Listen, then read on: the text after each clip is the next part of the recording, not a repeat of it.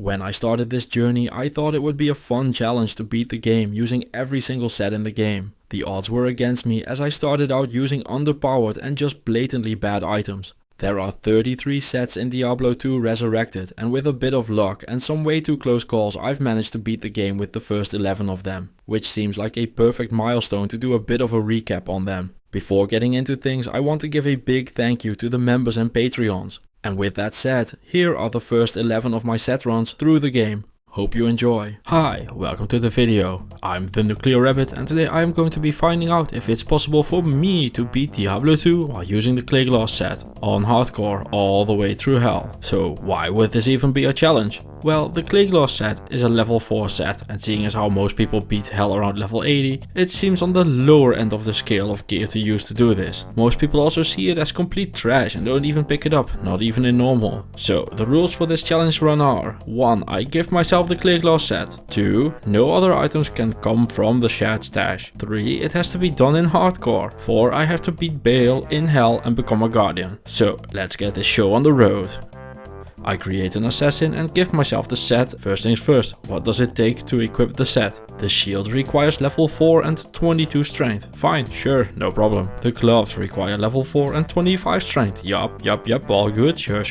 The sword requires level 4 just like the others, and 39 dex and 55 strength. So let's see, the assassin starts off with 20 strength and 20 dexterity on level 1. You get 5 stats per level. Let's do some simple math. You need 35 additional strength and 19 additional dexterity. So you need 54 stats at 5 stats per level. So yep, while the sword requires level 4, it actually requires level 13. Well, let's get started and kill some monsters then. I reach level 4 and equip the gloves and the shield. A few level ups later, 9 to be exact, I reach level 13. I finally get to equip the sword, unleashing the full power of it the set. And with full power, I mean the sword deals 3 to 19 damage. Oh dear, that is not a lot of damage. 3 plus 19 gets you 22, so 11 damage on average. A regular topaz nets you 1 to 22 damage. For the math wizards out there, that means 1 plus 22 damage. Netting 23, divide that by 2, getting to a nice 11.5 damage on average. So the Clay Glass sword deals less damage than a topaz, not even a perfect one, just a regular topaz. Oh dear lord. But luckily it has deadly strike. Surely that will count for something. It even has 50% of it. 50% deadly strike means it will do double the damage 50% of the time. So it deals 6 to 38 half the time, netting 44 in total. And let's stay with our topaz for an example. A perfect topaz deals 1 to 40 lightning damage. Combining those gets us 41, and putting it all together that gets us 44 divided by 2 is 22 average damage for the Clay Glass sword half of the time, and 41 divided by 2 is 20.5 average damage for a perfect topaz. So half the time it deals a bit less damage than a normal topaz, and the other half of the time it barely outdamages a perfect topaz. That seems low. Are we sure this is correct? Yeah, no, it feels like it's wrong. Nope, not wrong. Oh no. And because I don't want to bore everyone to death with stats and numbers for too long, we'll talk about the set bonuses later. It's not like they will change anytime soon. I do however have to talk about my choice for the build a bit. See those giant spinning discs on the screen? Those are blade sentinels, because we are doing this with the blades in. I have a couple of reasons for that. First off, I made a joke in one of my Blades In videos about the Clay Glass set being good for a Blades In, and people hated that joke so fucking much it had one of the worst viewer drop-offs I have ever seen on the channel. I don't know why, but people really fucking hated that joke. And because I am nothing if not a vindictive little man, this entire video idea popped into my head because of that. Okay, so I said a couple of reasons, but this is actually the only one. So look, spite is a perfectly valid reason to do things, okay? Yeah, it's just spite. I have no other reasons, it's just spite. In the meanwhile, we have saved Kane and picked up a Tal rune, and 2 more, but no ether runes, so we don't have a stealth. No damage, no stealth. It's gonna be one of those kind of runs, isn't it? I convinced the smith that I will build a house for him if I can only borrow his hammer for a bit. He agrees to this, but I promptly murder him anyway. Same with Antariel. The tomb gets a bit messy, but we finish up Duriel. In Act 3 I find an Ed rune, finally completing my stealth before dealing with Mephisto, respectively clearing out Act 1, 2 and 3, ha ha ha. In Act 4, Hephaestus drops us an early soul rune, which is useful to make a lore with, a rune what you usually get in Nightmare. I go ahead and clear out the Chaos Sanctuary and head into the Diablo fight, which at this point I have talked about so often I quite literally don't know what to say about it anymore, so here's some music and I'll see you all on the other side.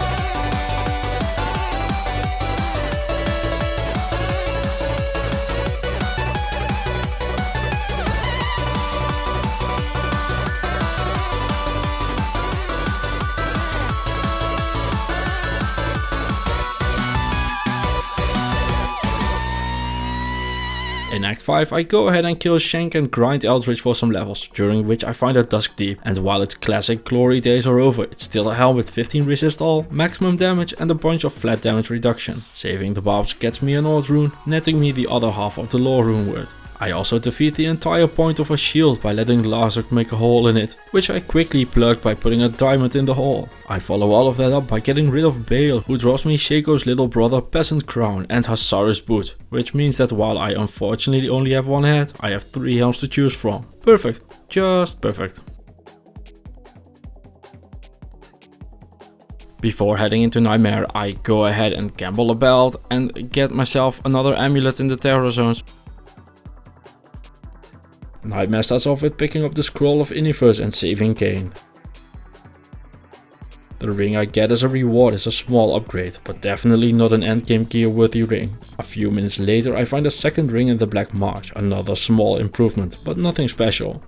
A group of Goatmen drops me an amazing 8 resist all large charm. And the Countess drops a light belt with stats, life, lightning and fire resist.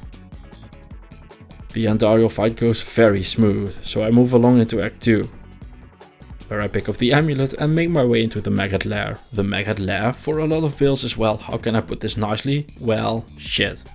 However, the Bladesin is a character that focuses on funneling characters into a line and picking them off one by one. So in the Maggot Lair you don't actually have to do anything except hold the button, making it one of the best places to play with this character. I get myself a bit stuck in the Arcane Sanctuary, but make it past the Summoner, who is of course followed up by Turiel.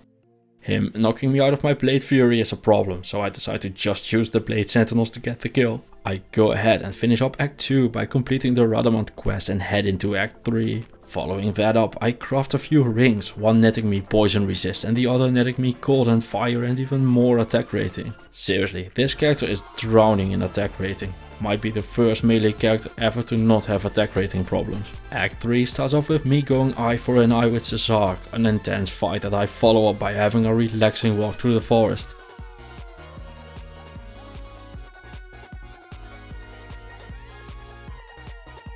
As usual, I also pick up the Kid Bin and the Brain, for which almost rewards me with another ring upgrade. Speaking of rings, I also find a set one in the sewers and some more Hassarus boots. I take a ton of damage on the way to Travancore, but do end up fighting the Council, which goes just swimmingly because they are slow. I have a wide open area to work with and have a combat shrine. Into the Tyrants of Hate greets me once again with my favorite thing in the entire game, running away from dolls. But luckily, because this character has range and might be the actual best user of knockback in the entire scope of character classes in the game, I just get to knock them back and easily take them down. So I didn't almost die while kiting them around in a circle, twice.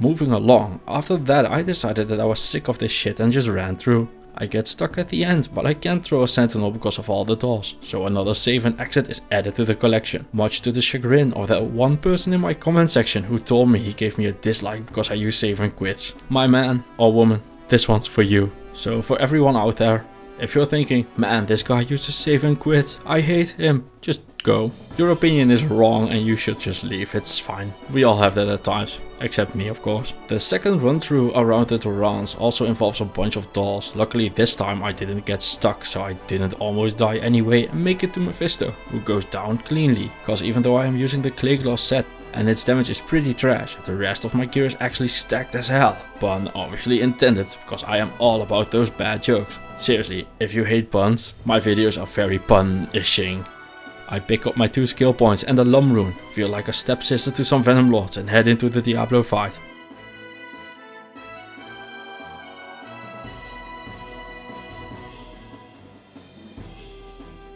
I get close enough to take a good whiff and start throwing sentinels. That gets stuck outside of the pentagram? Seriously? What in the fuck? Why? What? How? So I switch up to Blade Fury and finish him off that way.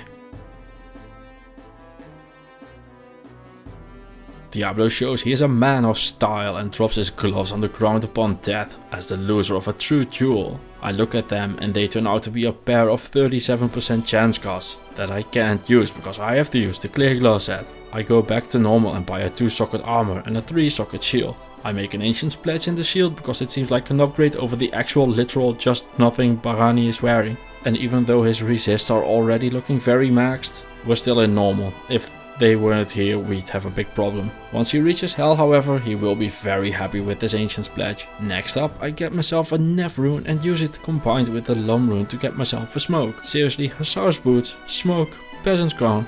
This character has turned out stacked. I feel like I am invincible at this point. So of course, Act 5 starts off by telling me to eat shit as the burning archers kick my teeth in with their arrows, quickly flushing my pride away seconds after I told myself I did good. In the frigid highlands I go ahead and save the Barbie girls, telling them they are my doll, rock and roll, and they can do whatever they please in Harrogate. They can even hit town, fool around and go party. Speaking about parties, the lightning is already firing on all cylinders in the frozen river as I encounter another group of souls, with Shadowfax being physical immune even. No worries though, Jelani's got that covered. I go ahead and make the content play on an evil urn, spawning me a pile of clones straight in my face. Totally worth it. But between my max resist and the enchant damage they aren't much of a problem. Rewarded with an additional 10 resist all, I go ahead and move towards the ancients. Jelani goes down during my first attempt and I almost immediately follow him as my life total gets dangerously low. Seriously, I survived that on the skin of my teeth.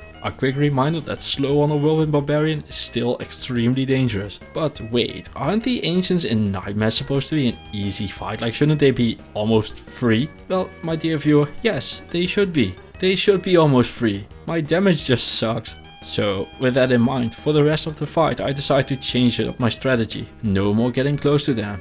I am a ranged character after all, and with that, they go down. First Madoc, followed up by Korlik, and Talik is the last to go. In the Willstone Keep, it dawns on me that sometimes you get a run where you find every item you ever want. Sometimes you get a run where every map is amazing. Sometimes everything is just nice and easy. And sometimes the game just really tries to kill you. And we are not even at the hard part of the game yet. My damage is already lacking and I have encountered more souls and dolls than I can shake a stick at. Yup, it's one of those runs. Which isn't helped by me mindlessly clicking on a fire shrine in the middle of fighting. The Throne of Destruction decided to prove my thesis even further. I run in and get swarmed immediately by dolls, forcing me to run in deep before checking what's in there. Which of course is some more souls. I decide to run through anyway. What could possibly go wrong after all? It's not like I'm Bubsy or anything. So I decide to just run to the back, ignoring everything and hoping for the best. I start getting rid of the Bale waves. The first 4 waves go fine, but Lister and his friends don't care about my knockback at all and force me back out into the main part of the Throne of Destruction again. Normally that wouldn't be a problem. I'd actually kind of like it, a big tunnel to lure everything away should be fine. However, I just ran through. I did not get rid of all the souls and dolls. So surrounded by everything I would find in a nightmare, I have but one option, and that is to save and quit. Second attempt greets me at the start with a pack of souls, so third attempt we go.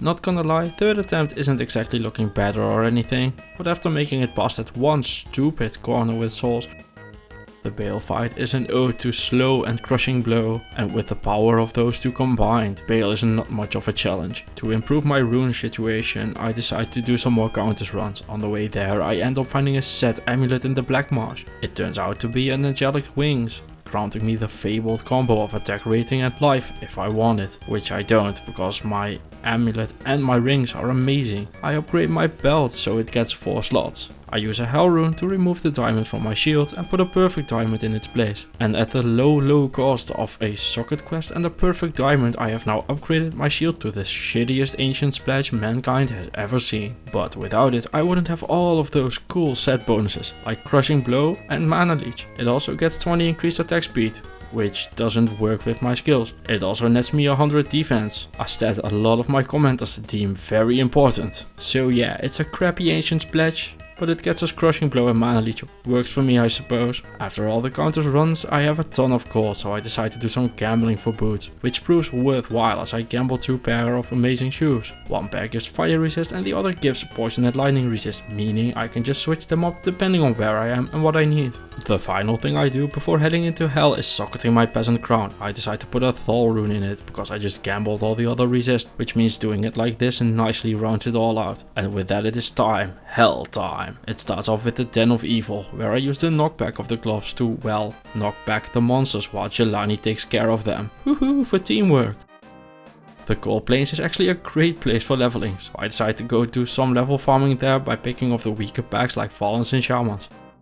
And even if we pretend the Clegos set was doing fine and the damage was okay in Nightmare, it really runs out of steam in Hell. In the underground passage, things slow down to an absolute crawl, which means I just lose my patience and start running around looking for the exit, cause that totally isn't a giant risk that would entail me having to do all of this over again. I knock back on wood against the Lord of the Rings extras as I pretend that Three-Head Woodfist isn't kindly kicking my ass. He goes down and I release Gandalf from his cage, a decision I regret once I look at the trash I get for it. I'm sure the One Ring is out there, but this ain't it.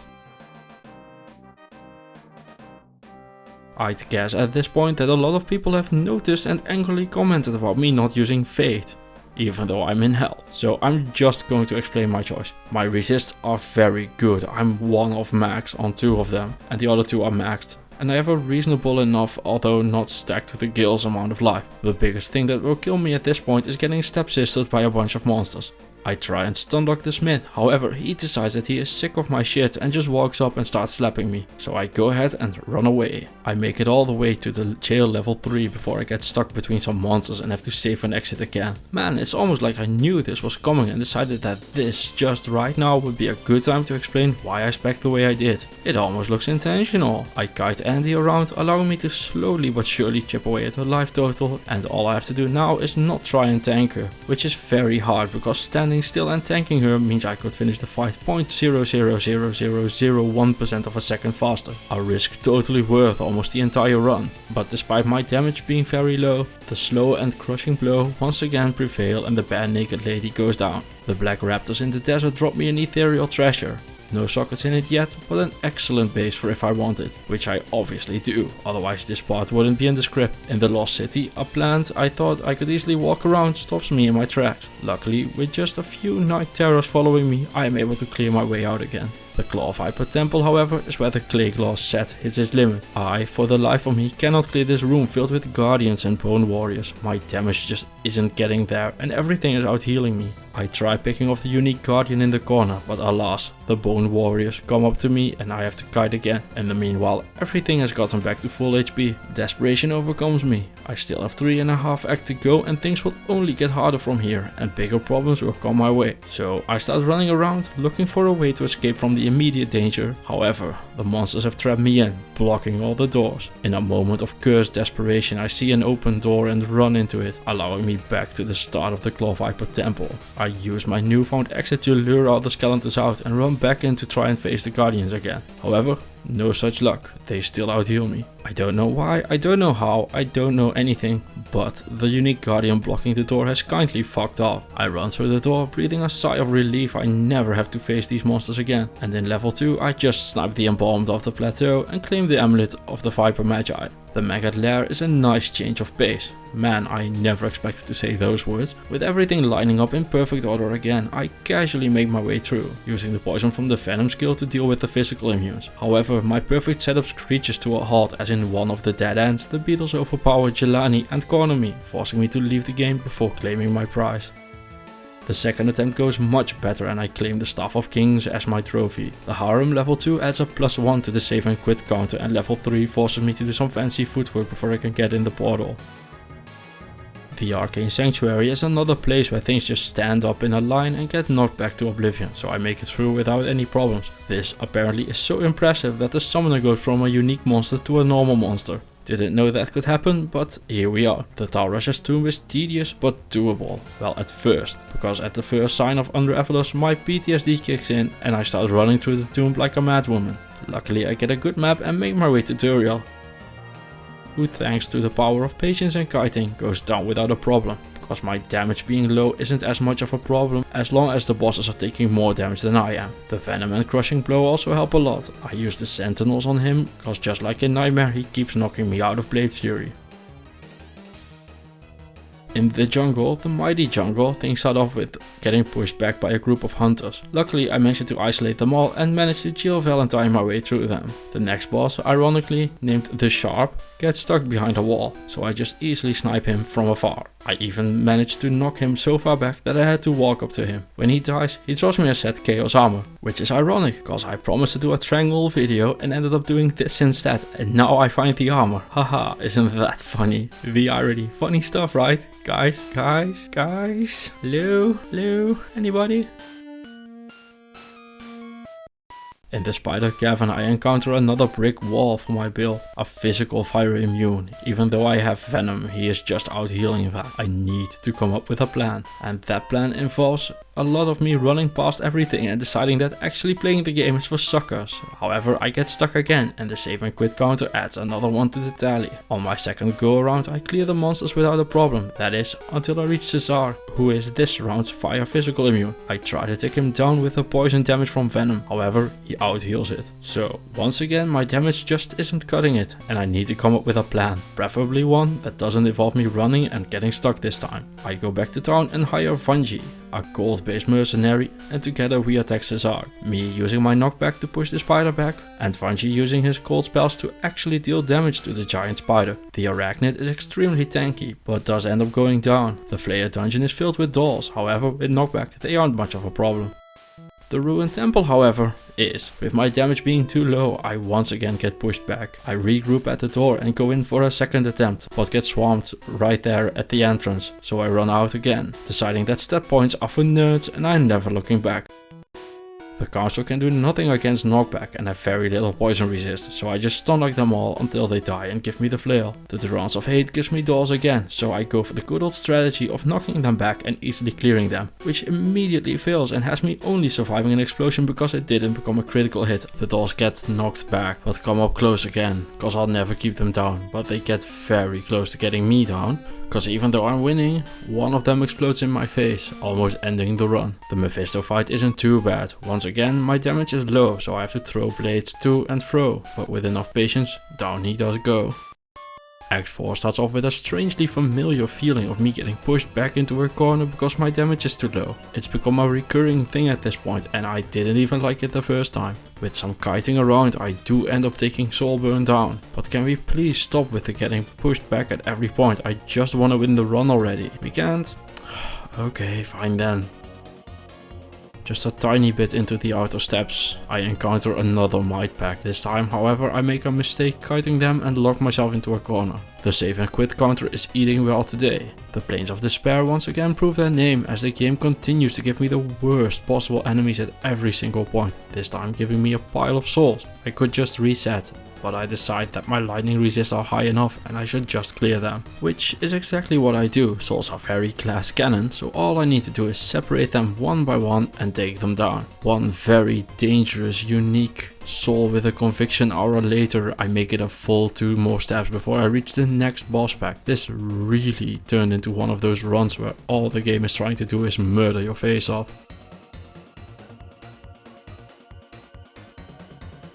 In the River of Flame I get to take it easy and snipe the demons from across the bridge.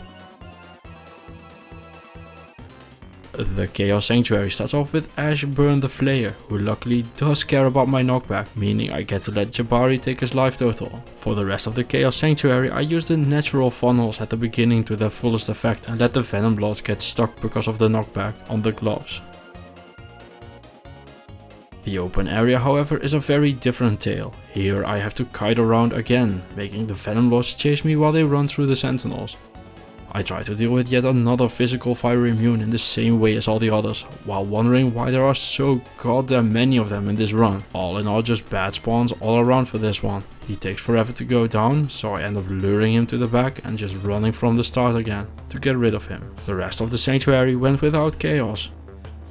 And for the Diablo fight, I just had to get up close and accept that I don't really deal any more damage except for crushing blow anymore. After the Diablo fight, I decided I wanted to do the Hellforge as well, so I go ahead and knock Hephaestus back a few bags. As my reward, a Mal rune drops. Nothing I can do with it, but good to have. In the Bloody Foothills, I have a hard time passing Shank, but I do manage to run through in the end. At this point in the run, my damage feels mostly irrelevant, but I get my socket quest and decide to socket the treasure I found all the way back in Act 2. I put the runes for honor in it. A rune word that gives +1 skills, a ton of enhanced damage, life leech and 25% deadly strike. Quite an amazing weapon, and I will happily hand it off to my mercenary. However, there's a problem with Asab as my mercenary. He seems to ignore everything in his path, except that one tower over there. He really hates that tower, and I am left to deal with life on my own. It's like I've hired my own dad right before he went out for milk. During my travels I came across a bone weave. I decided this is a perfect armor to try and roll sockets into. If it gets 4 sockets, I can try and see if I can persuade Asab to attack things other than the one tower. I get the roll and get the 4 sockets and put in a bunch of resistances and some damage prevention. The Ancients fight is a brutal slog. My damage is flimsy at best, and there is no way I'm taking all 3 of them at the same time. It's not Friday after all, so I need to separate them. First up is Maddock, with Asab able to tank him and even deal a bit of damage to him. It is a matter of time before he leaves this earthly plane. Next up, Talik, who thanks to my slow now has the most dangerous whirlwind this side of Harrogate. So what I end up doing is luring him into a corner where he should not spin around. However, I get it wrong and he keeps spinning. Assault falls to his flurry of attacks before I finally get him in the correct spot and I'm able to take him down. With that, it is time for the final 1v1, which sounds epic but is actually really easy to dodge leap attack. So I lure him into a corner where he won't leap attack, cause it would mean he would jump off a cliff, and I also hope he doesn't look around cause there's kind of a lot of blood on the floor. Just tank him, cause his damage is almost as bad as mine. With that, the Ancients are done. Time for the final push. It starts off with seeing my old friends, the souls, in the corner. Luckily there aren't too many of them and I am able to take them out, which is followed up by walking around the corner and getting full on lasers. What I didn't know yet though was that there are unravelers here as well. Souls are undead, so they get revived. Realizing I can't ever beat this combination, I decide to once again just gun it and start running. The Hell Witches dropped me a set amulet, which turns out to be another Angelic's amulet. Seriously, why not on a character that actually wants it or needs it? I make short work of the Bale Waves, who all go down pretty easily, except for Lister, again, who needs to be different, again. Seriously, there's always one guy like that in every single group, but between Asab's Holy Freeze and my knockback he doesn't stand a chance. Which brings us to the Bale fight, and honestly, it's pretty free.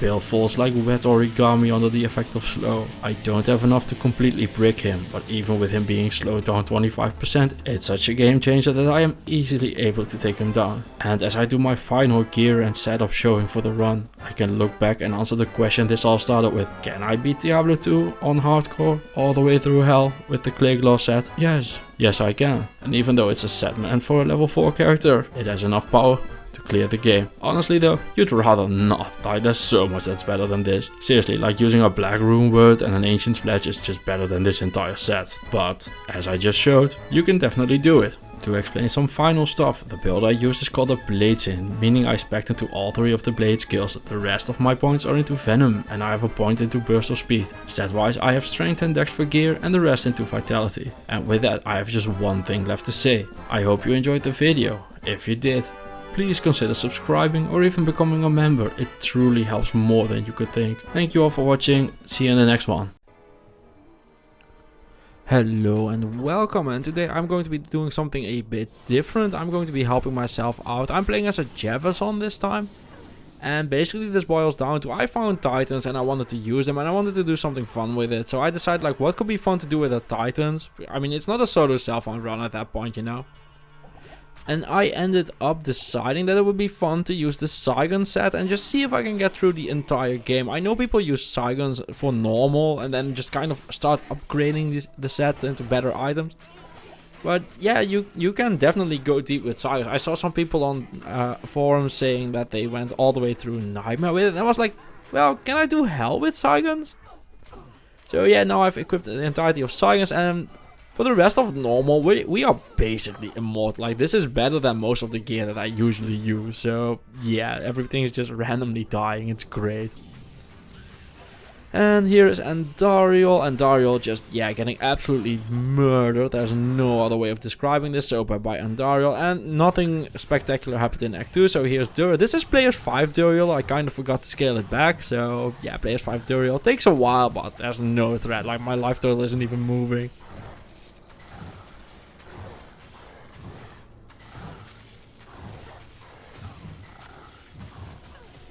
Oh no, I took 20 damage. Oh no.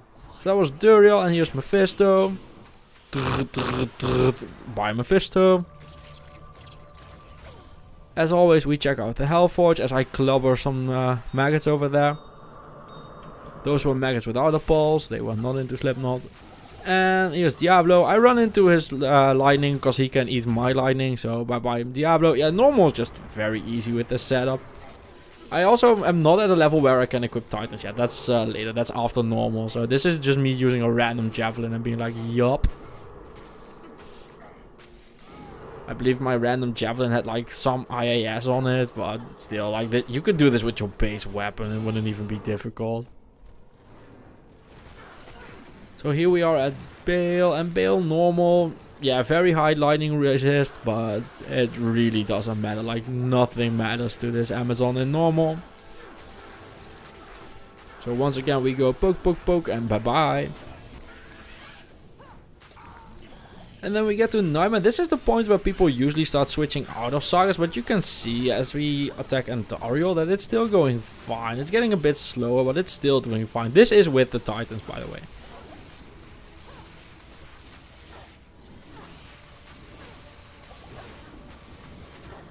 So yeah, we just poke, poke, poke Mama Smurf a bit, and then she dies.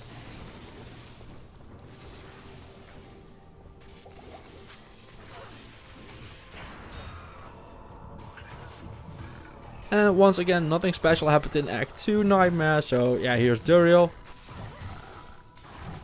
The thing with this challenge is, like, usually people use, Sagas up to the end of normal, beginning of Nightmare, so I didn't expect any problems. Like, when people are doing things for efficiency's sake, it should be fine. So anyway, that's Duriel. And here's Mephisto again in Nightmare. And anyway, so yeah, the whole point of this is just to get to hell. Like, I expected no trouble in normal or Nightmare. I fully expected to fully face walk that.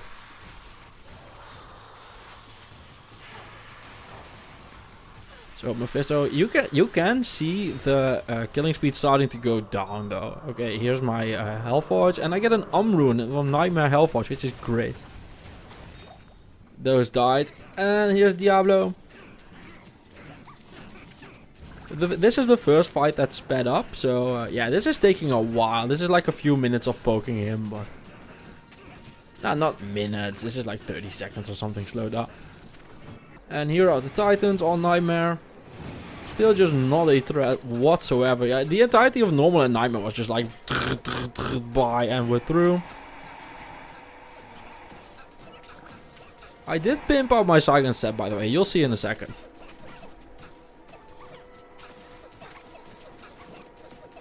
As we go ahead and poke Mad Dog down. Mad Dog down! Mad Dog down! And this is me getting to Bale, so bye bye minions. And Lister, who is usually a giant threat, just absolutely obliterated. Yeah, Jefferson is one of the best Bale running characters in the game, and you can see why.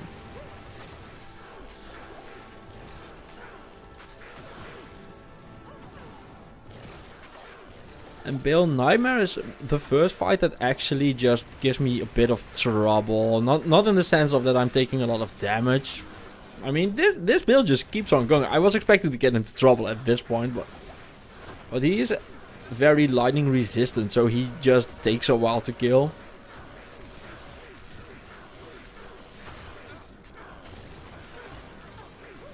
And with that, we head into hell. So this is my setup right now. And this is my double Saigon set. With a diamond in the shield. And the titans, as I said. I found really good titans, so I wanted to use them. And these are the charms. So that's basically all I have. Oh, you can't see my rings. My rings are a raven and some random resist. And the amulet is a random resist as well. The smith, yeah, definitely taking a while. We almost found an arachnid off of him. That's why I showed it. And this is my skills right now. And here's Andariel on hell again. And I really expected to be in trouble at this point in the run. Like, I expected Saigons not to do this well, but we are just keeping on trucking.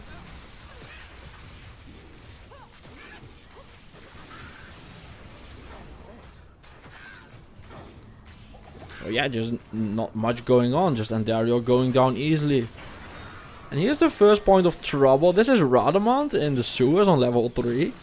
And this is where we encounter our first big group of lightning resistant that we can't really dodge. So we have to like kite around them a bit. But as you can tell, with the mercenaries' help, this is still just fine. We get through this for sure. Valkyrie coming in as well.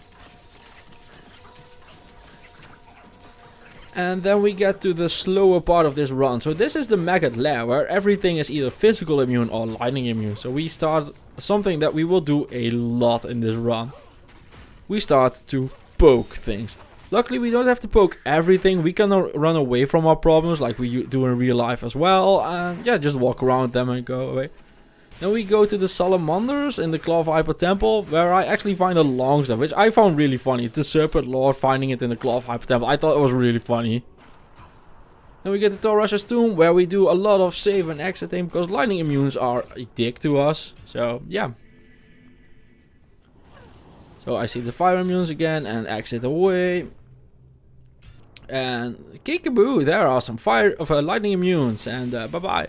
After all, we do get a real reasonable spawn and end up at Duriel, whom we poke down again.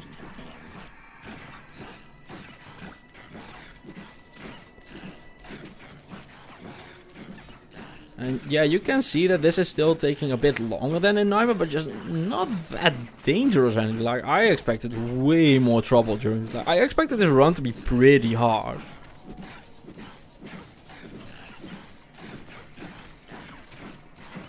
Okay, and here's Act 3. This is the nightmare for every single Java zone that has ever existed and played through the game on herself. So everything in this act is lightning immune. Well, basically everything. So I'm just kind of like trying to run through. This is the speedrun strat. Don't do this. Just trying to get through, run through, and I end up just locking myself in and barely surviving and saving and exiting. And here's the same thing again. This is me attempting number 2 for basically shits and giggles. I was like, okay, I'll just see how far I can get. I did get further than the first time, but I see the fanaticism aura, I see the lightning immunes, and I'm just like, nah man, this ain't happening. So I do something that I usually don't do, and I start poking. And yeah, I just go through the forest one enemy at a time. And yeah, that's all there is to this. This is a long session of poking stuff. And then we get to Lower Kuras, where I was like, yeah, I'm finally out of the forest. Things will be not lightning immune. And they were lightning immune. Yay! But this time we can run away from our problems again. Like, we basically told the enemies we were getting some milk and some cigarettes. And we were like, bye-bye. We try and enter Travincal, and it's just not happening. We almost died to the blizzard. Our resists are pretty low, so we start poking again. But at this point, I'm pretty off it, so... At one point, I'm just like, yeah man, I've been poking for 2.5 hours, maybe 3 at this point. I usually poke around for like 20 to 30 seconds, and then I'm done poking. And yeah, I just decide to run away and do what I want to do and leave. And then we get to the Durance of Hate, which is full of mobs, which we have to poke again. So poke, but we end up at Mephisto, whom actually dies again, so... Yay for Charge Strike. The Jefferson is an excellent boss killer. If you just want to do some boss killing, the Jefferson is definitely your girl.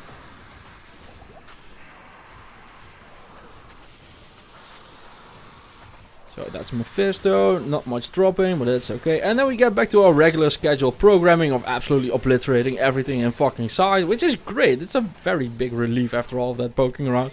Until we get to the Damned and the City of the Damned. So yeah, here we are again, poking again. And yeah, luckily I need to clear all of them. I went cartographer percentage on this one. We end up at Hephasto after a while, who actually almost kills us in one punch. Like, we were at full HP and he almost one-shot us. He's like, yeah, no, fuck you, dude. You're using Science. Get wrecked. We do end up killing him and we clear our Hellforge. So here's our Hellforge. Yo, that's not much. And here is, yeah, another thing that I poked through. There was a lot of poking in the final few acts of this game.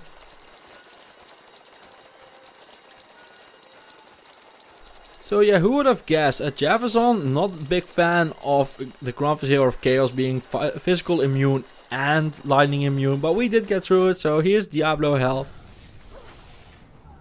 And yeah, this Dawn is just made for this. Like, Charge Strike, even with this very subpar equipment, Hell Diablo is just like bye-bye. I don't know why I ran from that lightning. I could have just stood there. It would be fine. Best drop of my life, by the way. Here, once again, we have a lot of fans that are all trying to swarm us, but we just walk around them and ignore them. I find a treasure, so that's a Reaper Stole, which I give my mercenary. And not 10 minutes later, I do end up finding a War Pike as well. So what I did for the rest of the act was just switch them wherever I needed them. So on the pieces where I needed more crowd control, I used the treasure. I also crafted this charm, by the way. But yeah, basically what I did was when I needed crowd control, I gave my mercenary the Reaper Stole. And when I needed more crushing blow, I gave my mercenary the War Pike. But that explains why things are happening. And this is a very safe ancient spawn. I was like, okay, the ancients, that's gotta be rough, right? Like, I'm wearing Science. Like, how easy can this be? Well, pretty damn easy. Look at it. I'm just like picking through them. At this point of the run, I was like, man, this is way too easy. Like, where's the challenge? I really thought this would be a very hard run to do. Like, I legit tried to help myself out with the Titans and stuff. I was like, yeah, I'm gonna need Titans. Like, just Science can't be good enough. But apparently, when you pimp out a Science set pretty damn hard, it's really good. Like, I don't have max resist or anything, and I'm just like plowing through the game. And yeah, the Jefferson is one of the best Bale killers in the game. As you can tell, like, this is hell Bale. I'm wearing the Science set and I'm still like... And yeah, here are the minions of destruction again on hell. And it just doesn't matter. Like, we are completely obliterated. Like, on single player, the Jefferson is just the best Bale killer bar none. You just plow through it so hard. And here's the final Bale fight. Yeah, it's a lot of poking around, so I sped it up quite a bit, as you can tell. But it still went perfectly fine. So here's my final skills. This is what I did. I ended up with a good Valkyrie. And here we are, and those were my stats. And this is Guardian Saigon. Thank you for watching. See you in the next one.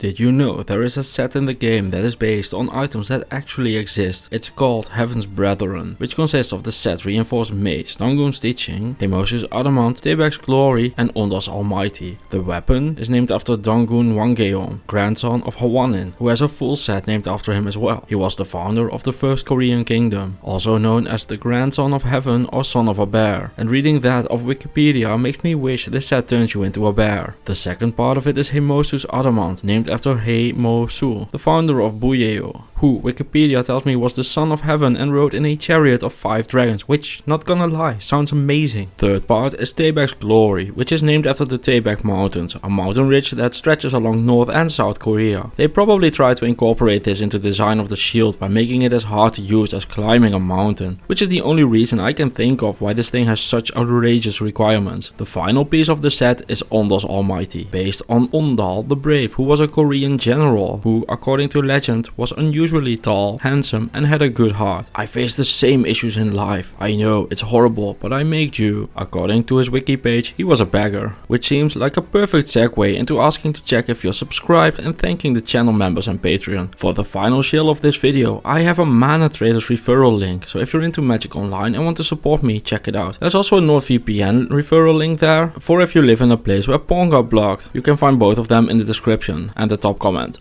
The title of the video said these items actually existed. Unfortunately, I couldn't find where they are, or if they still exist, but I did end up finding pictures of what they are based on. If anyone knows if these things still exist and where they are, I'll gladly do another run with the set and give this video a part 2. Hell, if this gets enough views, I'll fucking fly to wherever the items are and I'll take a picture of me doing a face reveal with them. Cause I need to hit level 81 to equip this shield. I don't really see the point of making this a solo self-found run. I usually finish those at about level 75, so it'll be more of a challenge to even get that high in the first place. To make the grind a bit less horrible, I'm going to break out the shared stash for this one, starting off by giving myself the Hasaris combo for the attack rating it gives. Once I reach level 6, I'm giving myself a Nell Striker, which is probably just the best early game weapon in the game. Seriously, just every mod on this thing is amazing. If I would make a checklist of things I want in Act 1 normal, this would be it. I also go ahead and give myself the Death Gloves and Belt. They give life leech, massive poison length reduction, which is perfect for the Ontario fight, cannot be frozen, increased attack speed and 15 resist all. This combo on its own is probably better than most of the gear I end up with on a regular run. So yeah, calling this pretty good is a big understatement, like this shit rocks. In the underground passage I encounter Sinbang, a funny coincidence cause that used to be my old college nickname. This won't end as a bash run, but it starts out as one. Bash's knockback can be annoying, but it does allow you to stunlock things against a wall, which is very strong. At level 11 I go and grab the angelic combo, which consists of the amulet and the ring. There is no real need for me to do counters farming on this run, however I still do it cause it's the best way to level up. Armor wise there is no other option in the early game, so just like in every other run I put a Tal and an Edrune into an armor and make the stealth. I get some revenge against the smith, who thanks to my being wildly overpowered I just get to bully in his own home. After his death I go ahead and rob his place as well. I mean, I murdered him, I might as well steal his stuff while I'm there. After that I ran out of poor taste jokes for a bit, so I go and fight Antariel, followed up by fighting Turiel, who thanks to our gear isn't a problem at all. He drops Satellite Gauntlets, which are Irathas, a set that impressed me way more than I expected it to when I did a run with it. In Act 3 I reach level 25, which means I get to go grab some upgrades. For myself I grab some Natalia boots. These have a pile of resistances and 40 faster run walk. For my mercenary I grab a spirit, but like usual I was a bit premature. I hired him at level 24 instead of 25. Tarnhelm requires level 15, so he does get that. Act 3 mercenaries rely on faster cast rate, so I go ahead and give him my stealth while I equip a Thridge Throw.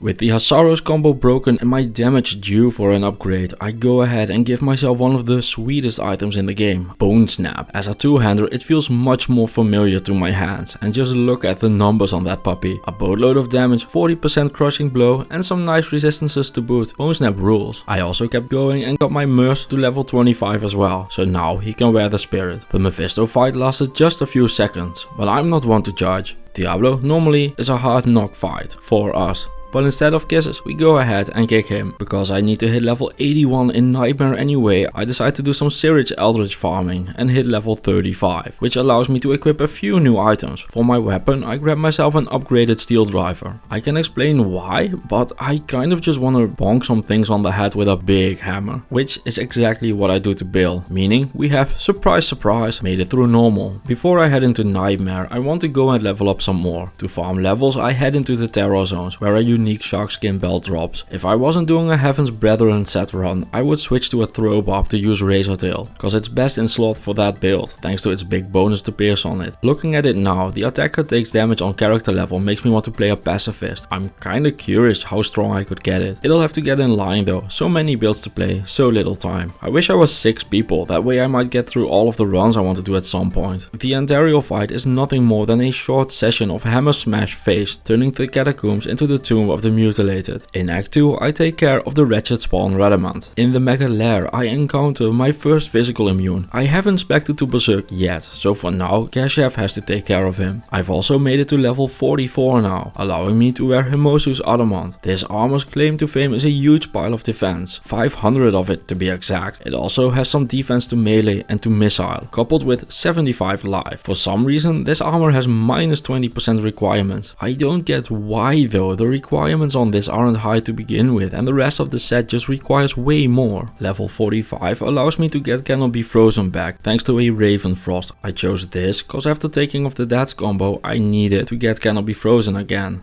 I'll also take the dexterity and attack rating as a bonus. The cold absorb doesn't hurt either. It comes in just in time for the Duriel fight. His holy freeze still chills me, but the cold damage doesn't freeze me at least, and yes, those are two different effects. In Act 3, a fight to the death occurs for the Kid Bin. It was close, but I scrape it out. As a thank you, almost brings the mad disrespect by tossing my ring straight on the ground. He isn't wrong though, so I sell it right back to him. The next physical immune crosses my way in the Flayer dungeon, reminding me I should really get on that Berserk spec. The Hellforge drops me a Lem rune.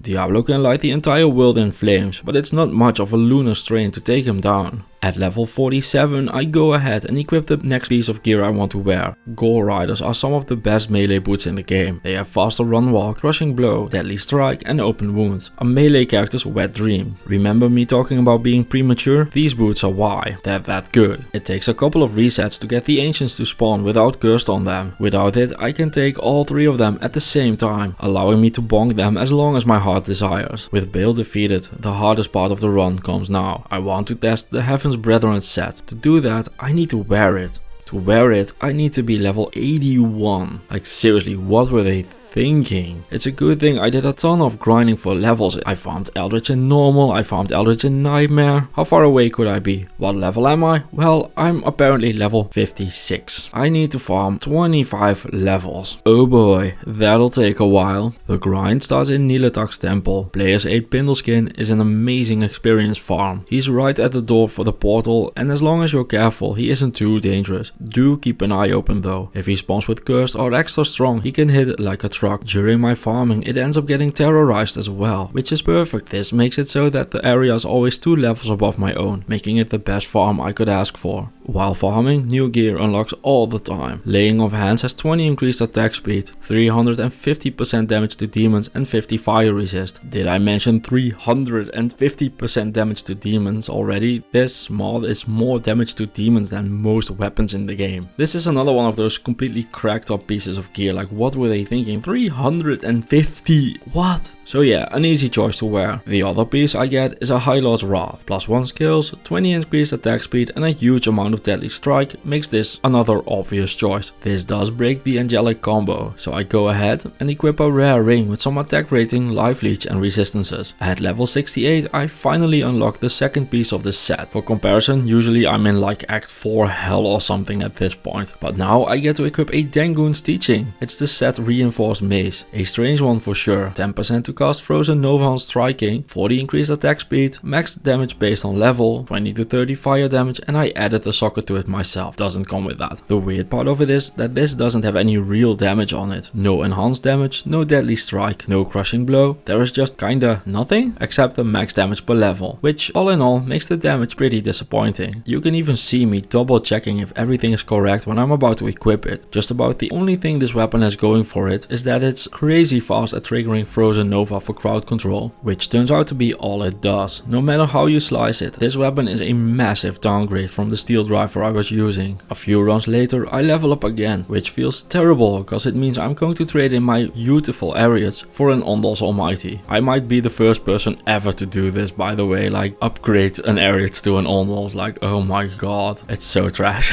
This unique looking helm has 10% chance to cast level 3 Weaken on striking. Weaken is a necromancer skill. It lowers lowers the physical damage monsters deal to you. At level 3 it reduces the damage by 35%. It also sports 24 faster hit recovery, 50 defense, woohoo, a bunch of strength and dex, and once again minus requirements. Which at least makes sense this time, cause even at minus 40% this helm requires a whopping 116 strength. We don't talk about the shield. No wonder this barbarian has such a big neck. He needed to wear this heavy crown. This set has me experiencing something new. Every time I equip a new piece of it, I feel like I'm leveling down instead of up. Every run is a new experience, I guess. Not gonna lie though, I could have done without this one. The theme of this set should be apparent at this point. It's all defense all the time. To improve on that, I decided to upgrade the armor using the Horror Cube, but it turns out to be a bad decision. When upgraded, the armor loses its cool skin and it turns back into a normal great halberd. No amount of defenses is worth losing the only cool thing this thing had going for it. Cause my barbarian was playing the game with one arm, I go ahead and give him a shield for now. It's a spirit shield that I'll use until I get to equip the ward. Belt wise, I go and give myself a Nosferatu's coil cause it has increased attack speed, life leech and slow. To at least get back some of my swagger, I go and save my barbarian brethren. I also go and hire one of my brothers from Kelkak. Hanaf becomes my new bar bro. To celebrate him joining my suffering, I give him the Sazabi set, or at least I try to. Once again, I am premature and he has to wait for me to catch my breath before he can equip the Sazabi sword. At this point, the Pindle Terror Zone has ended, so I head into the next of many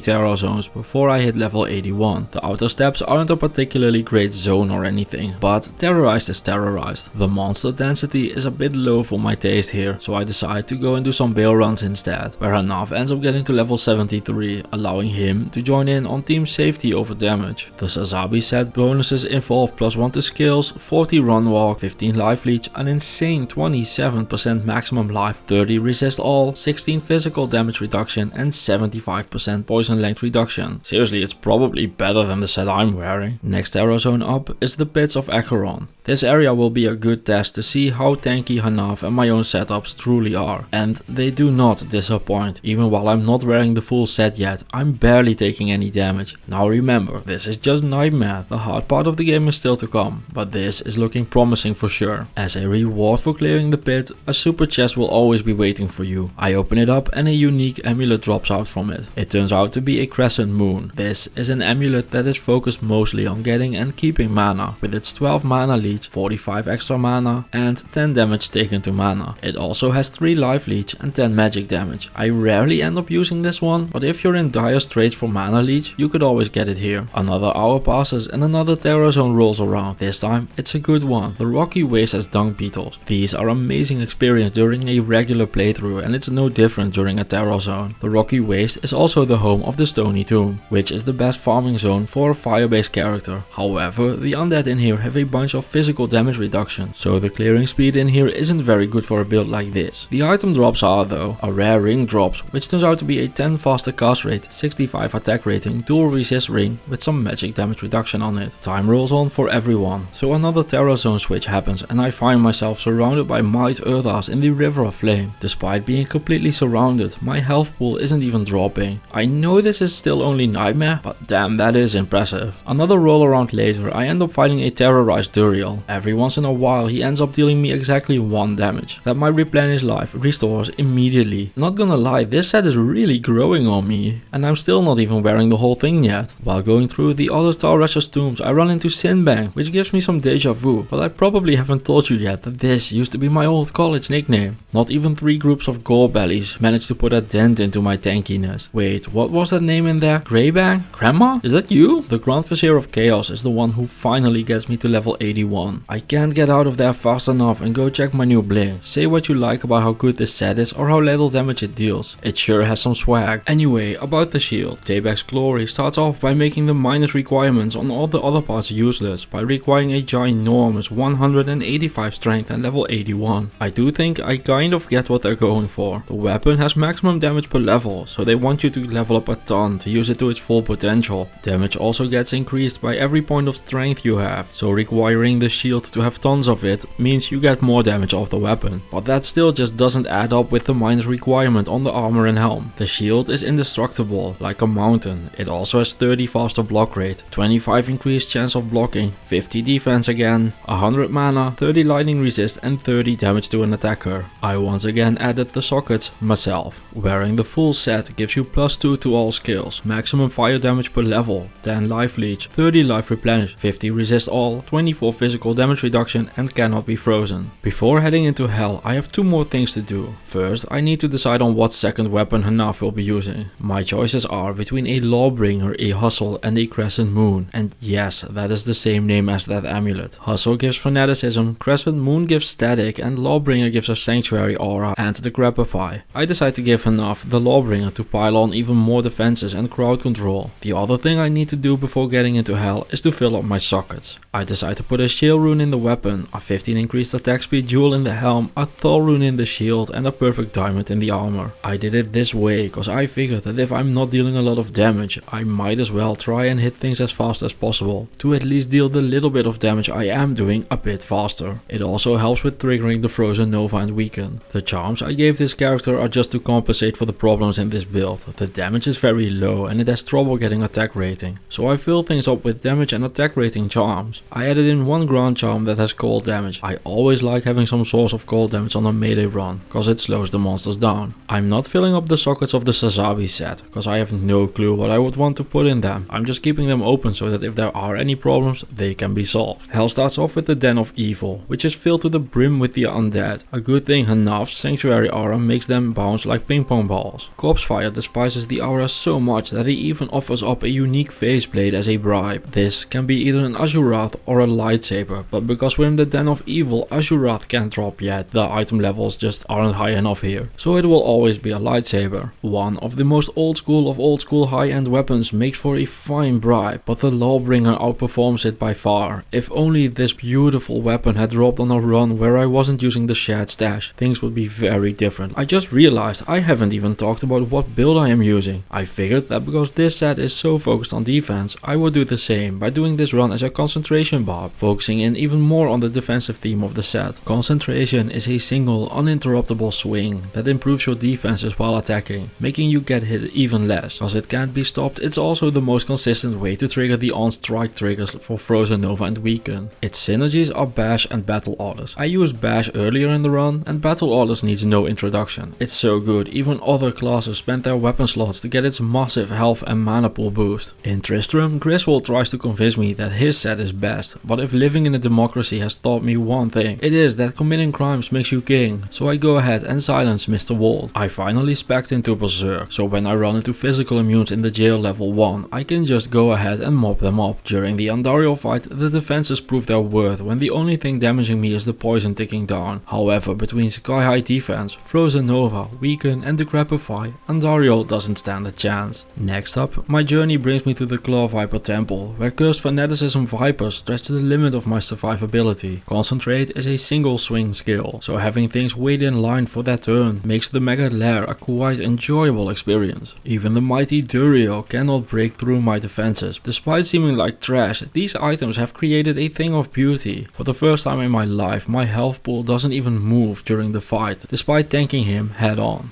I just want to keep pushing and seeing how much this build can actually take. So while forest walking into Kurast, I face souls and hogs head on while cursed. A small chip of damage happens, but many have died trying far less. The Gloams have conviction in their cause, and while they put up a worthy fight, nothing else matters as they go down in defeat. I know that if you want to be dumb, you've got to be tough, but I'm not about to face tank a bunch of dolls. I'm just not about that life. That's what I hired Hanaf to do. His sanctuary aura goes ahead and makes short work of them. In Kurast, rare matriarchal javelins drop. I have been picking up blue javelins for 20 years in the quest to find 640s. Rares can't get that high, but can be pretty impressive nonetheless. They go up to +5 if I'm correct, but I'm sure the commenters will tell me if I'm wrong. These ones end up having +4 to skills, and one day I will find my elusive javelins, and I will show them off something fierce. I'll dedicate an entire video to them, but for now they continue to be my Moby Dick.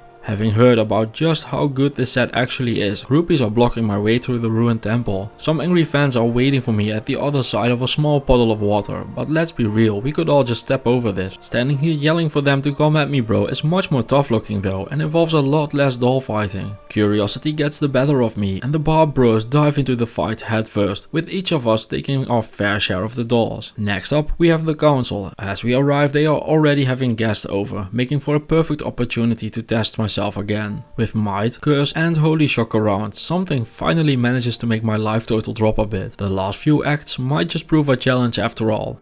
Mephisto manages to get my life total below 2000 all on his own, proving that even the sturdiest of setups can still take a beating in the endgame. Besides my life total he ends up dropping nothing special. First off, it's time to pass go and collect my 2 skill points. Isual turns out to have quite the swing, but nothing the Barb bros can manage. In the River of Flame I go ahead and face tank Might Aura Enchanted Champion Urdas while being cursed. These guys can swing hard, but they're not swinging hard enough for me. It ends up taking quite a while to take them down because of the damage on Dangun's teaching being so low. But I'm never in any danger during this fight. Oh, and neither is enough.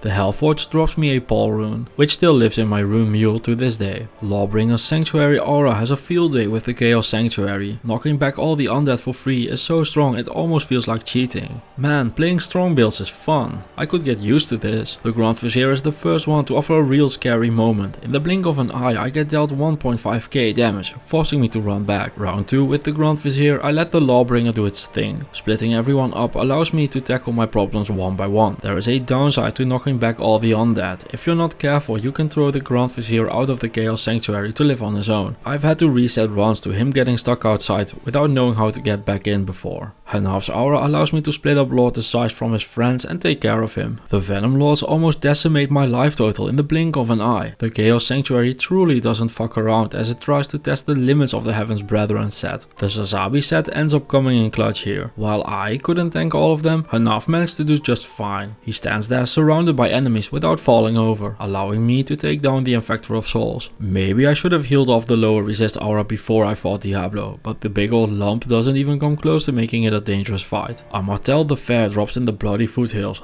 The Gavel of Pain was an unused item for a very long time, but has been picked up for uber speedrunning in recent years thanks to its level 8 amplified damage charges. It's followed up by a set ornate blade. How this got here I don't know, but this used to be Griswold's armor. We all know what happened to him, but I don't want any reminders of it to exist, so to Mala it goes. The Ancients end up as a 2-on-2 fight. I don't know what to tell you, they could barely move the health pool, so down they go. I also didn't forget about their friend. Having taken care of business, it's time for the final area of the game. The throne room opens up with my dolls, cause what else would it open with? It's not like this game just always gives me either dolls or souls or both at the end of every single run to top things off. My curiosity ends up getting the better of me and I decide to start swinging. The doll explodes and ends up dealing me a couple hundred damage. I round the corner, walking straight into a boss pack of souls. I don't know what to say here. I have no idea what I did in a previous life to have these spawns keep happening to me. Having learned my lesson from the Diablo fight, I go and heal from the lower resist before diving in and encountering Sinbang. What a coincidence, that used to be my old college nickname. What a small world. Unfortunately, there can be only one, so the mage swings down in concentration. The final hurdle for this run is clearing out the throne room. Souls and dolls together force me to keep trying to lure them out. However, the Sanctuary aura is pushing them back, making it much more difficult for them to take the bait, even if they wanted to. Hanav causes my problems, but also solves them. It takes some patience and kiting around, but in the end, a good defense does turn out to be the best offense. All in all, the Heaven's Brethren set has impressed me. Is this the best set in the game? Absolutely the fuck not. Is it better than Wearing a Grief? Fuck no. But if you want a fun, different challenge or a cheap gear setup that allows you to clear hardcore very defensively, this is your set. You will have to grind a lot to even wear it though. At level 81 it'll take you a while before you can wear it, but if you like being safe in hardcore, this is your set. I didn't even even end up fully min-maxing it either. I'm not using an Annihilus or a Torch for starters. I'm sure there are better setups possible than how I did it, but I wanted to keep things easily obtainable. So none of the items I ended up using are very rare. I don't play online at all, but my guess is that the Mercenary's Lawbringer will be the hardest thing to get, cause it has a Lemrune in it. I would be surprised if people even pick up the rest of these things. I would also bet that going Berserk or using the set on a Paladin instead of a Barbarian would do wonders as well. If you want to keep the defensive theme, I could easily see this set working on a Holy Freeze Salad, or maybe a melee based enchant source or something. This set will never outperform high-end gear, but I think there's a lot of fun to be had here. And be honest, you look really pretty, which is all that matters. With that, Bill goes down and the run is completed. Thank you all for watching, and I'll see you in the next one. Bye bye.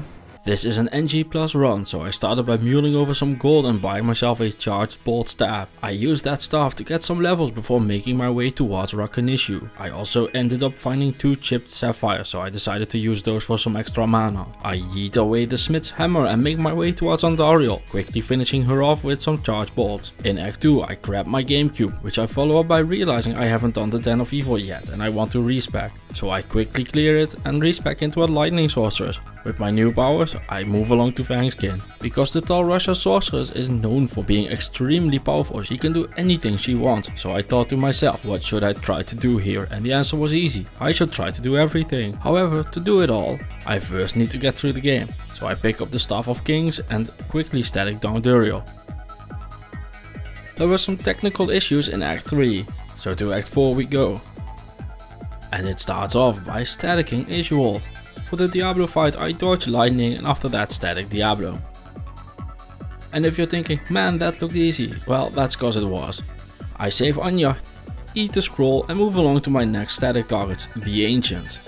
With that level I can finally equip the reason I wanted to play a lightning sorceress in the first place. I found this amulet and went, I need an excuse to play a Nenji plus lightning source. The first dangerous moment in the run comes in the form of Lister, who hits me hard behind Bale, but I do end up making it past him. And lo and behold, I static Bale. So yeah, let's move that straight along, shall we? I decide to finish up in normal first, clearing the sewers and getting my Hellforge before making my way into Nightmare. In Nightmare I decide to go find an old tree and make my way towards Andariel again. It is a riveting, exciting and very close fight on all fronts, except for the parts where it isn't, which is the entire fight cause I just staticed her and moved right along. I got myself a Holy Freeze Mercenary before killing the summoner who dropped me a Tancred's amulet. And to the surprise of absolutely no one, I static Duriel. The council is a bit more of a threat, but they do go down before making my way to static Isto. The Plains of Despair are once again aptly named as they are filled with souls. I dive into a group of them headfirst and barely make my way towards Isual. Hephasto the Armorer is the first enemy that is basically unkillable to me, so I decide to move along towards the Chaos Sanctuary, where Diablo is once again waiting for me. This time he has a lot more lightning resist, so I have to stand next to him and tank him for a while, but I do end up taking him down. I grind Eldritch for some levels, and with those I can start equipping the first pieces of my final gear. Triangle Braces, Aldous Boots and the very underrated Dwarf Star. Together with Alhizir, we go and fight the Ancients, who at this point we still easily overpower. The Wildstone Keep starts off with me casually diving into some souls before doing some leveling on the Bale waves. After a Bale fight not even worth showing, I move into the terror zones because I have some serious leveling to do. Luckily nothing ever goes wrong and I don't almost die in a random cave. I end up finding a fine charm with Delusions of Grandeur before being able to equip the amulet, the weapon and the helmet. The Tal Rasha set has pretty high level requirements, especially the armor, that you can only start wearing at level 71. I had an arm in the helmet because that's what it had when I picked it off a mercenary. You can socket whatever you want into it, topaz, ruby or even a burr rune. After some more leveling I finally get to level 71 and get to equip the armor as well. I decided on the spirit for the shield, but if you want to keep the strength lower you can also go for a lidless wall. With the full set equipped I cautiously make my way into hell by trudging through the blood moor. Get my revenge on Rakanishu, save some old guy, But I don't have time to stay and listen cause I have some key farming to do. The lightning sorceress is an excellent key farmer. The countess is always cold and fire immune, so going in with the lightning sorceress just makes sense. While almost dying only once, I collect my 3 keys and move along to the pit. Not because I think it's smart to do, the archers are very dangerous in there, but because I'm a decked out sorceress and I can do whatever I want. After the pit, I make my way towards the catacombs again, where Andy drops me chances. They end up being 31%ers. The true quest of finding every library book in the existence of Sanctuary continues with killing Radamant. And after that I quickly make my way through the Maggot Lair before once again realizing teleporting can be very dangerous in the Claw Viper Temple. Little tip, Vipers can't walk stairs, so if you just go up the altar they can't reach you and everything is free. For my next party trick I am farming the Summoner because he drops Keys of Hate, which seems wrong to me. They should have let one of the Act 3 sub-bosses drop them, but here we are. I end up dropping a very cool Dimensional Blade with 260 enhanced damage and plus skills and 20 IAS. No clue what I'm gonna do with it, but I love finding stuff like this. And just look at this fight, what can I even say at this point? It's all become static to me. Cesar drops as a Jade figurine, but I do need to be careful and let the mercenary take care of things in the Flayer dungeon. I pick up the rest of my groceries in the Flayer jungle before moving along to the lower course. I didn't do a lot of LK farming, but I wanted to show you that this is an excellent character to do farming with. Once again, I show off my safe teleporting skills before finding the chest in the sewers. Travancore is actually a hard fight with this build, it's just tons of scary things and lightning immunes, so I decide to kill everything I can kill, grab the flail and advance the quest. You can kill the lightning immunes if you want, it will just take your mercenary a really long time. The Mephisto fight, I mean it's a Mephisto fight with a fully decked out sorceress, what do you want me to say here? He drops nothing by the way. In the Chaos Sanctuary, we let Al-Hazir do the talking against the Grand Vizier of Chaos, and we casually snipe Lord aside from across the lava. Al-Hazir tanks the Venom Lords as well, and with that we are at Diablo, who drops a Sandal's weapon. Every single time I drop a set item I haven't recorded with yet. I keep wanting to clear the game with them until I've done the game with all the sets. Is that something people would be into? Let me know in the comments.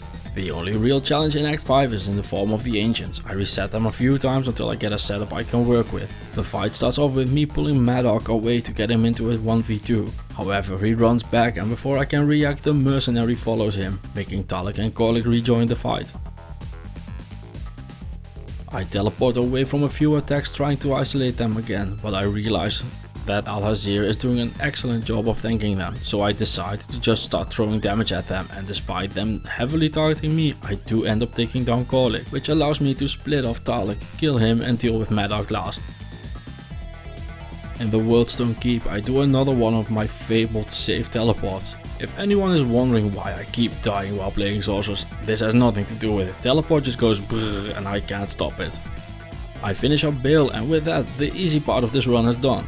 Time for the Ubers prep. I start off by heading into the frozen river where I get pounded by a group of frozen abyss. I didn't realize it was Saturday night already. With Anya saved I equip a nature speech because it's time to do good old Nillatak. The Monsters Rest in Peace mod immediately proves its worth as Nillatak still explodes all over me. And I never knew what causes this until denbots9715 posted a comment on my Griswold video saying that he never brings a mercenary to this fight. I figured fuck it, why not, let's try it, and lo and behold. The keys just started dropping like candy from a van. With the keys collected I figured I would just dive right in and go and kill the Ubers. How bad can it be after all? I trigger Fade and head into the Matron's Den where Lilith awaits. She one-shots my mercenary and uses my health pool as her personal scorecard. So I run back to town and get the reinforcements again, only to be one-tapped yet again. I'll figure that out later. So let's try Duriel. I start by luring him towards the red portal as he casually almost kills me in one blow. Another 900 in 2 seconds gone. I realize that I might have to admit defeat here. I can't do this with this setup right now. I head towards the best resource for anything you ever want to know. I look to see if anyone has done this before. Turns out no one has. The closest thing I could find is a video by Smolps Gaming where he clears the Ubers with a Nova source. I checked his video and headed towards Hero Editor because the gear he uses will take me decades to farm. So I make all of the epic gear and a new sorceress, this time with the Energy Shield Nova build. On softcore, I encounter Lilith surrounded by a cursed fanaticism group. Just perfect. So I take those down and start the long process of using Nova to kill things. Seriously, every single fight with this took forever. A few healing moments later and Lilith goes down. That's 1 out of 6 done.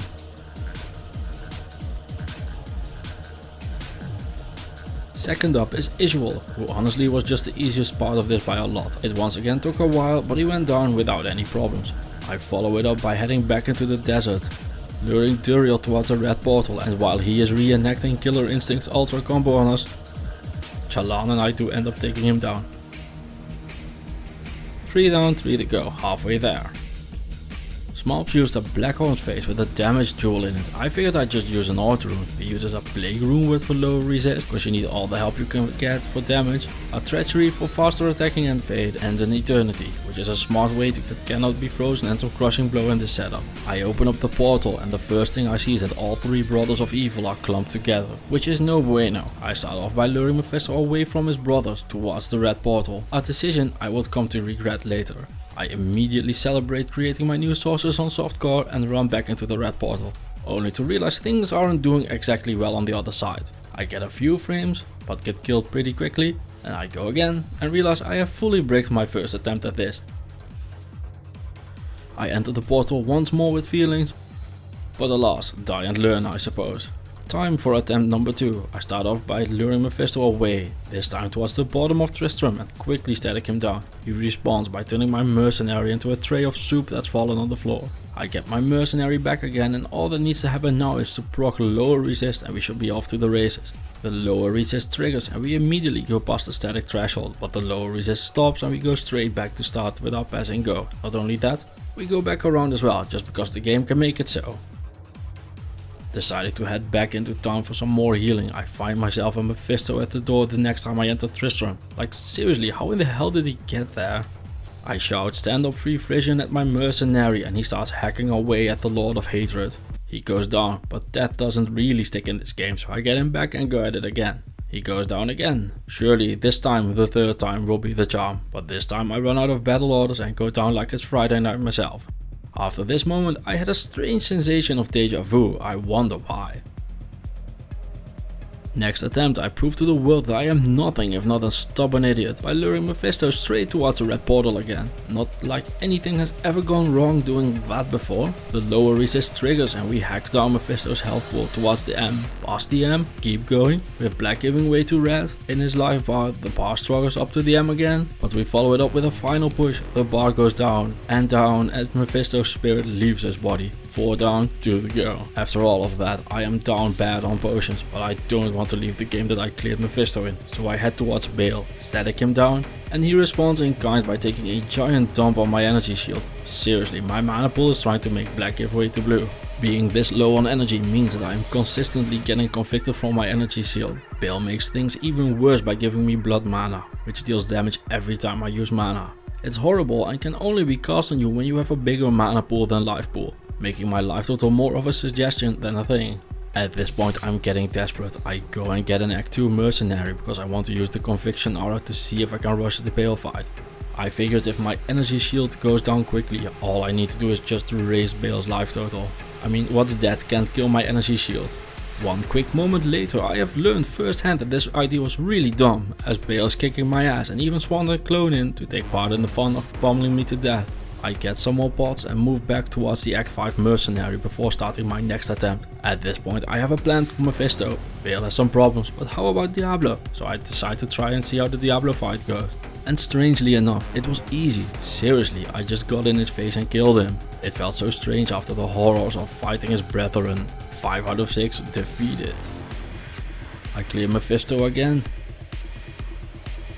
I look at his life total evaporating. Happiness flows over me, because at this point I've been trying this shit for hours and I want it to be done. So I ignored the bad feeling I had, but deep inside I always knew it was just a clone. I once again betray my Act 5 mercenary for an Act 2 one, cause this wasn't working, and I will blame everyone but me. With Brotham at my side I get back at it again. Once again having run out of potions. Seriously, I'm literally making hundreds of these and still running out. Surely the mercenaries and YouTube tutorials must be doing something wrong, can't be me after all. Spoiler, it was totally me. Figuring all of my problems are mana base related, I decide to respec, this time going into vitality instead of mana. I kept the skills the same, but this prevents me from dying immediately when I run out of energy shield, and more important, it stops the blood mana from being cast on me. Even with those two problems solved, the build makes short work of my life total. I managed to escape a few times at first, but I do end up going down again and again and again. At this point I am out of gold, potions and will to live, so I do the only reasonable thing, look up a tutorial and immediately go again. With my mental health thrown in the trash pile, I tell Diablo to go stuff it, followed up by telling Meh where he can put his fisto and switch to a second mercenary setup that I had found. This one was done by Switch 209 Gaming, using a Last Witch for some serious crushing blow and life tap, a Kingslayer for mindless defense and some more crushing blow, a jammed Areas and a treachery. And with my mercenary setup like that, I head towards Bill again. This time tanking his hits without energy shield, as I keep constantly using Novas while Goku at home hacks away at his life total. Swing after swing, triggering hits of crushing blow. Everyone's life total falling lower and lower. And just like that, Bale goes down. Our mission completed. Happiness and sadness flow over me. I didn't die in that last attempt. This should have been done on hardcore.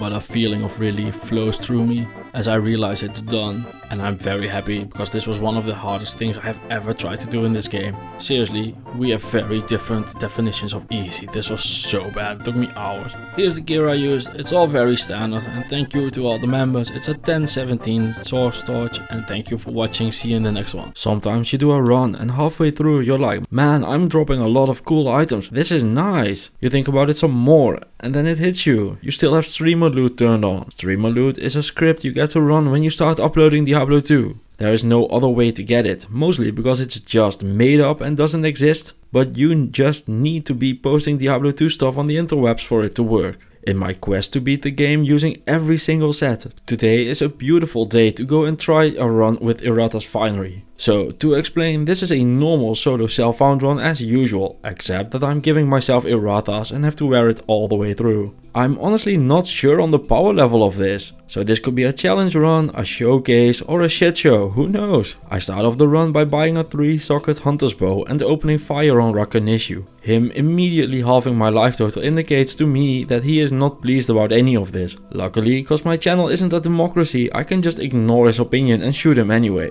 The hunter's bow was bought cause it's the fastest bow you can buy at Charsy's. I'm gonna put a bunch of chip gems in it to start off, and I'll buy a second one of them later on to put some tail runes in. Skill wise, I'm going to start off as a physical boazon, meaning that I'm going to spec into multi-shot and guided arrow. Multi-shot makes your bow shoot multiple arrows.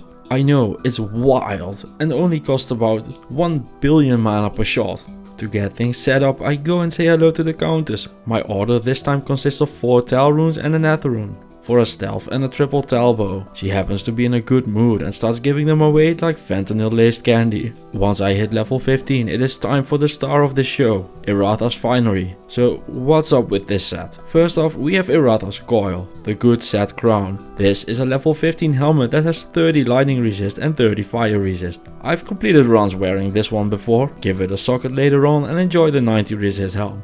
No complaints here, this thing is awesome. Next up we have the amulet, Errata's Collar, which is, well, less impressive. It has 30 poison resist and 75 poison length reduction. As a bonus for wearing multiple items, it at least gives 15 resist all, making it a 90 resist amulet, which is fine, but I would have loved just, well, more on this. It only has 2 mods, it's so much lost potential. Third up is the gloves, Errata's Cuff. With 30 cold resist, these round out the resistance set of giving 30 to everything. They also give half freeze duration, and as a multiple item bonus they get 20% increased attack speed, which is pretty sweet. The final piece of the set is the heavy belt. I don't know what to tell ya, this thing sucks. It gives 5 minimum damage and 25 defense, which is basically fuck all nothing, and it gives 10 dexterity as an item bonus, which is the best mod on it, but still isn't very good. The full set bonuses here are pretty sweet though. 20% faster run walk, a very unique 24% piercing attack, which is the whole reason I went and did this run as an Amazon. 50 defense, 15 more dexterity, 10% extra to your maximum resistances, meaning you can now get up to 85 resist all, and a very solid 20 of it is tagged along as well. This design is amazing. It is very obviously skewed towards an Amazon thanks to the piercing, but can absolutely be used by any class that wants it for its resistances. I wish more sets were like this, except for the belt. Fuck the belt. I complete my triple tal set and get my next bow ready. 3 tal runes in a bow gets you 226 damage. The piercing from the set and multi-shot will synergize to make me hit almost everything on the screen once I hit level 17. The countess farming gets rounded out with a tal and an eth rune, allowing me to make a stealth. This has faster run walk, some dexterity and 30 poison resist. A great deal for just a tal rune. Streamer loot starts making itself known in the catacombs level 1 when a unique scepter drops from a sarcophagus. This is a Knell Striker, a level 5 weapon with dual resistances and crushing blow. Probably the best early game weapon in the game. Once I hit level 17 I get to equip my triple tal bow and my stealth. With over 230 damage and almost maxed out resist all, I'm gonna go ahead and say I'm not too worried about normal. Not only am I not worried, I am blatantly overpowered at this point. But we all know, normal isn't the part we should be worried about. After making my way through the maggot lair, I get cornered by Fangskin in the Claw Viper temple. He gets funneled by the jars and I can just poke him down, which I can't do with Duriel. My only strategy here is to shoot him once and then run away until the poison damage runs out. Rinse and repeat a million times. Sounds easy enough, but Duriel has a holy freeze aura. I'm slowed down all the time and can barely outrun him. It's also an empty arena, meaning I can't lock him up behind anything or something strategic like that. All I can do is the old spray and pray. It ends up taking a while, but the poison does its job and I win the fight. Multi-shot costs about 1 million metric craptons of mana for every single shot. So I get myself a 3-socket armor and gem in a couple of flawed sapphires and a tear rune to compensate for that. It takes a bit for the poison to do its poisony thing, but that doesn't mean the council stands a chance or anything like that. The council rejects and the Durance level 3 drop a set ring, which can either be Angelics or trash. Turns out it's Angelics. Mephisto is just Duriel but easier. My resists are so good that he is barely dealing damage to me. It's all just a matter of dodging the attacks and waiting for the poison and it's a wrap. He drops a broadsword and a dirk. The dirk is the Diggler. A dual res, ignore target's defense, 30 increased attack speed dagger. Somewhere out there a poison dagger necro just had the weirdest erection. Speaking of erections, the broadsword is Griswold's Edge, a sword intended for close combat with knockback, so make of that what you will. A rare plated belt with 24 faster hit recovery, 25 lightning resist and 8 fire resist drops in the Chaos Sanctuary. I would love to use this, but instead it is just a painful reminder of how much of a piece of trash the belt is. There's not a lot to talk about during the Diablo fight. Just like the Duriel and Mephisto fight, it's just a matter of waiting on the poison while dodging the attacks. He ends up dropping me a gold wrap, which I can't use, cause of the stupid Heratha's Court. Don't worry, I don't like using dual res belts with some life either. Nothing to see here, let's move along. The first big wall, or in this case door, comes with a door. These are immune to poison, so I can't deal any damage to it. Luckily I am the danger and the one who knocks, so the door gets shot. A close call happens against the ancients when I get whirlwinded straight through. This will never happen again ever, I swear. The fight gets troublesome when I run out of stamina and another whirlwind comes crawling through my skin. My wounds did heal though. Oh, by the way, to suppress the mana cost of multi-shot a bit, I've been speccing into Guided Arrow, which is the skill you've been seeing on the screen for a while now. The Guided Arrow skill is a skill where you shoot a guided arrow. It's very abstract, but I hope I explained it properly. Stat wise, I'm at 60 strength and dex while putting the rest into vitality. The run almost ends because a totally unavoidable boss trap gets triggered somehow randomly, spawning a group of Might Blood Temptress way too close for comfort. They end up forcing me back where a second pack of them is waiting. I end up running myself into a corner. Everything is looking grim with no way out, but the poison ends up winning the damage race and I live to meme another day.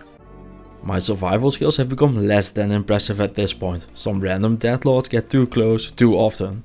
And I have to admit, everything has fallen off hard at this point. I decide to go to town to pick up Jamali so he can tank for me. He lasts about 4 seconds, but I'm used to that, so it's fine. Monsters in Diablo 2 are on a leash, meaning that they can't walk too far away from the leader of the pack, allowing me to just shoot them from afar without trouble. Speaking about no trouble, Bale dies. We head into Nightmare. I bring a souvenir from Tristram and the local tourist trap gives me some junk that I don't need for bothering to visit. In the meanwhile, I've started speccing into Pierce for additional piercing. I would love to explain more, but these skill names are just very on point and leave no doubt. Tower runs are a massive struggle at this point, but they have to be done for the next weapon. It's a good thing that is coming up, cause every single corner is a battle for survival.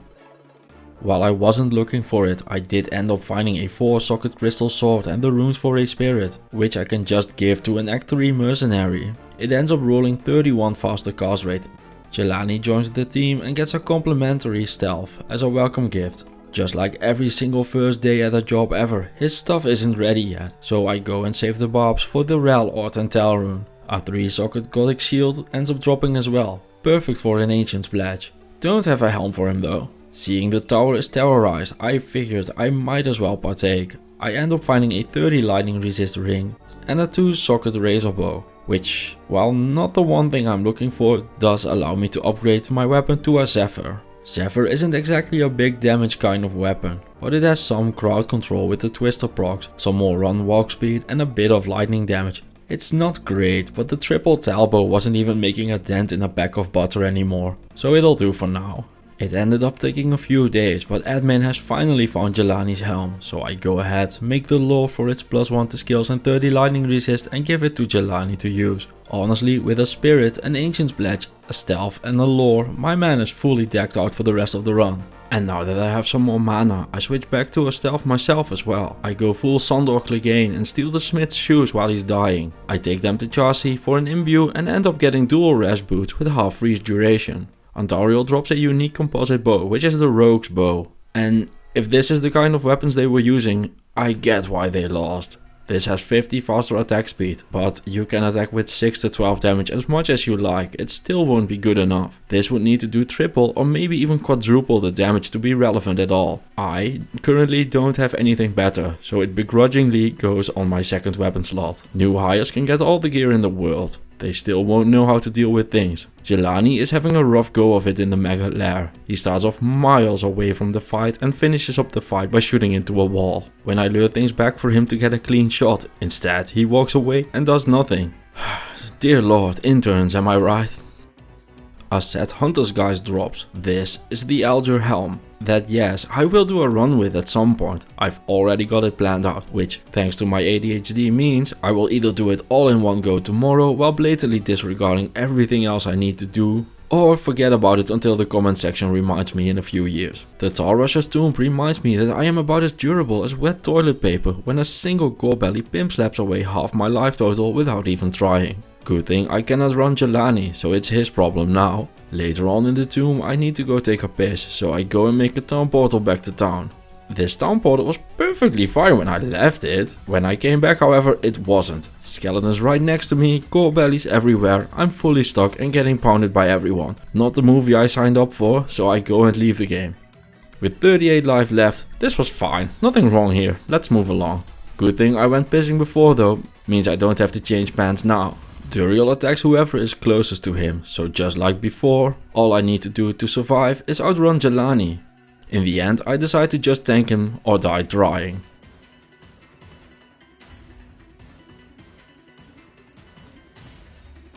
Instead of good loot, the only thing Duriel ends up dropping is my life total. The War Spear is an impaler, which is meant for an impale zone, a build whose existence I will deny till the day I die. Spirazons don't have any synergy with the Aratha set, so I won't be using this. The armor is a Venom Ward, one of many items that is stacked to the tits against poison and thus gets outclassed by drinking an antidote. Jelani pulls through hard when he finds a razor bow in the Spider Forest, finally a bow that will get 4 sockets from Larsak. During prep I don't have a soul rune. Luckily a quick counter skill solves that little problem. Back in normal I give Larsak the bow, so he can poke 4 holes in my stick with a string on it. Cause that makes total sense. Seriously, look at the placement of those sockets on that. In real life, this thing would be unsavably destroyed. Oh well, video game logic. With the inside bow made, I finally have a bow that at least pretends to do reasonable damage. It only took 241% enhanced damage to look kinda good. The meditation aura also helps with multi-shot's insane mana requirements.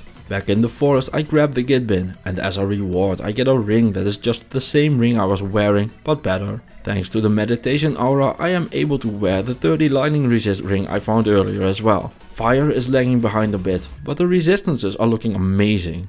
The Flayer dungeon is just pack of dolls after pack of dolls. It's a good thing I can still outrun Jelani, and even with that it ends up being way too tight for my taste. In the Durans, the dolls obviously haven't forgotten about me, as they prove their love is strange, but so real in the dark. I don't want to tell them my troubles or doubts, nor do I want to give them everything inside and out, so I don't call out their name while I walk away. I should have left on streamer loot on a different run, cause Mephisto tells me he loves me by dropping a unique salad and pavis, two of my personal favorite items in the game. The pavis is Gurki's Sanctuary, the best in slot shield for an energy shield sorceress, thanks to its resistances and high damage and magic damage reduction. The salad is a rock stopper, which might just be my favorite helm in the game. I don't know why, but I love this thing so much. It just does it all: hit recovery, vitality, fire, cold and lightning resist, and even 10% physical damage reduction. I would love to use both of these, but I can't due to being an errata Boazon. Thanks game. At least the helm can go to Jelani. The outer steps start out strong with a portal shrine to make sure I don't get lost 3 feet from the entrance. My search for Isuo gets a bit tighter than planned when I pull aggro on just about every single monster in the plains.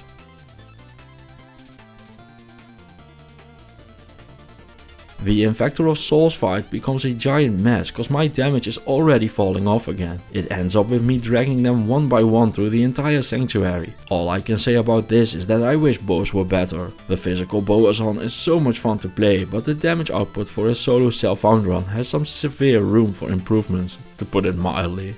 The Diablo fight is free as long as you stand in the right spot and move when he throws his firestorm at you, so despite the damage being low, this is still a very easy fight. He ends up dropping a longbow, which is Ravenclaw, a good bow to start a bow assault off with, thanks to its explosive arrows that get boosted by your enchant skill. I have neither the enchant skill nor am I a sorceress currently, so yet another fun unique goes in the garbage. Shank is the one to finally drop me a unique bow that even has some damage. The large siege bow is Cliffkiller, which has 2 to Amazon skills, 230 enhanced damage, some additional damage, knockback and 50 life. With its total of 44 to 166 damage, we are finally going to be able to put a dent in things. I will have to put some points into strength though, but that's what farming is for.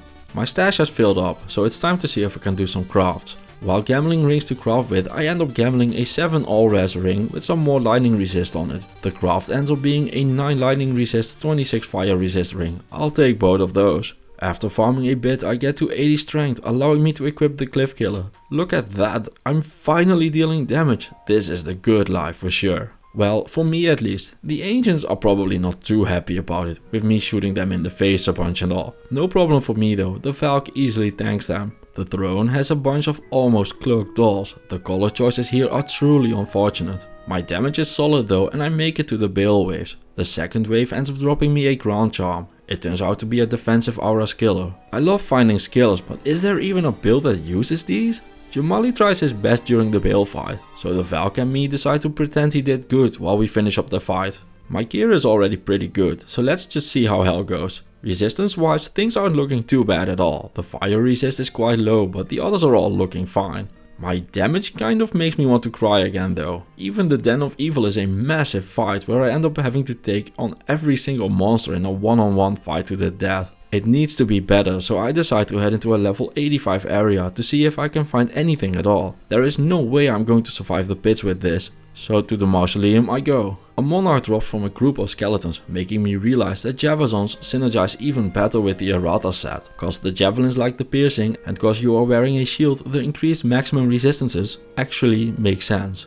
I'm also just kind of over how long everything is taking to die. The monarch has 4 sockets, so I decide to see if I can gamble a decent javelin. It takes 2 tries to get a rare javelin with +2 to skills, so in the span of 3 minutes I have found a better Javazon setup than I had after 2 difficulties with the Boazon. If anyone thought Blizzard didn't have favorites, I don't know what to tell you. I head back into Nightmare to farm the runes for a spirit and roll my 25 faster cast rate spirit. It's fine though, the Amazon doesn't care about it at all. This is all about the plus skills, extra vitality and resistances. Spirit doesn't have fire resistance, so I go to Larzuk and put a socket in the crown for a Rel rune, adding an additional 30 fire resist. At my respec I put 156 points into strength to wear my monarch and the rest of my stats go into vitality. Skill wise I put points into pierce until I hit 69% chance to pierce. I follow it up by maxing lightning fury and charged strike. The rest of my points go into the Valkyrie. Cause I don't want to run out of mana, I go and hire Alisa and give her the Insight Bow, a Stealth and the Rock Stopper. As a damage test, I decide to walk up to 3-head Woodfist, whom just evaporates on the spot. Perfect. Walking through the Black Marsh, a Shale rune drops, which allows me to make the Peace rune word for an additional +2 to my skills. It does mean I have to start keeping track of which Valk is on the field, but that isn't enough of a downside to not take the extra skills. Where 3-head Woodfist put up no fight at all, the Cairn Stones are a giant mess to get open. Everything is lightning immune and the Might and Holy Freeze auras aren't making things any easier. I end up having to kite Rakanishu away, come back from the waypoint and bob and weave through the enemies to hit the stones. I fall back while waiting for the red portal. It turns out I went back too far and the red portal just isn't there. No clue how that happened or how to solve it, so true to my IT roots I turn it off and on again. Next game, the portal is there, no questions asked. Rakanishu isn't lightning immune this time either, so I go and repay the kindness he did to me and the Templar code drops from him. This is the Guardian Angel. It has +1 to paladin skills, some extra block chance and a better max resist bonus than I get as a reward for wearing the entire set. Which is nice, I love that for me. I can use this to get to 95 maximum resist all, which would definitely be cool, but I'm okay with 85 and would like to keep my +2 to my skills. So to Alisa it goes. The Andariel fight mostly went fine. Just a matter of using the lightning immune zombie to my advantage by using him to power up the lightning furies I'm throwing at her. He isn't extra fast or holy freeze, so I can just kite around him. The curse makes the fight a bit tricky, but nothing too terrible to deal with. One little trick you can do with a Javazon is to use the walls of an area to bounce the jabs to hit the enemies again. Which is good to know if you can't just stand up close and use Charge Strike. I barely make it out of the Radamant quest alive, escaping on 1 health point. Poison can't finish the job, but walking around on 1 HP seems like a bad time nonetheless. After heading back in, I keep my distance and Radamant gives me the Book of Skill. The Maggot Lair is the first of many places in hell where things are lightning immune. It's a good thing the Valkyrie deals physical damage and Alisa deals cold damage. So while it's slow, it's not impossible to get through or anything. The monsters that aren't lightning immune are barely even mentionable at this point. Lightning Javazons deal a ton of damage and nothing in the game will stop them. Duriel hits like a truck, but so do I. As long as he focuses his attention on the Valk, I can use Charge Strike to attack him. The damage isn't great, cause I haven't specced into the synergies yet, but a fully powered Charge Strike is the best boss killer in the game. Every single bolt will hit a boss cause of their size, so if you're dealing 1 to 500 damage per bolt and hitting for 10 bolts at a time, you can get up to 5k damage per jab. At multiple jabs per second, this adds up quick. A lot of speedrunners will tell you that Act 3 is horrible as a lightning Javazon, which is true if you're trying to run your way through, killing nothing at all. However, if you just take your time, and I mean really take your time, the forest isn't so bad at all. The Valk and the Merc can easily clear it for you. It can take hours, but if you can kill one monster in there, you can kill them all. The Thorned Hulks and Bugs aren't even lightning immune, so you can just clear those out no problem. The worst that can happen in here is something like this extra fast Cursed Conviction Cloudstalker that just came at me out of nowhere. But just run behind the Valk and she'll take care of it. Just to make it clear, I'm not claiming this is the best experience in the game or anything, but it's really not so bad as people would have you believe. I think a big part of the problem here is that people just don't know how the forest map works. The entire first part of Act 3 is just a map knowledge skill check that is miserable to fail. It's the same in the Flayer jungle. The soul killers and the birds are lightning immune if you roll those, but the rest is all just not immune to lightning. Ergo, free. I know it's a controversial opinion, but the Flayer jungle is one of my favorite areas in the game. The lower Kurast itself is such a revelation after the forest as well, and yeah, I don't know what I was talking about anymore, but I'll go ahead and take that piece of streamer loot over there. So, unique ceremonial javelins are the iconic Titan's Revenge. These always have +2 to javelin skills and +2 regular skills. 30 run walk speed is lovely as well. They roll 150 to 200 enhanced damage. So at 192, these are very solid. 25 to 50 damage is never a downside either. They get 5 to 9% life leech on them, so rolling 9 there is a perfect roll. If all of that wasn't enough, there is also a massive pile of stats on here and a couple of quality of life mods in the form of increased and replenishing quantity. These are literal best in slot for a Javazon, so I rush over to Akara for another respec, getting strength and dex for gear and the rest into vitality. Skill wise I changed nothing. The only thing that worries me at this point is the 881 life, which is on the lower end of things for sure, but as long as I'm careful I can't imagine dying at this point. My gear is just so good. As is tradition on this channel, new gear means almost dying. This time I almost throw a lightning fury into a boss back of dolls, which would mean instant certain death if that had connected. Good thing I missed. The sewers are rough for kiting things around, but once they start attacking my Valk, the lightning fury gets to do its thing. The rare ring isn't anything special, but figured I'd show it. You can't just run into the council. The best way to fight them is to divide and conquer. Just pull one or two at a time and take them on. Charged Strike makes short work of the ones that aren't lightning immune. The set amulet that drops is an angelic amulet, so I have the combo now if I want it. But lightning Javazons don't care about attack rating at all. So once again I have the full combo on a character that just doesn't care about it. Thanks to the titans, jabbing the lightning immune council members isn't too much of a chore. It's not like you can't do it without them. The titans just make it a much nicer experience. The big reason for splitting up the council isn't cause you won't be able to deal with a couple of them at a time, but they just keep healing each other, which is just annoying. The Durance is another area where you just have to take your time and jab through everything. It's more dangerous than the forest cause the Maulers hit way harder than the Cloudstalkers. Level 2 is just more of the same, but with dolls, what can I say, the more things change, the more they stay the same. It'll be fine. The worst part of the run is almost over. You can use the blood pools to convince the Maulers they are British and make them queue up to wait for their turn. For some reason, Wyant Voidbringer is all the way back in the Durance level 3, so I can't fight Mephisto like normal, cause I don't want to get Wyant into the fight and keep healing Mephisto. The only thing I can think of is to go to the other side and clear out Muffa Dragonhand, dragging Mr. Loot Pinata over there and claim the rewards. Act 4 isn't filled with lightning immunes, so everything evaporates at the sight of Lightning Fury again. Good times. I have 83 lightning resist. If there was ever a run where souls shouldn't be a problem, this is it. It takes a lot of jabbing, but for once, the souls aren't a problem. A very nice change of pace. A lightning physical immune crosses my path in the River of Flame. A good thing Alisa deals cold damage, so she can deal with it. Streamer loot makes itself known again with a unique ring. Can it be a Bulkathos ring please? No, it can't be a Bulkathos. It's a perfect roll dwarf star though. 40 life, fire absorb and 15 magic damage reduction. I don't get why people don't really like this ring. Those mods are sweet. Hephasto reminds me about how low my life total is when he smacks away over 60% of it in one single hit. It's a good thing he targets the Valk afterwards, cause goddamn he hit like a truck. The Hellforge gets me a Val rune. The Chaos Sanctuary is more of the same. Jab the lightning immunes, obliterate the rest. Set chain boots drop. These are Hasaurus' boots. With their 25 fire resist and 20 faster on walk, I decide to wear them over my lightning resist boots.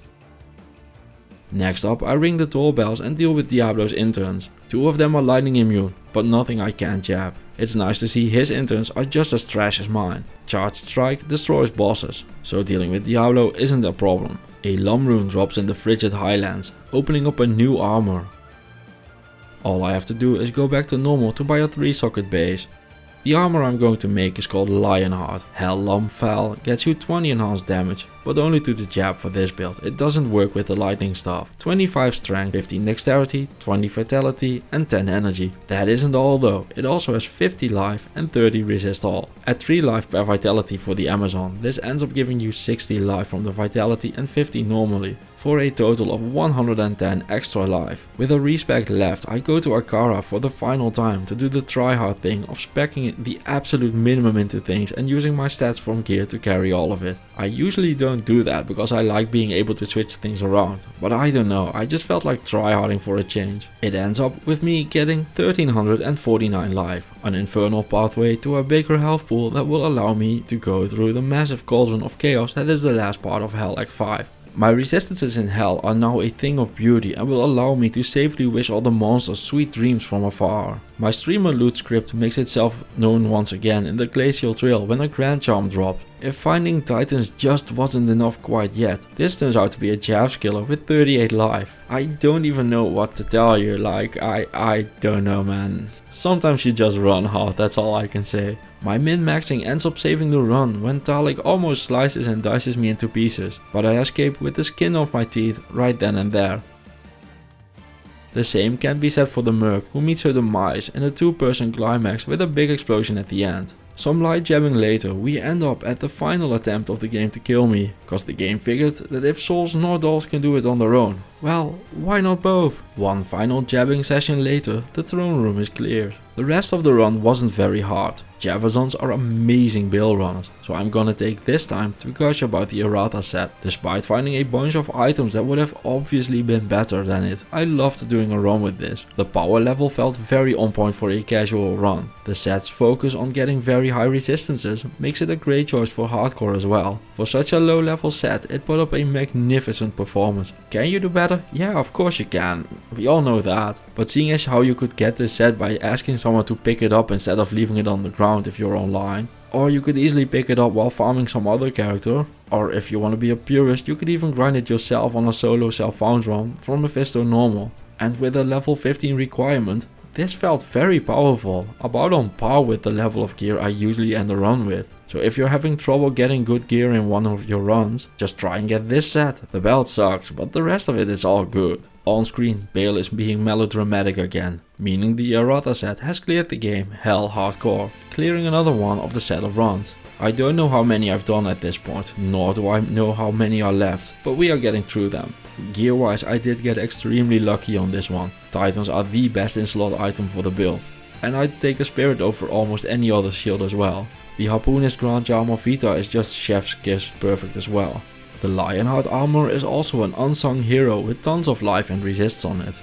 Stats wise, it's min-maxed, which allowed me to just sneak out the Ancients fight. Skill wise, it's max Valk, max Lightning Fury, max Charge Strike and points into Pierce to get to 100% Pierce with the errata set bonus. Thank you all for watching. If you like the content, please consider liking, subscribing, and I'll see you all in the next one. Today I am playing another assassin, and this time I am playing the Natalia assassin. So this is a shared stash run, so I start off by equipping a gold dagger and preparing some deaths. Well, after equipping the dagger I walk into some dark rangers who actually turn out to be pretty dangerous because I'm on players 8 and I don't have any gear or anything. So I go back and level up a bit so I can equip the death for some resists. And I also get my first blade skill, the Blade Sentinel. And with that, I go ahead and deal a bunch of damage. And I stab them a lot. And I end up taking Viper Slime down. I get a perfect map for the Black Marsh. And even though this is a shared stash run, I do go into the tower because there's just a lot of experience. Like these fallen champions here, or Devilkin champions, are just more than a full level worth of experience. I leveled up twice during those. On level 12, I equip my Angelics and move right along into the barracks, where I find a buckler, and the buckler is a Pelta Lunata, so that's nice, that's some gear. I equip a stealth, because even with a shared stash, stealth is the best armor that I could find, and move along towards Andariel, who I just chuck sentinels at, and then she dies. Man, come on, she's the Act 1 boss, come on now, this is nothing too special. Which brings us towards Act 2, where I go ahead and find Maku, and the Maggot Lair awaits as well, where I once again defy gravity by throwing things in a corner, or in an angle, multiple angles, make my way through for the Staff of Kings, kill Fangskin really quickly there. And I get some charms. It's all like fine charms and stuff like that, so a bunch of damage. Make my way through the Arcane Sanctuary, and up third weighing the Arcane Sanctuary, which brings us to Duriel, who punches my mercenary in the face, but that's okay because it's not my face, so it's not my problem. And after collecting 4 tongue pots from Duriel, I go ahead and walk into the forest and hit level 25, which brings me Natalia's Soul Mesh Boots. The boots with 40% faster run walk and a bunch of resists. With those equipped, I quickly make it toward the Git bin and the Flayer dungeon. I kill Icehawk over here and make my way towards the council, who I just kind of yeet down. So mercenary once again having a hard time, but that's because I didn't mule gear for him, only for me. I ended up forgetting Sark for the brain, so I had to go back. And then I entered the Durance of Hate level 2, and those dolls greet me like only dolls can. Once again, my mercenary just taking damage to the face from Mephisto, but I do kill him. Same for Isual, he goes down pretty nicely. And Hephasto goes bye-bye as well. For the Hellforge, we get a Topaz and a Thal rune. I buy a 3-socket shield so I can make a Ral or Tal shield for an Ancient Pledge for some resistances. And make my way towards the Chaos Sanctuary, where I go and kill Diablo's butlers once again. And Diablo himself, of course, so I gotta dodge the lightning here. And after that, he just kind of stands around until he decides he's not standing around anymore and kills my mercenary. Dodge the lightning again, and dodge some more lightning. And I don't know why he's slow, like I'm not wearing any slow. I don't know what happened there, I don't know why he got slow there. Take another trip away from the lightning. I don't want to ride that lightning at all. Like I genuinely don't know what's causing the slow here. Like I'm pretty happy about it. I mean, he's slow, which means I'm not taking damage. With more shurikens flying around than in the Naruto episode, I am going to go ahead and call Diablo very dead. Which brings us to farming for levels on the enslaved called Eldritch the Rectifier, until I can equip a Rock Stopper, which is just an excellent helm. It has a bunch of resistances, it has damage reduced, it's just everything you want on a hardcore helmet. I mean, Rock Stopper is so underrated. Like it's a known thing that people like it. Even with that knowledge, it's still underrated. Like it's so good. For the Ancients, we just stand around, throw Sentinels at them, because then they die. Well, it's Ancients normal, it's nothing too scary here. Same goes for the Throne of Destruction, we just throw some Sentinels at them. And I end up finding a Serpent Skin armor, which is a Skin of the Viper Magi, which is a kind of insane fight for a normal Bale run. And we take down the Minion of Destruction and head towards Bale. And as long as he is just standing around there, everything is going to be fine because he's taking damage. And the auto aim doing its job there. Yeah, Bale, really tanky, big HP sponge, but he will go down. He's not that scary, except if you're a boa source. And then it's nightmare time, so we go ahead and kill Corpse Fire in the Den of Evil, head towards Three-Head Woodfish for the other quest, go ahead and light up the Can Stones, and then we go towards Tristan, where they kill and murder everyone, but end up building a cage for Kane, like bait or something, I don't know. We get a Malus, and head towards the blue version of Andariel, who we also just throw a bunch of Sentinels at. We go ahead and get ourselves a new mercenary. I'm going for a Holy Freeze mercenary and make it towards the Maggot Lair once again, where I just throw Sentinels around corners because that's how science works. Make my way towards the Claw Viper Temple, where the Salamanders are waiting with the Sound of Violence, because they hit hard. But yeah, the whole reason I wanted to record this is because first off, I wanted to play more of the Blades, and I love playing Blades, since I cannot recommend them highly enough. They're very challenging, but highly interactive, so it's a very enjoyable build for me. I go ahead and equip a Grim Helm, which is a vampire gauge, because I like the mana leech. It's just quality of life stuff. And then I open this door and there are a bunch of people waiting for me here, so I take a bunch of damage, which is really scary, but do end up taking them down. And the other thing is that I just want to go ahead and play every set through the game at least once. Basically what I'm doing is just farming sets, and once I have a plan on like what build I'm gonna use and how stuff like that, I just go ahead and record the run. So I was like, Blade Sentinel, I have the Natalia set, fuck it, let's go for it. And I end up actually finding the Natalia helm from Radamant, which is pretty funny. I use a different one though, because this is a pretty low resist, and make my way through Act 3 once again. So get the Git bin, go for the Ruined Temple, kill my friend Sarina, and get towards the sewers for the heart, kill the Council for the flail. And as you can tell, this is doing very well, but that's always with the shared stash runs. They're a bit easier, so there's a bit of a reprise in there for me as well. Like the solo self-found runs, very fun, very challenging, but can be very draining. Like if you have a bunch of characters that are just very grindy and end up dying, it's time to just play a shared stash run, you know. Anyway, we go ahead and ninjutsu the fuck out of Mephisto over here, who drops nothing interesting, but we do get something interesting in Souls in the Plains of Despair, because what else would there be?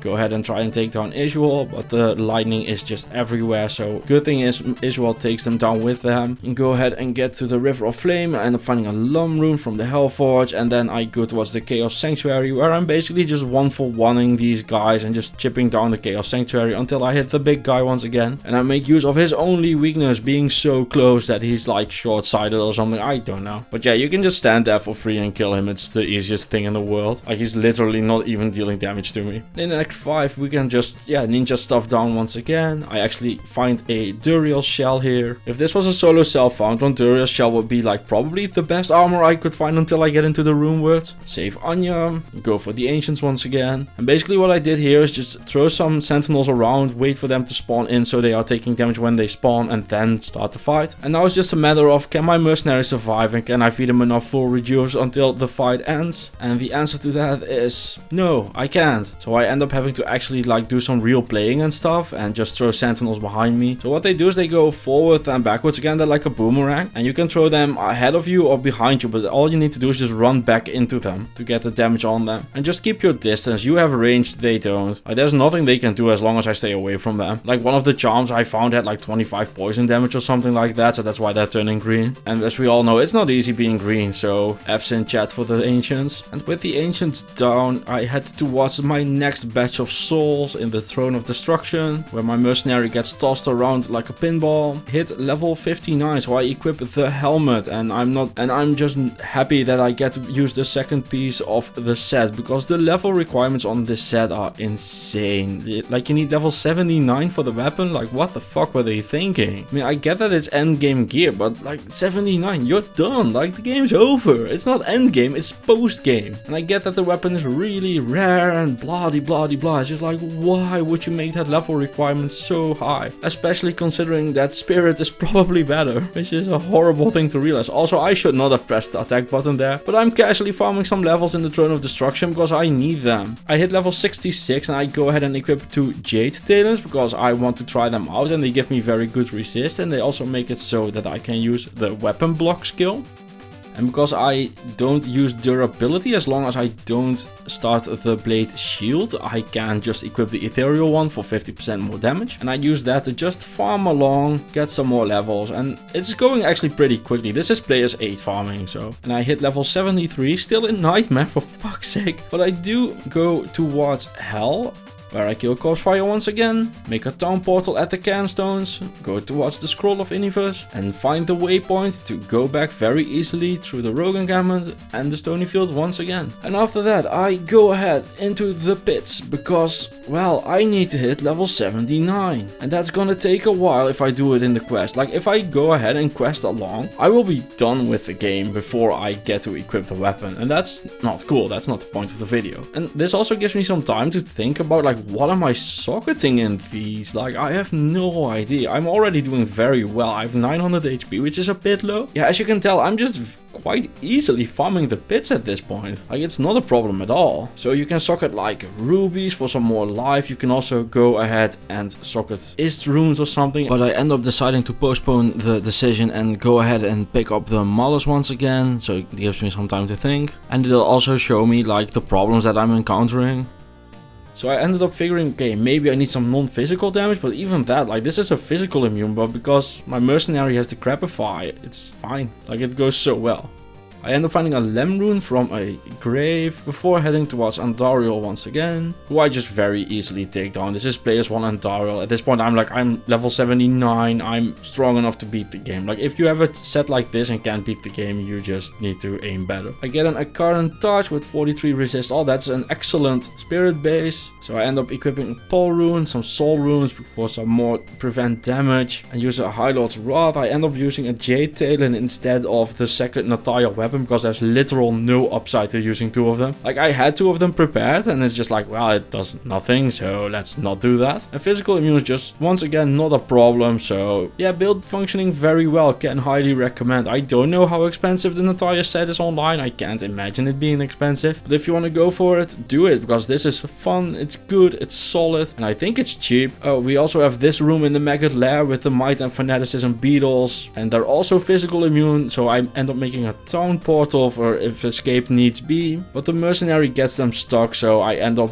not really needing to and making my way through. But you can tell, like, even this kind of situations, you're doing fine. So the build is just good. Can highly recommend. So again, just making my way through Act 2, Fire Eye, moving right the fuck out of my way, bunch of ghosts, specters making their way through, mercenary once again just triggering the Crapify, and I was making short work of them. But this one isn't breaking, but then you can still see like the cold damage and the poison damage from stuff just ends up killing him. It's a bit slow, but yeah, what can you do, you know? You're a single damage kind of build, so these things happen. And we take down the summoner and head towards the Tarrusher's tomb, where I see this spawn and I'm like, fuck this, I'm out. So we re-roll the Tarrusher's tomb and we get this spawn with the ghoul lords and stuff, and it's fine. Like, it's annoying. I don't like the Unravelers at all. It's my least favorite enemy in the game. And then we make it towards Duriel, and at this point I'm so powerful I can't even finish my sentence before killing him. Get the Jade figurine, kill some more spiders. Cesark the Burning, the only thing that's burning is his face because I hit it so hard. There's souls, but I don't even need to bother getting rid of the amp damage. I'm just that defensive at this point. Like, nothing is stopping me in the main game. Even might souls, it's like, yeah, no, that's fine, just kill them. I mean, just look at this. The mercenaries having kind of some trouble or something, but I'm just like, might souls, another boss bag, not even checking what's going on. It's physical immune as well. It just doesn't matter. We are farming right the fuck through this. So they all go down. I end up finding a small charm here, and it's a 17 life 4 fire resist small charm. It's pretty cool. Figured I'd show it. And once again, I get a bunch of physical immunes, and the one thing that does kill this build is amp damage from a curse plus physical immunes that really hurt. So go back to town if that happens. But even then, there's no like alarm bells or something. It's just like, it's a risk. Take down Witch Doctor Renedu. Go once again for the Ruined Temple because we're going to ruin it ourselves again. And this is just 3 boss packs at the same time, and you're just like, yeah, la la la la, killing all. Make our way through the sewer, where there were no dolls this time, so that was a lot easier than usual. And I'm gonna principally kill Icehawk Riftwing every single time now, since I died to him a few runs ago. Make my way towards the council again, and this isn't even fast forwarded, and look at how fast they're going down. Hydra still kill a mercenary like nobody's business. I wish they'd fix that, but I don't think it's ever happening. And with the council down, we head towards Doltopia, or the Durance of Hate, and I know why they call this the Durance of Hate, because I fucking hate being here. Always with the goddamn dolls. So I have to kind of kite around them, hope they run into my Blade Sentinels here. Mercenary keeping them away from me as well, as I bravely stand in the back and throw stuff. But we make it towards level 3, where a Fanaticism Council is waiting for me. So we chip them down one by one, and realize they're almost already dead when I enter the room for real. I mean, look at how far away you can stand and kill them, it's great. Yeah, I can highly recommend this build, it's so much fun. Then for Mephisto, we just stand there and he disappears. In Act 4, all you have to do is just not get stuck. Like, don't do this basically. Like, there's a door, there's a bunch of boss packs, and the exit is kind of blocked, but even at this point it's like, yeah, no, I can easily deal with all of this. So we find Isuel once again, and we kind of evaporate him, make our way towards the Hellforge, so we kill Hephasto, and it's impressively fast how fast he dies. Also, we find an Ist rune, which is cool.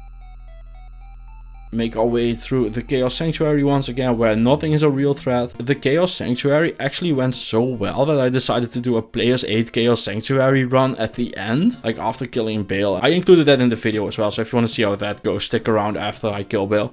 In the meanwhile, make our way towards Act 5, kill Shank. Kill these guys. I find an Ogre Maul, which is the Immortal King's Maul. It's a perfect one, so that's why I showed it. And then we head towards the Ancients for the 3rd and final time. But yeah, you can tell, like, we're dealing so much damage, you can actually see me chunking them down. And on a Bladesin, this is kind of unreal. Especially considering we are not using, like, the best gear or anything. We are just using Natalia's set and some stuff I had laying around. You can also see the Shadow Master just able to tank the Ancients, which helps a lot. With the Ancients down, we go for Colenso the Annihilator as we annihilate him. And then we unravel the second pack of Bale. Nargmel the Curse goes down as well. At this point I realize I'm doing so well that I just up the player count to 8 to see how it goes. So this second part of the Bale run, well, except Bale himself, is just players 8. And look at how fast they are going down. Like, this is unreal for a just casual budget kind of build. Very impressed with this. As Venom Lord after Venom Lord goes down. I mean, look at this, like, this is players 8 Minions of Destruction, and it's not going very fast or anything, but we are not spending a lot to get this build either, so yeah, all in all, very happy with how well this did. I'm very impressed by the Natalia set. And to the one guy in my comments who asked me if the Natalia set was viable on a Bladesin, I had already recorded this, so it was fucking weird to answer that without spoiling what the next video would be.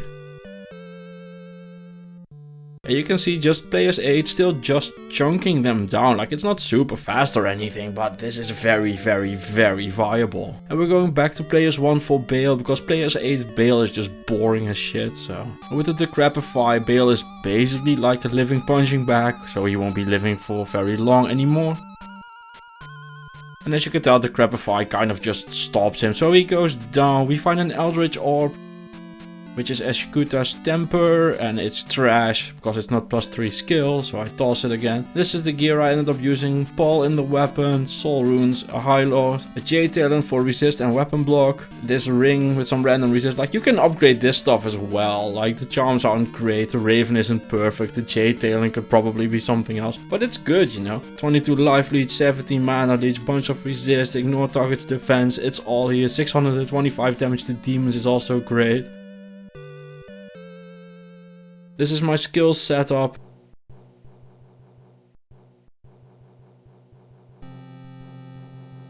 And this is my mercenary gear. It's the Vampire Gaze, Reaper Stole. This could be ethereal. All of these three could be ethereal. Like, there's so much room to improve. But it's already doing so well that I decided to just include a Player's 8 Chaos Sanctuary run. And this is what that looks like. It's just the Decrepify going off and me tossing some Shurikens and some Blade Sentinels in there. And is this the fastest thing you've ever played? No, but it's very safe. You can't even see my life total moving. And you do end up taking everything down. Like, look at this, Player's 8 Venom Lords, and you're just killing them. The Mercenary is gonna have some serious trouble here though, so be wary of that. And I end up luring this guy back, this plague spell here, because he is just physical immune, doesn't break, so I need to chunk it out a bit with the rest of them. But even that is going well. It's slow as shit, but it is working. And it's rare that I get to do Player's 8 Chaos Sanctuary in one of my videos, so figured I'd just enjoy it. But even this could be improved. You could get like more amplified damage, because I ended up going from an Atmas to a High Loss because the amplified damage wasn't triggering enough for me. But you could like put a Gavel of Pain or something on the second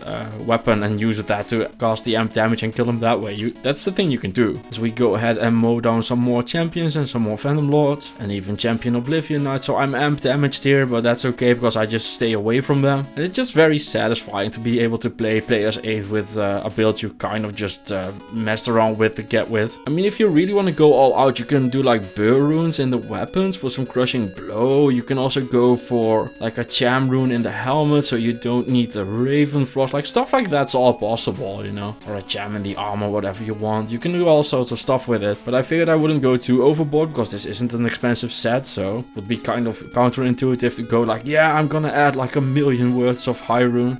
Grand Vizier of Chaos going down as well. We make our way through some Doom Knights with Fanaticism, and they're just, between the cold damage and the Decrepify, they're just not even capable of killing us. And here we have Lord Decides on Player's 8. And you do have to kind of get in position, because if he hits you, he will hit you very, very hard. But you have more range than he does, and you have 2 meat shields in the way, so you can just kind of toss stars at him from afar. And same goes for this. Like, there is some amp damage going on from the monsters, they're cursed, but it just doesn't matter. You have Decrepify, you have cold damage. You could even equip a second weapon that has some slow. Like, I don't know if there's a claw that has slow, but if there is one, you could use it as well. It would be very good. But the Sentinel's just tearing through the Venom Lords here again. And the Effector of Souls, physical immune as well, but the Decrepify removes that, so you get to just deal some damage. And once again, it's not super fast or anything, but I think this is a very achievable build for everyone. And considering that, it's doing very, very well. But you can definitely go faster and upgrade with this. Like, I don't think the Natalia set can do Ubers or anything, but I'm sure there is a way that a Bladesyn can do Ubers. Like, I'm very sure of it. Like, if you start including like real rune words and stuff, there will be a way to do it. And here we have the Player's 8 Diablo fight. Once again, not the fastest thing on the planet, but neither is he. Because the Decrepify just makes this very safe.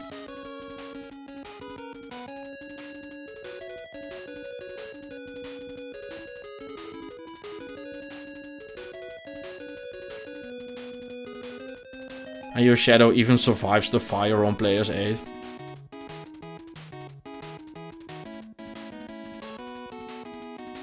And with that, Player's 8 Diablo goes down, drops absolute garbage, and we have Guardian Queen of Blades. Thank you for watching, see you in the next one, bye bye.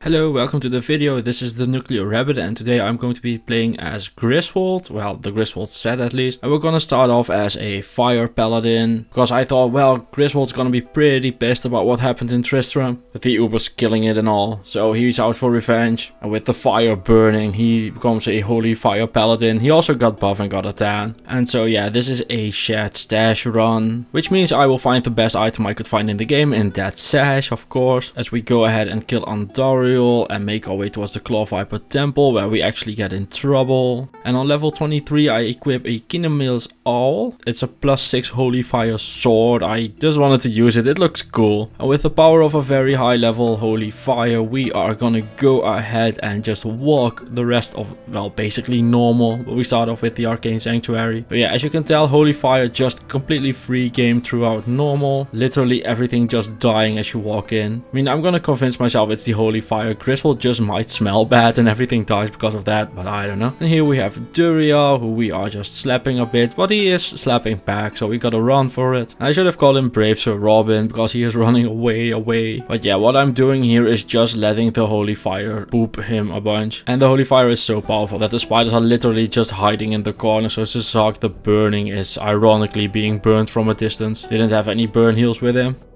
Then on level 25 we upgrade to a bunch of spirits, so we get a spirit shield and a spirit sword. And with the double spirit we make our way towards Diablo, but this isn't the real deal. We are just gonna go ahead and try and see if Bale is any better, but we are a Hammered now. Griswold got pissed, he realized I can throw my hammers in their face, and when hammers smash faces it hurts, so there goes Bale. And for Nightmare he goes and easily kills Andariel. She's just not much of a threat with a fully decked out Hammered. Same goes for Duriel, just very easy, stand next to him and just swing the hammers around, hit them in the face. Only thing that's threatening is dolls as usual, as I almost died there, before making my way to Mephisto, who we also just put in the giant damage whirling pool. And we make our way towards Hephasto the Armorer, who has always borrowed one of our hammers but never gave it back, and we are pissed about it. So there's our Hellforge hammer, which we use to destroy the Hellforge, which ends up giving us a Pulse rune, which is pretty sweet. We get trapped in a bone prison, but we barely take any damage from it. And then we walk up to Diablo and once again get a very lopsided fight where we just very easily get rid of him. I end up finding a Lem rune and a 7 MF charm. But I'm basically just grinding for level so I can equip the Griswold set, because it's level like 69 or something. Nice to equip. The armor is lower level, but the armor on its own is really bad, so I didn't want to do that. So with that we have the full Griswold set equipped, and I was like, well, how can I keep this budget? So I put in all Is runes. Except for the armor and the helm, I put some B topaz in that, because that 1 MF really isn't worth the Is rune, not even for the meme. Then I make my way towards the Tower Cellar level 1. Where it's time to do something I don't usually do in these videos. It's time to farm some keys. So I go ahead and almost die multiple times during every single run, because the start of this is very rough and archers are still insanely dangerous even with the full Griswold set equipped. So yeah, full Griswolds get you +3 skills, 50 resist all, and like a million sockets in your item. So I went for the memes. I almost die again to a Might Fallen over here, or a Devilkin. And as you can tell, sometimes the tower just really doesn't want to be farmed, so we go ahead and save and exit here. As we make our way towards our next run, and if you're thinking, man, he has a lot of footage for the counters. Yeah, that's because after 5 hours I finally dropped my first key. I was wondering while doing this, like, okay, where am I gonna level? Where am I gonna hit like a decent level? I wanted to be like level 82, 85, something like that. I ended up getting from level 69, nice, to 81, purely farming counters keys, which was nuts. It saved me a lot of thinking about where I should level, but man, I was not happy about that. It was so long before I found them. But in the end, I do end up getting there, so there's the third key. It ended up being 6 hours. This total run took me like 17 hours, 18 hours ish, and 6 hours of that was farming terror keys. It's so insane. I ended up finding a totemic mask, because with all the Ist runes and perfect topaz in the Griswold set, I have a whopping 430 MF, and only during editing I realized what a missed opportunity it was and how I had 10 too much. So I'm sorry. But yeah, as usual, people want to see the Maggot Lair. The Maggot Lair with a fully decked out Hammered is really easy. So yeah, I'm just plowing through it. And then it's time for the second coming of key farming. So we find a rare lacquered plate, which could have been the Tal Rasha's armor, which would have been pretty funny. But the summoner, much more agreeable. I end up finding a swirling crystal as well. And this one's really cool because it's an ethereal one. I've wanted an ethereal Oculus for a long time. It's such a cool find. I love it. I'm not worried about the durability at all. I never am. But yeah, as I said, the summoner gave the keys away pretty quickly, so maybe 30 minutes of farming, maybe 40, I can't remember exactly, but it was pretty fast. And with that, all the easy stuff is done, so it's time to like actually go and finish the game. And we start off with Duriel, who very easily dies. And the next cool fight is the Council, who also very easily died. Like, playing a decked out Hammerdin is just... There's a reason I went for Ubers in this video, okay? Like, the main game was so easy. And we head towards a Mephisto, and I have 430 MF, so he should better be dropping something good. Hellforge time, which gets us a Perfect Skull, a Ruby, and a Lum Rune, as we make our way towards the Chaos Sanctuary, where, come on, it's a decked out Hammerdin in the Chaos Sanctuary. Like, this is actually what this build is created to do. Like, this is the whole thing you built this character for. So yeah, everything dies very easily as we make our way towards Diablo.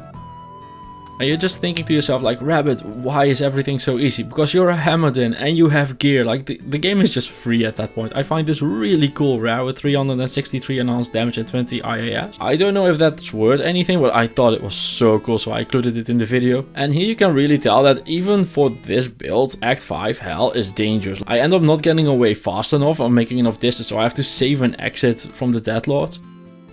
Before making my way towards some old people again and just very easily killing them. I mean, all I'm doing here is keeping my distance, making sure they run into hammers. I mean, MC Hammer would be proud. Not about that joke, but about the reference. The joke is bad, don't worry, I know. So yeah, we're just running around, tossing hammers. As one by one the ancients go down, and there we have it, the final one. As Talik whirls into me again. He takes a hammer to the face and dies, which happens a lot when people take hammers to the face. Like, people are really bad at headbutting hammers. So the one thing that's really annoying with this build is that you have this Pale Wave, whom are all magic immune. And what I ended up doing is, well, I'm playing a shared stash run at this point, so my mercenary has a treachery, an insight, and like a gaze or something, so he is gonna get through this. It'll be a while, but he will get through this. So one thing that I did notice here is that I have the redemption aura, and the skeleton still just revives. It should not be doing that, so I kill it again, and it still just revives. And the redemption aura should kill it, but it comes back again. Like, that deathmage gives no shits about the rules of the game. Because there he is again, and again. Like, what is going on? How is that guy coming back every single time? And that's time number 6 that he's back. And there's number 7. And now he shatters, so he finally dies. But that was 7 times that he came back. Which ends up with me using a Nature's Piece and the Redemption Hour of a Nidalee, because I saw that and I was like, nah, I ain't fooling around with Nidalee, come on now. So yeah, a long time later, I do end up watching my mercenary kill the last Unraveler, as I pretend that I'm actually hitting him for enough damage to matter. After which we go back to our regular scheduled programming of just absolutely obliterating everything in the fucking game. So I went for Bale first, because I figured if I die to Nidalee, I might as well just get a video for a Guardian out of it. I would have just not shown the key farming and stuff, because I've never done that before. So yeah, it's happened a few times that I was like, ah man, I should try Ubers with this build, and then end up dying fairly quickly into it, and it's just not a good story, so I just make a Guardian video out of it.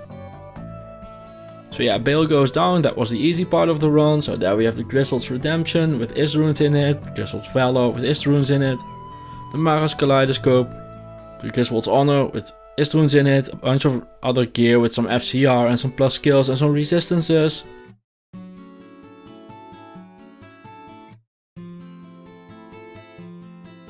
Triangle's gloves, because they're amazing. So that's level 83, this is my setup in stats, and these are my total results. And I was like, oh man, 430 MF, it's 10 too much, no! And this is my skill setup. And there we have Guardian Griswold. So that's the first part of this video, and now we get to the actually hard stuff. Like, clearing the game with a decked out Paladin isn't hard at all, so I'm not gonna be like, wow, I did it, I used Griswold. So yeah, I took my second set of Griswolds, because yes, I have multiple of those laying around. I've played a lot of this game over the last few years, so I literally just have multiple sets of Griswolds laying around.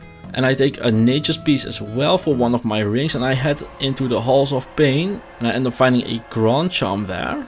And it is a Poison and Bones killer, so that makes me very happy. I always like finding his killers. With that, I head towards Nidalee, who just Corpse Explosions me anyway. I have the Redemption Aura and a Nature's Piece, and I'm still getting Corpse Explosion, which feels not great. Corpse Explosion really hurts. But yeah, we farm in for Keys of Destruction, as we get our face exploded off a bunch of times. I mean, please Mr. Nilotok, I'm not Wolverine, I would like to keep my face. I end up finding another Grand Charm, and it's a summoning skiller for the Necromancer. Basically the game is just telling me to play a Necromancer, and after a while Nilotok drops us the third key of destruction, so now I have 3 keys. I end up socketing perfect rubies in the helmet, shell runes in the weapons, perfect diamonds in the shield, and 2 ores runes and a perfect ruby in the armor, because I wanted to hit 300 lightning resist for Mephisto. And I also milled over like a bunch of charms that have some life and some resist on it. Basically my goal was to have at least 300 resist all, which is very doable with the set, because you have 50 from the set on its own, and then like 3 perfect diamonds in the shields nets you another like 1,000,000, so you're almost there at that point. So this is what I'm looking at, level 84, and we have spec'd into a smiter.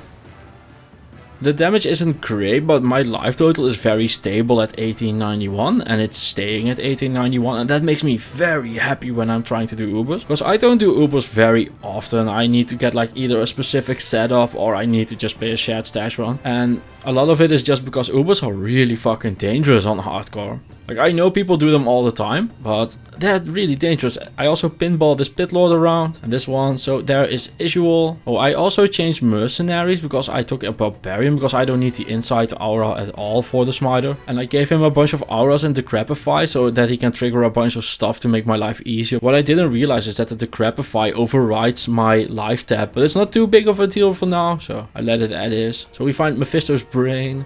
And I get really lucky in the Forgotten Sands, where I find Duriel immediately upon entering. And even with his Holy Freeze aura, he's just not that much of a threat to me at this point. Duriel is always the easiest one of these for me. I don't know why. Let me know in the comments, like, what is the one you think is easiest? Like Isual, Duriel, Lilith, Bale, Mephisto, Diablo, the Ubers themselves. I can see Nilotok being one of the biggest problems for people as well. Like, Nilotok is so insanely dangerous. In the meanwhile, Duriel goes down, we find Bale's eye, and we head into the Matron's Den, and I see that might aura over there, and I'm like, nah man, I'm good, I don't want to deal with that. So I go check again. Yeah, still a might aura, let's go the other way.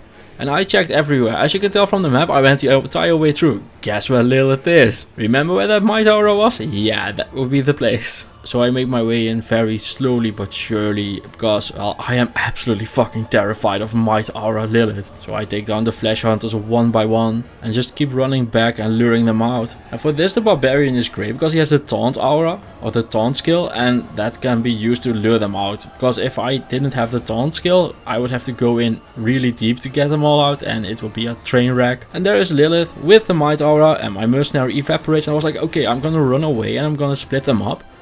But the boss is extra fast as well, so now I have a problem, because I need to split them up. I cannot deal with both of them.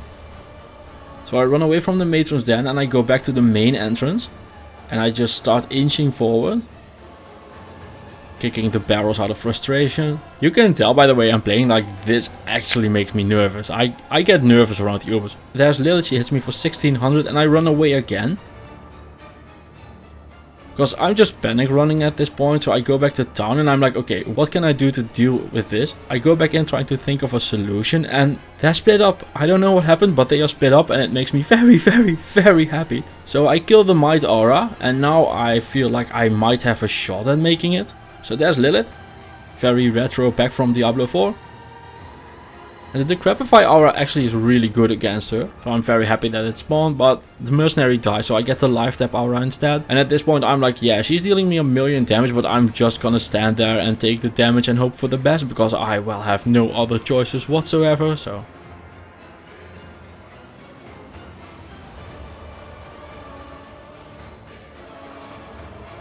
And with the life tap aura on there, I do end up just being tanky enough. It definitely got scary a few times, like she is hitting me for 800 or 900 sometimes, like that's insane. We get Diablo's horn, and then I make the final portal. And with the portal open, we head into Tristram, where Griswold just looks around and is very disappointed with what he sees. Well, at least now he has a good reason to kill all of them, so he's just looking around. He sees some dead cows, he misses the cows. And some horror archers spawn up as we run into Mephisto and Bale, and I'm like, a 2-on-1, that's not for me. It's not Friday night tonight, so I run away, luring the faster one, which ends up being Mephisto.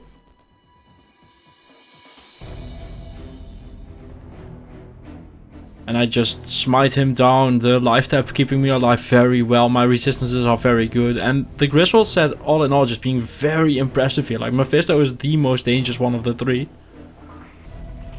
And the life total is barely moving. Like, this is very impressive. I can highly recommend, especially if you're doing hardcore, to take this as your standard setup for the Ubers, because I don't know exactly how expensive the Griswold set is online, but I can't imagine it being that expensive. And it's, as you can tell, like, I'm doing the Ubers. So with Mephisto down, we go and see if we can find anyone else in here. So I run around until I find Bale again. So Bale comes up to me and I go into those lovely fires and tentacles, and I go ahead and just start smiting him as well. Life tap triggering and me just throwing the smite punches everywhere. The Fist of Heavens is coming from the T-Gods, by the way, if you're wondering about that. I did not spec into it. And actually this is what I was hoping my mercenary would be alive for, because my mercenary has the Sanctuary aura. And that would help a ton with just keeping all of these stupid undead away. But he died because, well, mercenaries are useless. And there goes Bale without a problem. So I start looking for Diablo and immediately run into him. And I'm taking a bunch of damage, and I chicken out at first because I need a better spot to do this. So I go and get my mercenary because he can help clear out some things. With some things I mean the undead, just keeping them away helps a ton. And now I can't find Diablo, like where is he? And he went inside the house. Which is, well, Griswold's old house, so it's like, why are you in my place, dude? Get the fuck out of there. And in the meantime, my fade has run out. I'm gonna go ahead and refresh that, walk back in. As I come up with a plan. So my plan is to run in, smite, and hope I don't die. Perfect plan, I know. But it all starts with luring out Diablo. So what I'm doing here is just pulling away as much as I can. And there's no point in killing all of the pit lords because they will just get respawned again anyway. So I'm just trying to lure them away. And I get stuck in a bone prison, and this is really terrifying because my mercenary is buying me some time. So without my mercenary I probably would be dead here. But I do end up managing to make it out, so I get lucky there. And I try to look for an angle in which I can attack Diablo. So I decide to go and get my mercenary again to make sure that he can distract like some things. I don't expect him to survive, but even a few seconds of distraction can be very valuable. And with that I execute my final plan of just running in and hoping for the best and praying that it goes well. So the Decrepify triggers and the life tap triggers as well, but I am way more tanky than I ever expected. The Griswold set did very well into the Ubers. I expected this to be really hard actually. And you can even improve this if you want to. You could add like the Emerald Mal is the Ohm rune word, call to arms for some battle orders and stuff, so you get way more life even than this. And with that Diablo goes down, the large charm and the standard of heroes drop. I take one final look at Tristram as I pick up the standard. And this is my final gear, just rubies in the helmet, High Lord's Rod, shells in the weapon, perfect diamonds in the shield, Gore Riders, Ravenfrost, Odd runes in the armor, T-Gods, the Dwarf Star, and some tracks and some life and resist charms. There we have it, Griswold, level 84. Lots of resist. I ended up getting to 346 light resist, so kinda overkill, but it was very safe, so makes me happy. These are a long list of stats that I have. And this is my build. It's just a very standard smiter build. And this is my mercenary's gear. So he's wearing an Ord Ariad's face, a crescent moon for the static, a treachery for obvious reasons, and an Amlem Ko for the Decrepify trigger. There's my standard of heroes, which is required level 90 while it does nothing, so that's weird. And the torch is a 3 sorcerer, 16 stats, all resist 14 torch, so 3, 16, 14 source torch. Those are very welcome, and with that, thank you for watching. If you enjoyed the video, leave a like, don't forget to subscribe. See you in the next one, bye bye. Sometimes it's not about wearing the best things in the game. Sometimes it's just about style, finesse and looking cool. Look at that, a sturdy armor, a maul with some serious girth, and to top it all off, a fucking Viking helmet with wings to boot. It's even in all black, cause as we all know, once you go black, you don't go back. God damn, does the Immortal King set look cool. And to preemptively strike the haters, yes, Grief is better and makes the game much easier. But don't wish it was easier, wish you were better. Don't wish for less problems, wish for more skills. Don't wish for less challenges, wish for more wisdom. And use that wisdom to decide to look really fucking cool while smashing some demon's face in so hard he can use it to look out of his own asshole. But to do all of that, we first need to get to level 76, cause big boy items require big boy levels. However, the game starts at level 1, and to speed the process up I went ahead and took a completely random amount of gold out of my shared stash and used it to buy 2 maces. I quickly used them to clear the Den of Evil and spent my skill points on Mace Mastery for its attack rating and critical strike. My little big adventure almost comes to an unfortunate end in the Cold Plains, where I escape by the skin of my teeth. Luckily, the first real piece of gear from my shared stash comes in sooner rather than later in the form of a Crush Flange. With its crushing blow, 15 strength and 50 fire resist, this thing will easily carry you through normal. And we don't really talk about the knockback though, like we would rather just ignore it if we could. The second weapon I decide to use is a Civ-Up Scudgel, and I can be all high and mighty about why I would do that. I can talk about how the aesthetics are very pleasing and I like holding a big club with one hand because it feels very familiar. But it's just because it hits really hard. 50 maximum damage with normal attack speed at level 9. That outdamages even most two-handed weapons at this point of the game.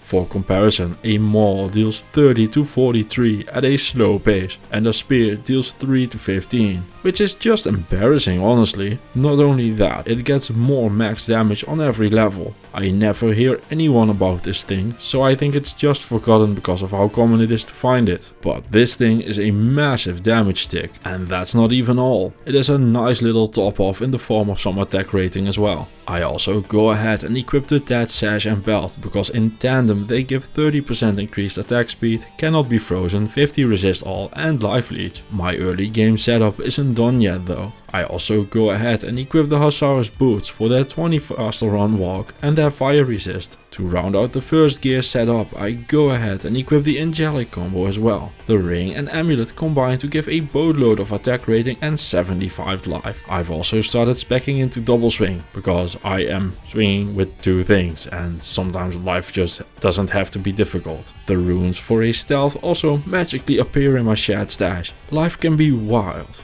I go ahead and make a stealth out of them, cause I like running fast. For my helmet I go and equip a Tarn helm, cause of its +1 to all of my skills, and having 50 MF is just fun. The Antariel fight turns out to be a bit harder than expected, considering I've just equipped a full gear set. I expected to just walk up to her and smash her with my big dick energy. However, I failed to clear out all the minions and other mobs, and now my double swing keeps going for every target except the giant demon lady in front of me. Luckily, to the surprise of no one, I managed to clear the first boss of the game while using every single piece of gear I could ever give myself. While level 76 is still far away, I decide to go farming Beetle Burst in the Far Oasis. To speed this process up, I look around Act 1 waypoints for easy experience shrines.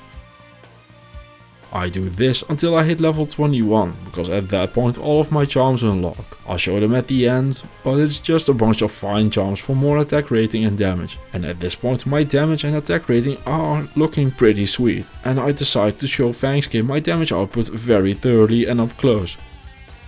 Because I have been playing on Players 8 so far, I end up making it to level 24 in the Arcane Sanctuary, which unlocks Bone Snap, which is only one weapon, so to respecking we go. Bone Snap is the perfect weapon to keep up with the big dick energy of this run. 69 strength required, nice, a bunch of resistances and a metric crap ton of damage. Skill wise I go ahead and spec into Leap Attack, not because it's good, but because it's great. And if you are wondering why would I do that instead of being a responsible person and min-maxing the fuck out of everything, I present to you this Duriel fight. A 3-hit Duriel fight. Doesn't that just bring a smile to your face? The rare ring he dropped wasn't anything special, by the way. In the Flayer dungeon, I go ahead and use leap attack to ignore the laws of physics by jumping through a bar and a ceiling. The witch doctor isn't much of a threat either. Nor is the council. Seriously, sometimes it's just unbelievably satisfying to just walk up to something and destroy the absolute living fuck out of it. Which is something the dolls in the Durance know all about, cause if I jump in and kill those, I will die. Doesn't matter what gear I'm wearing, dolls won't care. So I go ahead and kite my way through the Durance of Hate level 1, getting stuck on some corpses like a pleb during my kiting. Luckily, they can't walk downstairs, so level 2 saves me from them. I cut some corners in the Durance level 2 before introducing myself to the Lord of Hatred himself. And by introducing, I mean I bash his brains in. And by the Lord of Hatred, I mean that bottle of soup on the ground. Isual is the first to take more than 3 hits. The fight ends up being a massive slog, with it taking 6 hits to take down Isual. In the meanwhile, I've reached level 25 as well, which means it's time to equip some boots that were made for walking. And with that 40 faster run walk and pile of resist, that is exactly what the Natalia boots will do. In the Chaos Sanctuary, I go ahead and one-shot Lord the Size. I mean, I can just look at that on repeat, it makes me so happy. The Diablo fight is insanely tight, they should nerf that guy. At one point I even needed to drink a potion. Seriously, just nightmare fuel all the way through. Who came up with this? I go and farm Eldritch because I am finally getting close to being able to wear the first pieces of the Immortal King set. At level 29 the belt unlocks. This is actually quite a nice belt. It has the maximum amount of slots, 25 to strength and a total of 59 resists. At level 30 the gloves unlock as well. They give 20 to strength and dexterity, which is some nice damage and attack rating, but the big winner here is the set bonus of 25% increased attack speed. And at level 31 the boots unlock. With their 40 run walk, 110 attack rating and 44 life, they are impressive and disappointing at the same time. I don't know why, but I always felt like these should have something more going on. I would love if they had cannot be frozen, because obviously the king's shoes would keep him warm. The difference in health pools and tankiness really shows when you think about how the past fights have gone so far, and then look at how much damage we are dealing to Bale. The fight is still extremely safe, but the overpoweredness is gone with the wind at this point. Bale ends up dropping me a pile of Amazon gear. The boots that he drops are water walks. Those roll 45 to 65 on the life total. So let's see what we end up getting. It ends up being a disappointing 46. The shark skin belt he dropped is a razor tail, which is an amazing belt for a Javazon or a throwing barbarian, but we are neither of those. Terror zones in normal are cute, but nothing levels faster than players 8 Pindleskin runs. I go ahead and do those until I hit level 34. During my runs I find a rare circlet that despite rolling offensive auras is still a 20 faster cast rate, 9 strength, 14 resist all helmet, which I think is pretty sweet. Guillaume's face is one of the best in slot melee helms in the game, thanks to its crushing blow and deadly strike. However, I quickly encounter a problem with it. It doesn't have mana leech, and since crushing blow and deadly strike don't matter when you are hitting things dead in 1 or 2 swings anyway, I go ahead, farm one more level and equip a steel skull for its life and mana leech. And of course the magic find is a nice bonus as well. I wrap up normal by having formal introductions with Radamant and head into Nightmare. Nightmare is all about getting to Act 5 as quickly as possible, so I play Easter Bunny with Corpse Fire by bunny hopping around him for a bit and then give him a fun surprise in the form of his death by bludgeoning. The smith tries to convince me that a small hammer is better than a big hammer, but obviously he is wrong. Cause big dick hammers have big dick hammer energy and small dick hammers are just not where things are at. I mean, come on, it's just science. After convincing the smith that size does matter, I ignore the point of what a jail is by jumping through anyway. Then I deal with Antariel. Before heading towards Act 2, I go ahead and respec, not because it's strategically important, but because I am out of leap attack jokes, which is a problem if I want to keep on pretending I'm funny. Instead, I focus on becoming ready for the build I will use with the Immortal King set when I have all of it on. One of the things I try to do in these set showcase videos is really looking at what the set is trying to do and build around that. So what I noticed while pretending to prepare for this is that every single item in this set has a plus to defenses, which indicates it wants to really focus on defenses. But do we have a build for that? Why yes we do. We can go for a concentration barbarian, which is perfect because I've never recorded a video with that anyway. Stat wise, you want to invest as much into strength as you think you can get away with. Every single point of strength adds a small bit of damage. Don't go overboard though, you do want to have some vitality, because dying is some serious problems. Skill wise, this is the safest build on the planet. Some would say even boringly so, but it does work really well with all the extra defenses the set gives us. So let's go for it. Synergy wise, concentrate wants bash, berserk and battle orders. Because fuck shout, am I right? It feels so wrong that this has synergy with battle orders and not with shout. I go ahead and max concentration and put 1 point into berserk to deal with physical immunes. However, I am going to mostly ignore the 1% berserk damage, cause it's just not worth it at all. I put 1 point into find potions, cause it means I will have infinite full reduce for the rest of the run. And follow it up by doing the usual battle orders thing that every barb on the planet does every single time. At this point we have become a man of focus, commitment, sheer will, something which Radamant knows very little about. So I go ahead and kill 3 of his men in a bar with my pencil. Speaking about my new pencil, time for some gear swaps. My stealth gets upgraded to a hustle, with its 65 run walk, 40 increased attack speed, 6 evade, 10 dexterity and 10 resist all. This is just stealth on crack. I also went ahead and switched to a steel driver. Bone snap is very cool, but it's also very slow, which matters a lot for concentrate. Steel driver, however, is very fast, and I like being fast. In the maggot lair I do realize I made a mistake. I definitely should have waited with my respec until after jumping through the maggot lair while ignoring everything. Instead, I get to swing my way through every single goddamn monster on the planet one at a time. And while the game is busy reiterating the poorness of my respec timing, I end up finding a small charm that is so close yet so far away at the same time in the Arcane Sanctuary, in the form of a 1-11-11 fine small charm of sustenance. I want to like stuff like this because that charm really tried,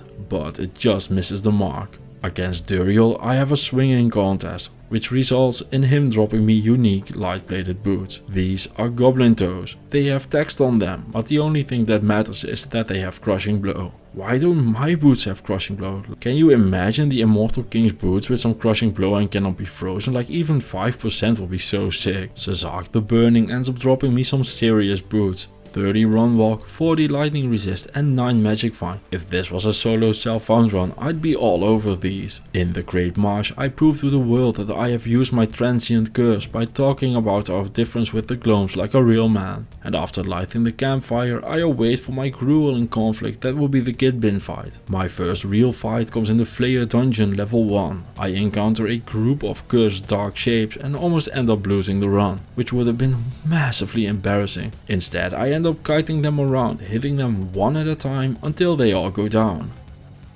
In the sewers level 1 I get stuck and decide to take the risk and kill the dolls. Even fully tagged out they still pack a wallop, but I survive to fight another day. The fire enchanted on the council also hurts a ton, but once again I live to fight another day. At this point the game is starting to catch up to my power level. I have another close call against Mephisto, but end up winning my game of Whack-A-Math and head into Act 4. I've reached level 45 at this point, which means I get to equip a Raven Frost. This will be one of the endgame rings for this run, because for some reason the entire Immortal King set does not get Cannot Be Frozen. The extra attack rating and dexterity is always welcome. Oh, and there is some cold absorb as well, which is nice. Hephasto tries to convince me that the smith was right and that a small hammer works just as fine, but I am a man of dedication. So I take the Hellforge hammer from him and try to prove my point by using my big hammer to smash the tiny soulstone. But it doesn't take. Surely this has to be a mistake. Something's gotta be wrong. My big dick hammer should easily crush this puny pebble. Making sure no one is around to see, I switch to the small hammer and smash the Hellforge. It ends up dropping me a Co rune. I've reached level 47 at this point. meaning that I get to put on the Immortal King's will. This helmet grants me 2 war cries, magic find, 2 sockets and a bunch of other stuff. All in all, this helmet is okay, but just like with the boots, I kind of wish it did more.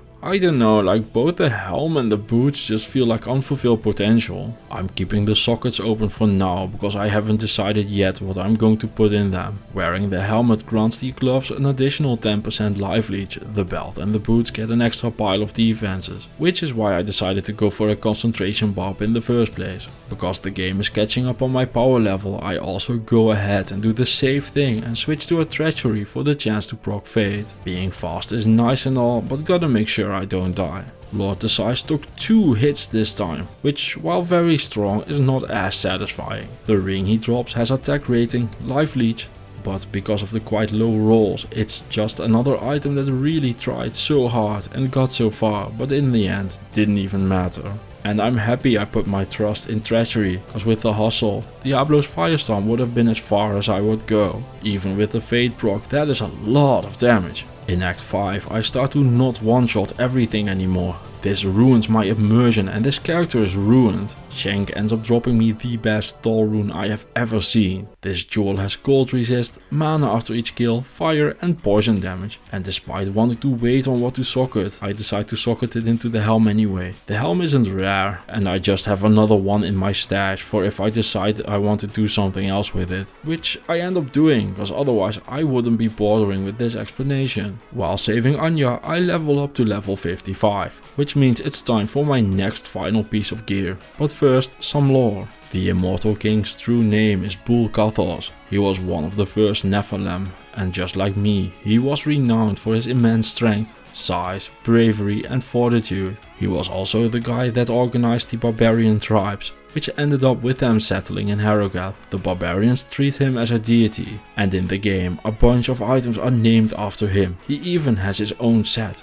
which I used to do a run with before. There is, however, another item named Bul-Kathos, and they could have made this ring a part of the Bul-Kathos set, which would solve both the problems with set rings being irrelevant and could be used to power up the set, which they did in Diablo 3. However, here they didn't. Here they made it a unique. I am going to get into some hard speculation here. I can't prove any of this, and all of this might be complete bullshit, but I like the theory and it's my video, so here goes. There are actually 2 Immortal Kings, the second one being Warhusk, a barbarian king, and according to the Diablo fandom wiki, he is the guy that formed the Council of Harrogath. Warhusk's weapon was a big ass hammer, and he had a belt forged for him. And when you look at the image and the description of Bul-Kathos, it describes him as wearing a golden band and 2 swords. So I think the Bul-Kathos wedding band should actually have been a unique coronet, because on the one image of him I could find, he isn't wearing a ring at all.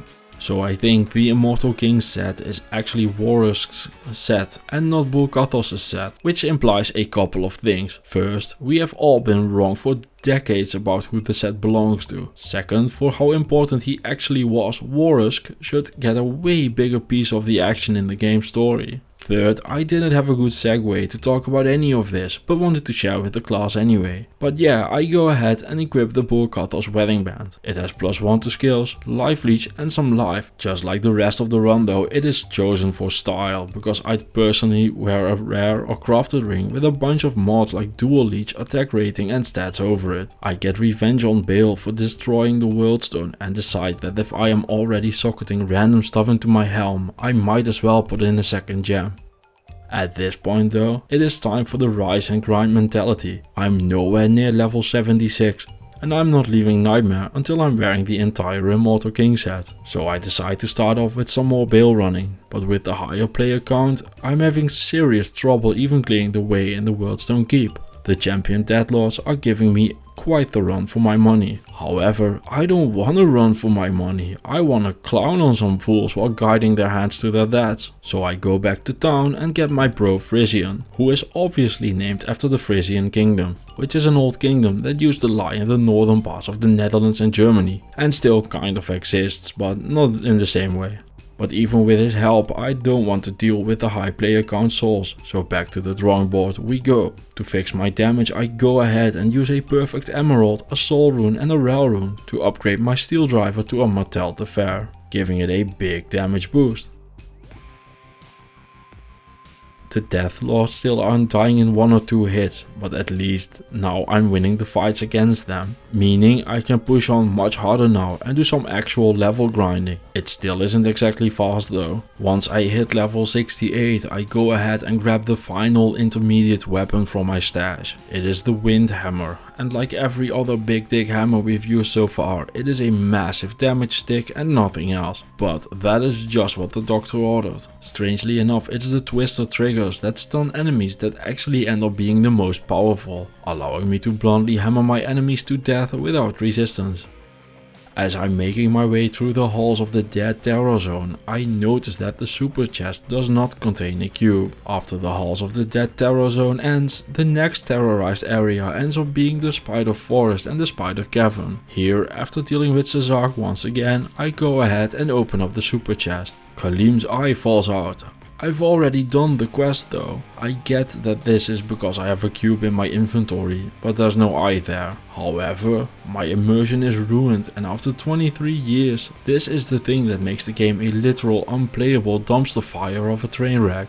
That being said, Frisian has been getting some level ups as well, and I figured I could give him a bunch of greaves, a fortitude and some super min-maxy helm. But do you know what dies if you min-max that hard? Style. So instead I go ahead and give him the full Sazabi set, and while being nowhere near optimal and boring and stuff like that, it has some serious survivability in those set bonuses. 15 life leech, almost 6 jar runes worth of maximum life, 30 resist all, 2 bursts worth of physical damage reduce, and it also grants a nice 40 faster run walk, cause the frenzy mercenary wasn't mercenarying around fast enough anyway. For ultimate style though, I wish the armor would grant 1 more life.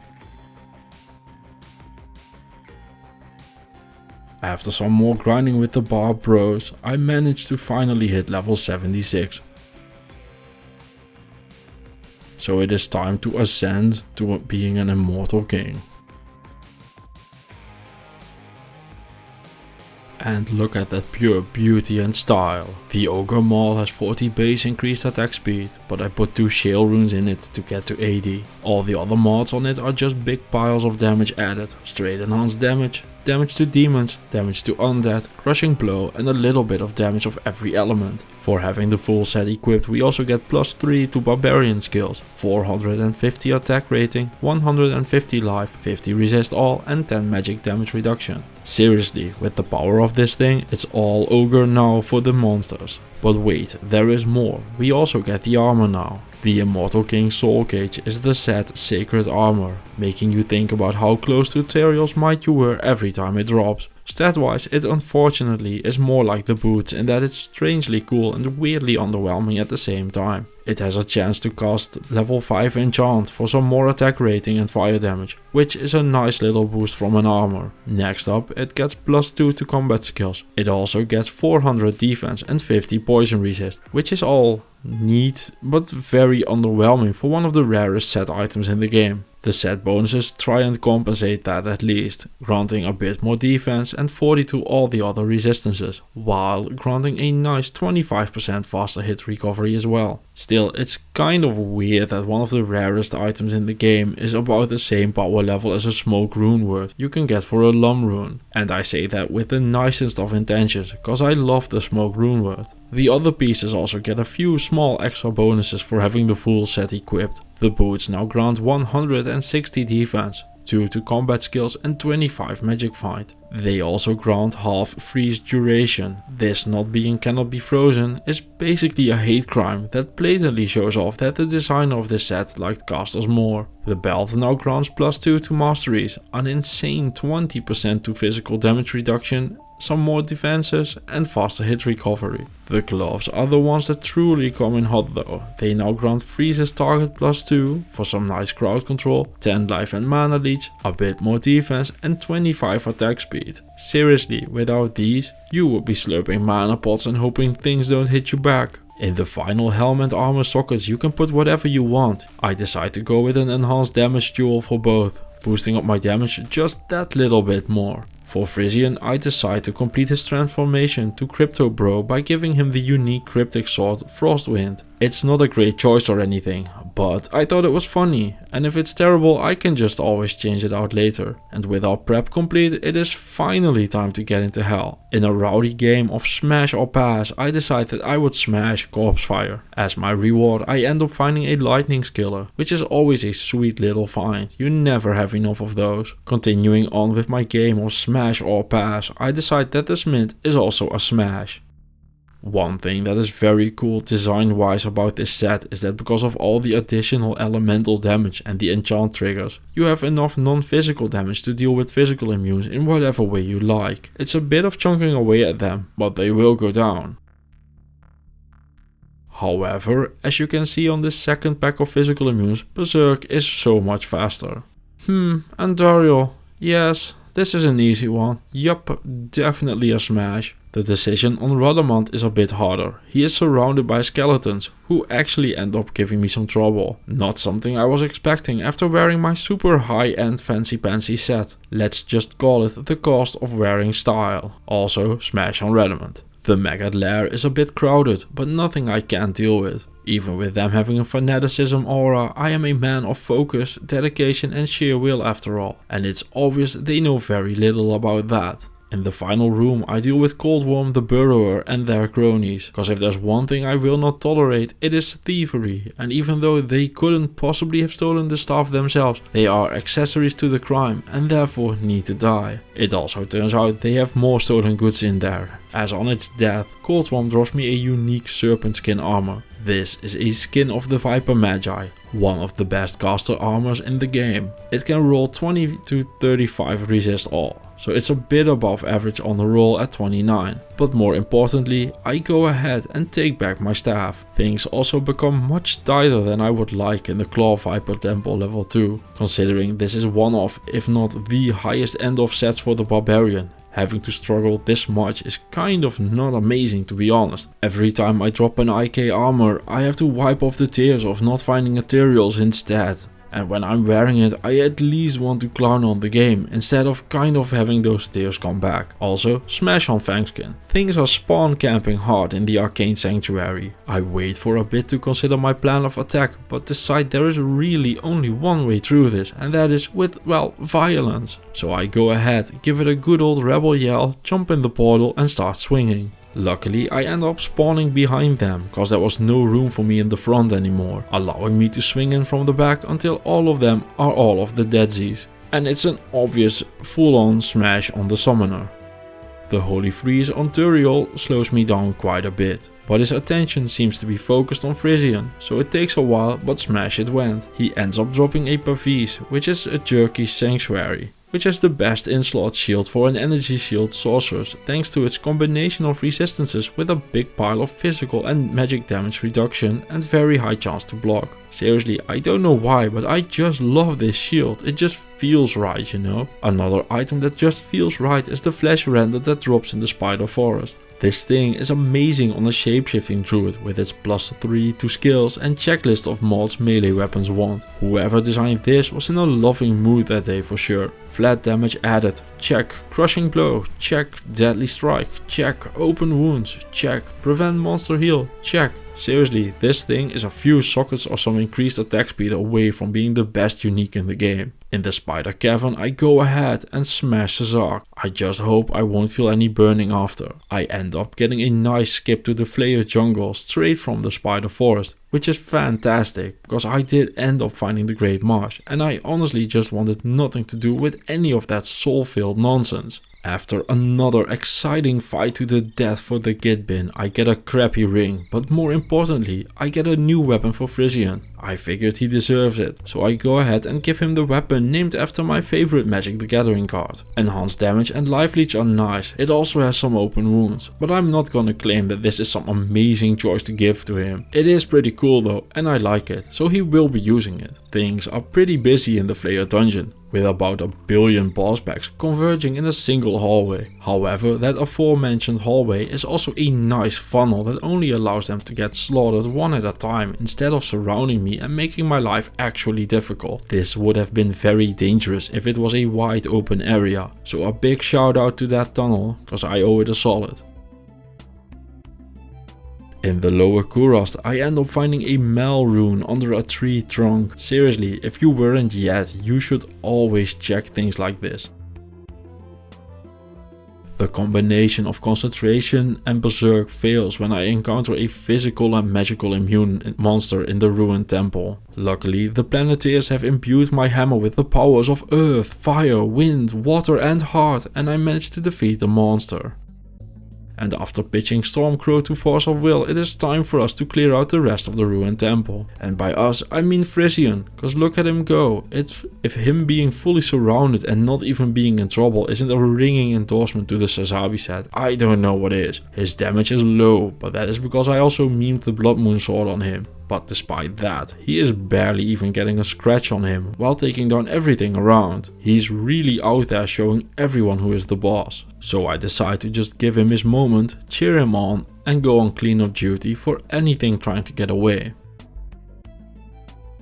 In the Kurast Bazaar, I end up finding what may be the weirdest unique in the game. It is the unique siege crossbow. I'm going to be an adult here and ignore the obvious bus spitter penis joke, and I'm going to be looking at just the stats on this thing. Cause what in the crack were they smoking on this one? This is a crossbow that has a chance to trigger poison nova and lower resist. It also has +2 to necromancer skills. Cause those obviously want crossbows and have trouble casting those things themselves. I seriously do not get the design of this weapon. What were they going for here? Did they think crossbow necros would be a thing? Are crossbow necros a thing? I have so many questions on this one. One thing that will never be questionable content though is the presence of dolls and the fear they imprint to every single character in the game. Luckily, this time around, Frisian has stunned and ends up taking all the heat for me, making for safe passage through the sewers. And well, what can I say about the council? They spit hydras, they aren't very tanky, and despite the hydras dealing a gazillion damage to Frisian, even he has no problem surviving here. So what is there really to say? The only real thing to wonder here is, are they a smash or a pass? And come on, we all know the answer, smash. Figuring that I have physical damage reduction and maximum fire resist from the set, I felt ballsy and decided to just hammer away at the boss pack doll myself in the Durance of Hate. This actually went fine. The boss was a doll and went down without a problem. Of course, the other dolls saw and would not let this transgression stand, so immediately I am attacked by a fanaticism pack of them to remind me of where my place in the pecking order is. If anyone was wondering, the pecking order goes me, the dirt, the worms inside of the dirt, the floor, Mephisto and then the dolls. Do I even need to say it? Of course, Mephisto is an obvious smash. The plains of despair are filled to the brim with souls. However, between my maximum lightning resist and serious pile of damage, I just two-shot them and managed to get through without too many problems. The River of Flame ends up being a flaming hot getting stuck part of action. Between the Urdars and the maggots I can only do like Sisyphus and start swinging my hammer endlessly. I am happy that the Sazabi set is once again coming through big time. Frisian is just casually tanking those Urdars, no questions asked, which prevents this from becoming a huge mess. So what do you want to do in a situation like this? First, you want to take out the things that are a direct threat to your survival. In this case, that means I am prioritizing the morphines over the maggots, cause those, while annoying, barely deal any damage. One thing you can tell here is that the boss pack of them isn't the source of the fanaticism aura, cause if they were, the Urdars would be in range of it as well and would be smacking way harder. The next dangerous thing I can reach is the unique Urdar. Killing him will relieve some of the pressure of Frisian. It's not like he's dying, but the next order of business is to get control of the screen, meaning that instead of being surrounded, I should try not being surrounded instead. I decide to work my way to the right, cause the maggots still aren't doing much of anything. However, I end up randomly smacking our way through them, which allows me the most important thing to do in a situation like this. Cause just like when your tub is overflowing, we need to turn off the spawners. In this case, it means I go and kill all the blood maggots, which also nicely takes out the fanaticism aura. To finish things up, it is now time to clear out the Urdars and save Frisian, who is still tanking like an absolute champion there.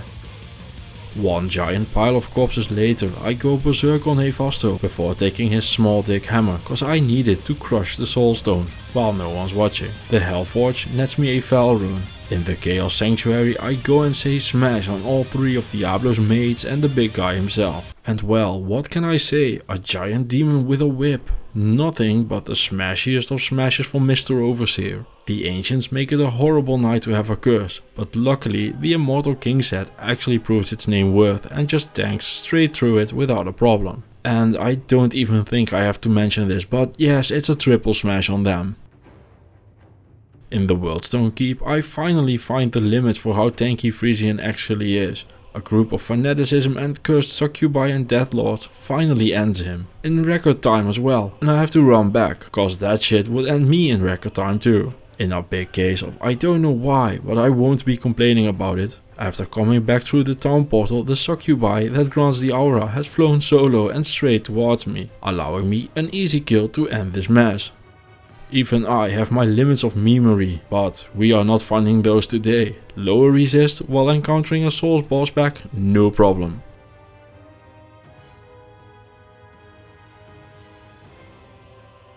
And yes, remember the packing order? Yup, I'm still low on it. So when the dolls come running, I bravely flee behind Frisian and wait for him to clear them out. The thing I hate the most about the dolls in the throne room isn't even that it's dolls. I mean, it's not great, but I can deal with that. However, my problem is that they are really fucking hard to see because of the color scheme, especially combined with the demons. Between the souls and the dolls, I probably should have just reset this, but what good is it being the king if you have to scour away with your tail between your legs at the first sign of problems or challenges? All I need to do is for Frisian to wish for more skills instead. Easy peasy. The minions aren't much of a problem, so I go ahead and push smash on those as well. And let's be real, a big open playground, tentacles flying around everywhere. He even brings a friend. How could I not say smash on Bale? So, did I end up going smash on everything in the entire game? Yes, abso-fucking-lutely I did. And you wanna know why? Cause if the history of the world has taught us one thing, it's that it's good to be the Immortal King.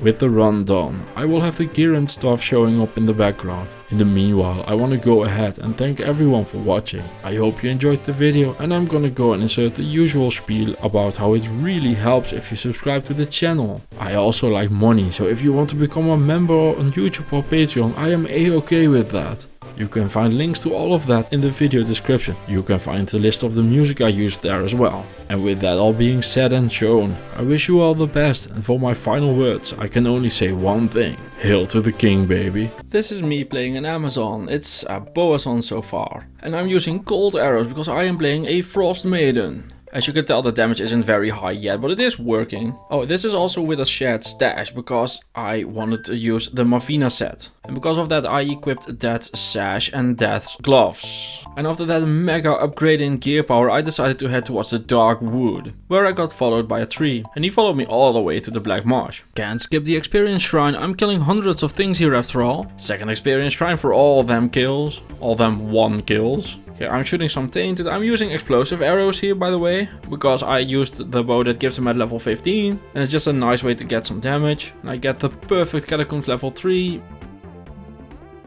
And then I obliterate Andario because, well, she's weak to fire. And here's some more of my Act 2 food. So I use a town portal in the dry hills to walk into the Far Oasis. Use the Far Oasis waypoint. Go back towards the town portal. In this case it isn't great because Act 2 layout in town just kinda sucks.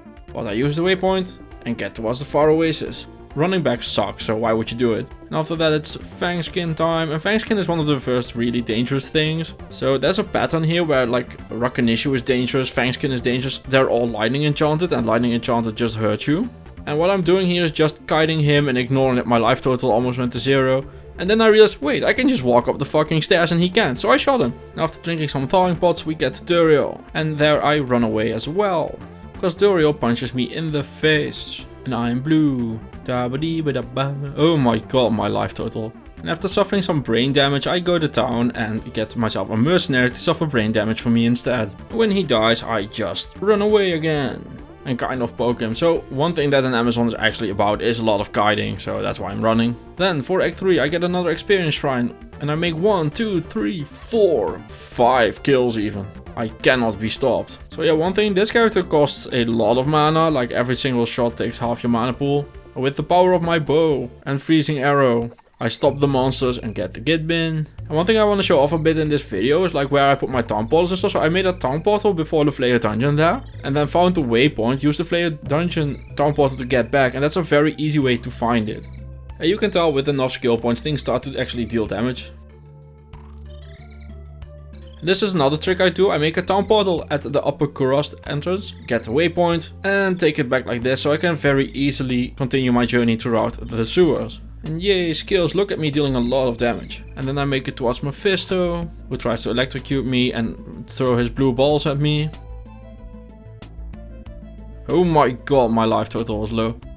And hey, faster the armorer time, and things are dying to my Thorns aura, which is pretty great. And this looks so cool, like every single shot just shatters something. And this build, this Frost Maiden Amazon, is very good against things that revive stuff. So against like Fallens and the assholes in Act 2 that revive the skeletons, which I totally know the name of. Is it like Unravelers or something? Anyway, it's very good against those. And the minions in the Bill Waves as well, it's very good against those as well. Meanwhile, we're just shooting at Diablo, who is shooting back at us. And act bosses can't get frozen, so they're just slowed down because of the freezing arrow. We don't deal that much damage, so we have to do this for a while, but as long as we dodge the lightning, we're gonna be fine. And one thing that happens with this build is you can run out of arrows. They increase the arrow quiver size to 500 instead of 250 like in the original in LOD, which is fantastic. You know what would be even better? If they just put it on fucking unlimited, because managing your arrows sucks ass. And the main thing with this build is that you just want to equip a lot of plus skills. So I'm using Stone of Jordan and a Turtle Ambo and a piece for +4 skills. But yeah, just shooting an arrow and having everything obliterate is great. I put the player count to 8 because this character can very easily do that. That's the thing with shared stash, you become very powerful very quickly.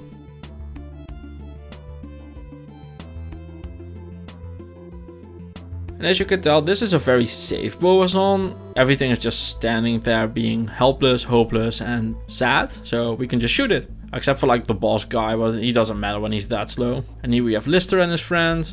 And Lister deals a ton of damage, but it's okay because we can just freeze the rest. So that's very manageable. And look at that experience go. I mean, that's almost a full level for like 10 seconds of gameplay. So I farm all the way up until I can use the Morphina belt as I wave goodbye to my Razor Tail. So I'm using the gauntlet and the belt now for +20 strength and some other stuff that's on the item. And with that I head into Nightmare, where everything just shatters in really cool looking moments. And this time we have Duriel Nightmare, who just gets crushing blowed a bunch by our mercenary. I also turned off the running for this fight because I was using my new controller and I didn't realize I had done that. So I know people are gonna ask. And look at my life total, isn't it amazing? Whoa dolls. And with that it is time for Mephisto Nightmare, who is just barely a threat. He's barely even aiming at me and the mercenary can tank him very easily. Because the slow in the freezing arrow just helps so much with everything and safety. And then it's time for Diablo. And for the ancients, well, we deal a lot of damage and they, well, don't, so they die. And in the Bale room, it is time for dolls once again, and it's just always terrifying. Then we go for the second round of Bale waves. And we are doing a lot of them because we need to hit level fucking 70 for the Morphina set. Oh, this is players 8 by the way, before it looks like all sad and stuff. This is players 8 before we actually get our real gear. So at level 64 we equip the diadem, now we have 3 pieces on. And then we farm players 8 Lister and the Minions of Destruction. And I usually go a lot faster through the game, so at like level 70 I'm usually like kinda done-ish or getting towards the end. But you can just farm to level 70 in Nightmare because Lister and his friends give a lot of experience. After that it is back to the grind. And we equip the full Morphina set. So we have a fuck ton of plus skills, stats, resist, 100 MF. This set is great. As you can see, I put gold facets in every single piece of the set. I figured I just wanted as much gold damage as you can get. Between the 20% from the gloves, and if you have them 15% of the perfect gold facets, you can get up to 35% extra gold damage, which is a mod you can't get anywhere else. So I figured I'd go for that. And look at all these cool shots, just pew, pew, shatter. And the cold immunes is what you are going to kill with the magic arrows that the bow fires automatically. And even when things are magic resistant, like this isn't fast, but it definitely works. Oh, look at those cool shots. Like this is so satisfying to do, just walk around and shatter everything. I mean, that was beautiful. Just one straight line all through the idiots surrounding Andariel. And this might not be the best Boazon build ever, but we have a cool aura, we look amazing. And Act 2 is a very good place to farm with this. You have a lot of places with the skeletons like the sewers, you have the ancient tunnels and everything like that, and you just plow through them. It's great. Can highly recommend this build for sure. Once again, make a town portal, find the waypoint, walk through town, use the town portal, be there and have the waypoint. And for the mega lair, look at that, it's so beautiful. Things are dead before I'm even there. Like finally a build that is actually good in the mega lair. If you ever have the masochistic idea to farm in the mega lair, this is your build. I mean, I found a lot of rare set and unique items in this run. And for the Claw Viper Temple, this is another place you want to farm because this is really dangerous. I mean, I have 2 butlers taking damage to the face from me and it's still getting pretty tight in that corner over there. Luckily I'm very equal opportunity and they can both take punches to the face from me. I'm totally cool with that. And between the freezing arrow and the crushing blow from the mercenary and the fanaticism on the Valkyrie, this is just a good fight. And I mean, yeah, gonna be honest, not the greatest boss killer this, but look at this. My life total is literally not even moving. This is the safest Boazon you will ever play. Like, this might legit be one of the safest builds in the game, which makes it very relaxing to play. And things look so cool when they shadow.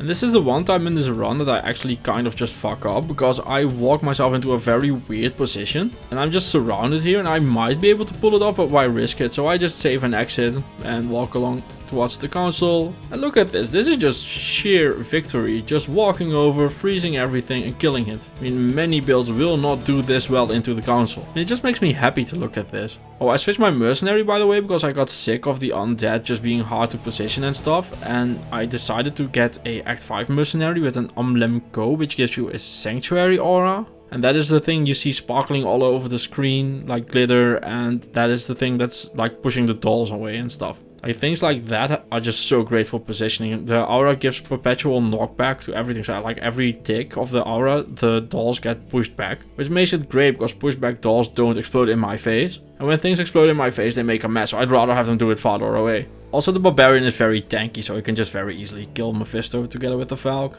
And I know I need to identify the set amulet, because otherwise people will be like, what was the amulet? And it's an Angelix, so nobody cared. Meanwhile, we are walking through Soul City, as I am trying to release the Hellforge for my loot, and I get an Ist rune, so that's nice. Then I head towards the Chaos Sanctuary, where, look at this, just straight up in a line, get wrecked, all of you, it's great. And here once again a perfect example of how safe this build is. I can't even see the enemies on the screen and I'm killing them very easily. And then it's time for Diablo, who just hits nothing. The Runewood with the Sanctuary Aura is also giving him the Crapify, so between the Crapify and the freezing he just doesn't do shit. And here we have an area with all cold immunes, and you can just tell that the Mercenary, the Valkyrie and my Magic Arrow together, while not the fastest thing to go through it, can definitely make it. I get punched in the face by a Rodwalker. And that's another thing this build is great against a reanimated Horde, because you just shadow them. And for the Ancients, it's just a lot of positioning. I don't know why, but the jumpy guy really had my number. Like, look at him go, he's like fucking Frogger or something over there. He just never quit being aggressive towards me. He never in the entire fight lost his targeting for me. I mean, look at that, that's beautiful. Just first wave, get wrecked, second wave, get wrecked. The skeletons are cold immune, but who cares, we can just deal with them later. You can really see the ticking of the aura here as well. Just look at that control of the field. And for pack 3, get frozen, get wrecked as well. The mercenary dies, but that's because Hydras for some reason deal infinite amount of damage towards mercenaries. I don't know why that is or what's causing it. I wish it didn't though. And here we have the 4th pack, who also can go wrecked. And there is Lister, who is extra fast into getting frozen. And look at that Valkyrie just tanking this as well. You can have like these super optimized builds and strategies and stuff, but going like a small bit below the absolute top of the top. This is fantastic to play. I had so much fun doing this run. And it just goes to show you that while nobody uses the Mavina set, it is absolutely phenomenal to play through the game with it. This is a very solid build to start your adventures with on the ladder. Just go for a Frost Maiden, be very safe, and then just farm the ancient tunnels. Is a Blizzard Source faster? Of course it is, but who cares? You're playing a cool build. So anyway, this is where we're at the end of the game.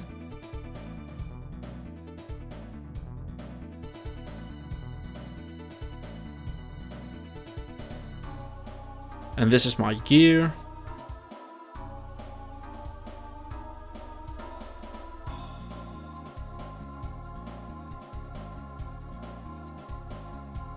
So I used some resistances and life charms mostly. Oh, and the one bow skill because I had exactly one in my mules.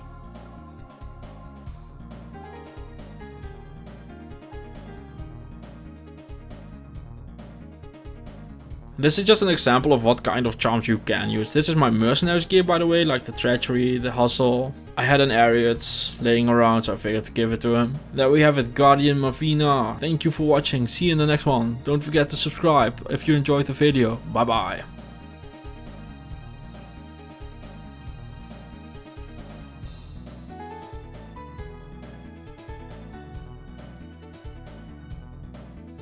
Do you like having efficient, faster cast rate breakpoints? Do you enjoy having animations for everything you try to do? Well, we are having none of that, because we are playing the Trang-Ul Necromancer. There are two immediate problems to solve. First, what build am I going to run? According to the internet, where of course no lies are ever told, this set is hot garbage, nothing but utter trash and should be lit on fire. So what build is it good in? Who knows? The second problem is, what am I going to do until I get to level 65 and can equip the set? So I spent a bunch of time trying to come up with ideas of something that would be fun to do before hitting that level. And what I came up with is using the Infernal set for normal, the Sander set for nightmare and the Trang-Ul set for hell. This is the Infernal set. It's an early game set that gives +1 to necro skills, +10 resists all and 20 life straight off the start. And look at those beautiful set bonuses. +8 poison damage, open wounds, another +1 to necro skills, 20% attack rating, mana leech, half freeze duration, attack rating, and did I mention the whopping 8 poison damage at level 5? In this economy, eat shit, Disciple set. This is Akara, the literal first NPC you encounter in the game, cause nobody cares about Warren. She sells a bunch of wands, and any single one of them can be better than this entire Infernal set. So when I was setting up for this run, I decided that instead of using the Infernal set, I would just use my shared stash gold and buy a wand instead. The Infernal set run will come someday, but today is luckily not that day. I go ahead and buy the +2 to teeth wand I saw in Akara's inventory, keeping in the back of my mind that I need to look for a +3 wand whenever I revisit Akara. Following my usual route, I set up a TP at the tower while looking for the waypoint. But instead of farming the counters, I decided if I'm in for a penny, I might as well be in for a pounding. So I'm just going to take the runes from the shared stash. I do, however, keep being on the lookout for +2 teeth necro heads, cause plus skills are always a welcome addition. Teeth ends up doing very poorly against the smith, so I go ahead and just kite him around and leave without dropping the hammer on him. Even at the end of Act 1, Teeth is already falling off in damage. It's just not an endgame skill after all, but our main skill for the first part of this run only unlocks at level 18. So for now we have to make do by kiting Andariel around and burying some baby teeth at her, which goes about as well as you would expect it to go.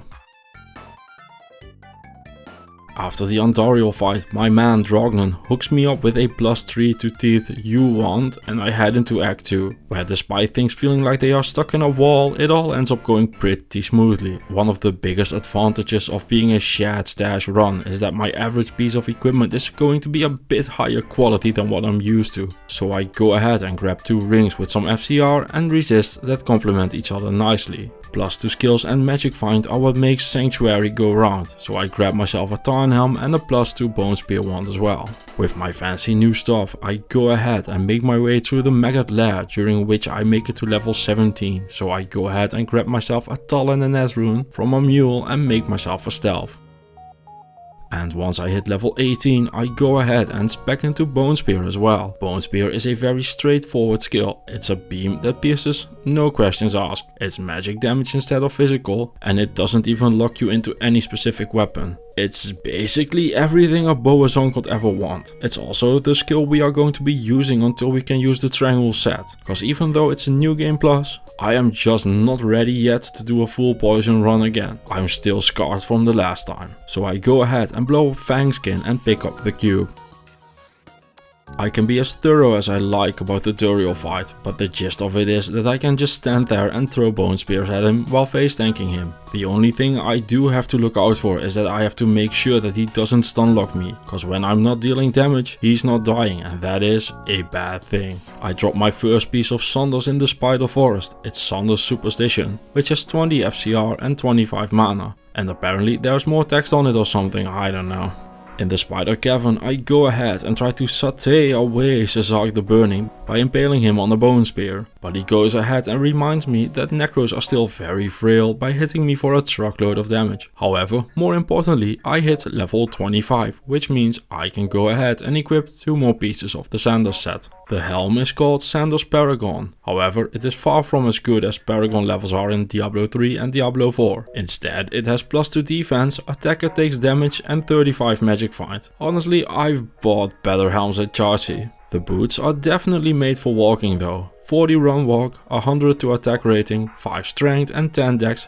Those are some seriously solid boots. But I just have the one question about the set. Why does a set that is very obviously focused on melee builds get a wand without damage as a weapon? The weapon is also quite interesting, let's call it interesting. I mentioned there being more text on it than just the 20 faster cast rate and the 25 mana, but I might as well just not have bothered though. Seriously, what is the point of this weapon? Does it want to be a casting weapon? Does it want to be a melee weapon? Who knows? This entire set just feels like it's trying to be 2 different sets at the same time. On the one hand, it's getting faster cast rate, mana and magic find. On the other hand, it's getting tons of attack rating, stats and crowd control in the form of cold damage. Like, seriously, what is it trying to do? Oh well, I'm sure that once I hit level 28 and wear the full set, everything will be fixed and become obvious and clear. I ice, hawk, riftwing and move along towards City Council, cause maybe they know the answers to my Sanders conundrum. It ends up being a piercing conversation that cuts through their core and leaves them behind as puddles of soup on the ground. In the Durance of Hate level 2, I end up cracking a giggle as the set heavy gloves dropped. These are the Sanders gloves that I am going to wear in a few levels. Surely I won't find the entire set while wearing the set. I don't have the level for them yet, so I'll show off what they do in a bit.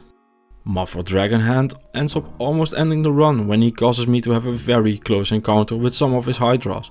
However, this is a channel for Guardians, so we don't heal those here, instead we just avenge them. And speaking about avenging, we do the same with Mephisto, as we did tutorial. We can just stand there and look him in the eye while piercing him with all my power. Oh dear lord, that sounds so wrong. Luckily I don't have to think about it anymore as Mephisto's life total has been penetrated. And as I look on the ground for the loot, I see set heavy boots. We are just one part away from finding the entire Sanders set on the Sanders run, cause those are the boots. In Act 4 I realize that my resists are complete shite, so I go ahead and make an Ancient's Pledge. We all know this one, raw Lord Tal, lots of resist, yada yada. Moving things along, I go ahead and deal with Isual and a Fasto. The Hellforge gets me a couple of gems and a Netherune. In the Chaos Sanctuary I try to convert Lord Decise from a Bone Spirit user to a Bone Spear user, cause that is what all the cool kids are doing. I also go ahead and completely obliterate the Infector of Souls. The difference between shared stash and no shared stash is wild. The Venom Lord seal is one of the hardest parts of the early game, but thanks to the shared stash it barely took the time to finish this sentence. Diablo and me end up having a western style shootout where the 2 of us are just throwing projectiles at each other until one of us goes down. The amazing gear keeps on dropping as he drops me a unique blade, which is the Spectral Shard. If only this was a solo self-found run, I would use that in a heartbeat. I go and whip Shank into shape, but almost end up going down in the process. Having reached level 28, I finally get to equip Sanders Taboo as well, which means I have the full set equipped. Surely now I will find out whether this set wants to be a melee set or a casting set. Turns out it's melee. The gloves have 20% increased attack speed, 24 defense and 40 life. Oh, and did I mention the 9 to 11 poison damage? Get shit on some more Disciple set. For wearing the full set you get some nice bonuses, +1 to skills, some attack rating, life leech, defense, mana and 50 MF. Honestly, not bad at all for a melee character. But why does it have a wand as a weapon? Can you imagine if the Thunder set weapon, instead of being a bone wand, was a javelin or a bow or a maul or a hammer or anything else? It would be so good. Instead, you get this weird caster weapon on what is otherwise obviously a melee intended set. Seriously, which build wants this as it is now? Please tell me in the comments so I don't have to figure it out myself when I do the Thunder's run at an unfortunately inevitable point. The Thunder set is so impressive on my Necro that I end up almost getting curb stomped during my Eldritch farm. Luckily, at level 29 some real gear unlocks in the form of a skin of the Viper Magi. With its +2 skills, faster cast rate and resistances, this armor is amazing and I'm going to use it until I can wear the Triangle set. With my farming done, I go ahead and tell Anya about the Ice Age killing the dinosaurs. The Ancients are just a kiting test and I take down all 3 of them without a problem. After the Ancients fight, I realize I'm basically gearless cause the Thunder set doesn't work at all with my build. The goal is still to make it to the Triangle set, so for now I'm just keeping myself in good spirits, cause if the Triangle set is even a semblance of as terrible as the internet has me believing, hell is going to be, well, aptly named. Equipping a spirit is like having your life in order, it won't last. But for now there is nothing to worry about, it's that good. I go ahead and clear out Lister and his friends and make my way towards Bale, who just stands there with his back towards me, so I go ahead and shoot at him until he dies. Thanks to the shared stash, I'm so strong I can even just ignore the clone. Bale ends up dropping me a studded leather, which is a twitch throw. This used to be one of the best items in the game in Classic, only being outclassed by the most insane of rares. Thanks to its increased attack speed, pile of stats and 25 increased chance of blocking, which actually used to be really good, cause back in those days block wasn't dependent on dex. So when you got 25% increased chance to block, that was it. You literally just got 25% extra chance to block. I kind of wish that they kept that, to be honest. These days, however, Twitch Throw isn't partnered anymore, so it goes ahead and becomes a mercenary armor to pay its bills. I also go ahead and solve every single mana problem I could ever have by giving my mercenary an insight. Nightmare is much of the same as normal. On a regular solo self-found run, Nightmare is the easiest difficulty because you are getting powerful, but the game isn't scaling much in difficulty yet. So I go ahead and clear corpse fire, grab the Maulers, tell Agent Smith that there is no hammer, take care of Andariel and Duriel. Level 42, I go ahead and equip a Homunculus, and I can talk forever about why I would do that, but just read the stats, this thing is insane, it has it all. Level 42 also unlocks killers, so I go ahead and grab my only poison and bones killer. I'm going to claim that I'm only using one of them to make the game not too easy, but you can of course use more if you like. The Duran's dolls remind me of my mortality once more before I go ahead and clear out Mephisto. The Nightmare Hellforge gets me a Shale rune and the Chaos Sanctuary ends up being even easier than it was on normal. I needed to do a bit of kiting for the Infector, but nothing much happened. After that I went ahead and gave Diablo a hug. With Act 4 done, I've hit level 45, meaning I get to equip the Triangle gloves. And while they have the first hint of what I'm going to be running for hell, I'll talk about it more later on in the video. First, it's time to clear out Act 5. So everybody wave goodbye to Shank, Frozenstein, ASAP, Maddock, Gorlick and Talik. The throne is filled with souls. What else is new? But I'm just one-shotting them, so it's not much of a problem.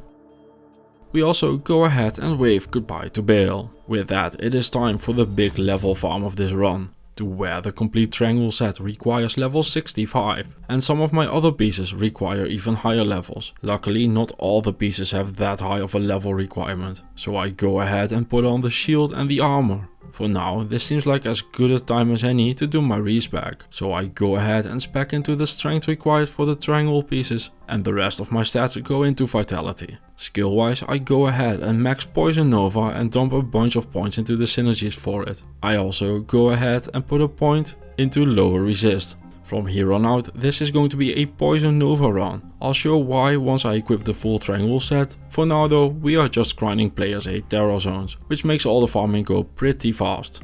And by pretty fast I mean with the power of editing it goes by in seconds. So I hit level 65, I go ahead and equip Triangle's guys. And besides netting 150 mana, this helm is actually pretty trash. Couldn't they at least have added sockets or something? Seriously, it's so bad. Luckily the other pieces are much better. The armor grants +2 to summoning skills, which I won't be using, and 40 faster run walk and 40 poison resist, so that is at least 2 more useful mods than the helm had. The set bonuses this gets are bonkers though. 25% physical damage reduction and 50% lightning resist is a big game. The real power however is in the other pieces. For instance, the shield has +2 to skills, a pile of stats, fire and poison resist. And the best mod is in the set bonus that it gets, in a sweet 25% minus to enemy poison resistance. The belt has life, mana and cannot be frozen. The sweet 40% cold resist is just a bonus. And the best part of the set are the gloves. These are best in slot for a ton of builds.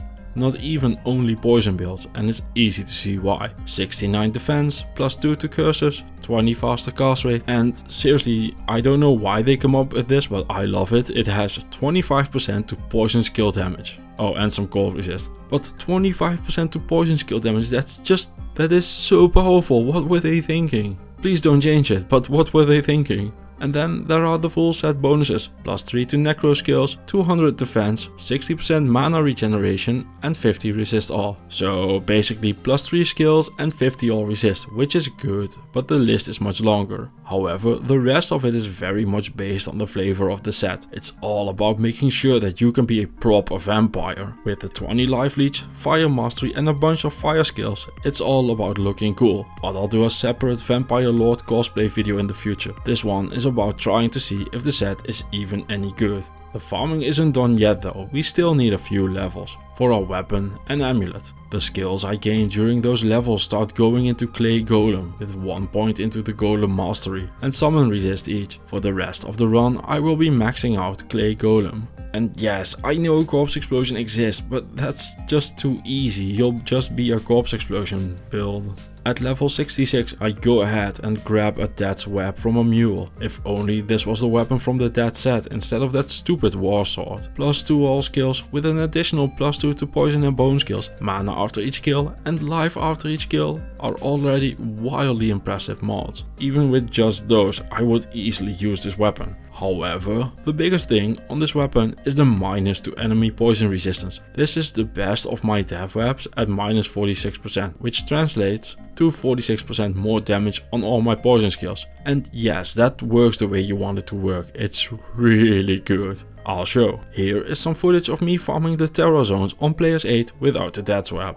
See how everything kind of survives, kind of pretends to still be powerful? Don't worry, we can fix that. Here is some footage of the same players 8 terror zone with the death's web.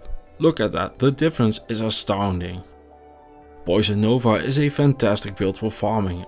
I was able to do even the pits, a TC85 area on players 8, which is basically the most difficult area you can create before hitting the terror zones. And I just went through it, no problem. I also ended up finding a goal rune. Wait, why are we blurring the background instead of moving things along? Is this another one of your look at how fast I'm finding gear and how lucky I am moments? Why yes it is. I drop off the goal in the stash and continue on questing only to have a Shaco drop from Rakonishu. Too bad it's not on a solo self-found run, but still, always a fun find. Decent roll on the defenses as well. And at level 67 I go ahead and equip a Mara's Kaleidoscope for its resists, stats and plus the skills. After that footage it's time to talk about the vampire in the room though. As you can see, after equipping the entire set you turn into a vampire, which makes total sense lore wise, with the necromancer moving away from the whole standard Nephilim fare and committing themselves to the balance instead of purely to the gods of sanctuary. Which is why they don't get that neat little swirly thing around them for the full set. But enough pretending I know the lore. Let's get back to the gameplay. This isn't just a cosmetic change, your character gets full on swapped into a vampire enemy, and this is why people say the Triangle set is horrible, cause people would never overstate anything on the internet. Diablo 2 is a game that works with breakpoints. If you have 0 faster cast rate, you get X frame cast animation, and if you have more faster cast rate, you hit more breakpoints and your casting will become faster. These are the breakpoints for the necromancer. And these are the breakpoints for the vampire. As you can tell, they are much worse. And this is the reason the internet has been calling this set bad for decades. Even up to the point that I was actually nervous to start this run. One thing that does happen a lot though, is that when you cast a spell, it just doesn't show. Probably some vampire lord wonkiness. It does go off, you just don't see it. Consider this your small warning about that. But is it really that bad? Let's look at the upsides. First off, you look really cool, and because vampire lords don't have a walk or run animation, you get to go at full speed while walking. Meaning you get to keep your block and defense no matter what happens. You're also missing out on a bunch of other animations, but I'll show those off later. You also get a bunch of fire skills, but I'll be trying those out in a different run, cause I'm nervous enough about how hard this is going to be as is. Well, I'm not going to keep you waiting for another second to try and keep you hooked or anything like that. Like I said, I thought this run was going to be tedious, cause I had never heard anything good about this set. So let's round things out and get going, shall we? Only one thing left to fix before I head into hell, the sockets. My life total ended up very low, so I decided to put a perfect ruby in both the armor and the helmet. The set gives a big boost to every resistance except for fire, so I fixed that by putting a rel rune into the shield. I also chose to wear Aljo boots to compensate for the same things. But I don't mind the 40% faster run walk either. I fucked up at first by wearing a Nature's Peace ring to give myself access to Oak Sage and some more poison resist. But I quickly realized during the Den of Evil that it messed with the corpse explosion. So I went ahead and switched to a Bull Cathos ring for some more life and a plus skill. I also went ahead and brought along the hardest working Geech charm I've ever seen and a Rotting Fisher Grand charm. Cause let's be real, no one is ever farming this entire set during their playthrough, so I might as well go and use a Poison Thunder charm to break the immunities. I didn't opt for a torch in any though, which just like on my bone skills I'm going to claim is because of balance reasons and to keep things interesting. And totally isn't because my Necro died with all of that stuff on him just a few weeks ago. Totally didn't happen, I'd never die. I am immortal! And I socketed the Dead's Web with a poison facet. Cause what else? Like what else are you gonna put in there? I head into hell and well, what do you know? The internet was wrong. Who could have guessed that? Misinformation on my internet? What has the world come to? Well, after that world-shattering revelation, here comes my straight up final review for the set already. This set is so powerful that it straight up one-shots the entire game. I'm just going to show the entire boss fight for this run, cause people have been saying the Trang set is weak for decades at this point, and it deserves to show off how ridiculously strong it actually is. Seriously, this run had 99 problems, but Trang's wasn't one. I am just one-shotting everything and doing act bosses in seconds. One of the biggest problems I ended up having with writing this script was trying to make it seem even slightly like a challenge to beat the game with this. I mean, after being so nervous, I was all like, oh no, this is going to be horrible. I need to write this script where I'm like going for the hardest run and this and that, and it's all just so fucking shat on by this set being actually really good. So yeah, I got so fucked while writing this script. It was insane. I had like this whole thing in my head of, okay, we have struggle, we have survival, we have destiny, we have this and that. And then we have this revival arc where the character turns out to be able to beat the game and it'll be fun and challenging. And then I just completely shat on everything and it was like, no, you're too good. My script, what are you doing? But you know what, that's okay. Fuck my script. This set deserves better. After all these years, it deserves to finally look really cool and awesome. Cause it is. Seriously, this was one of the most fun playthroughs I have ever done. I mean, just look at me. Obliterating everything. Act 1, get fucked. Act 2, not a chance.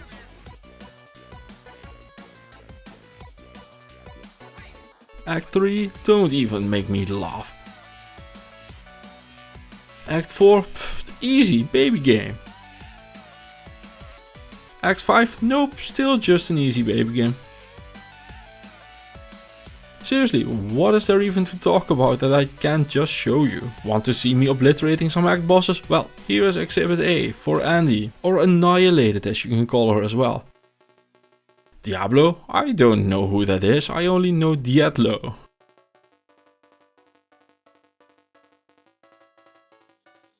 The second D, Duriel, don't make me laugh.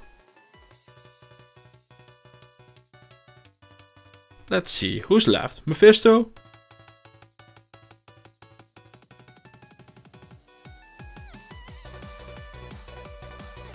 The Ancients?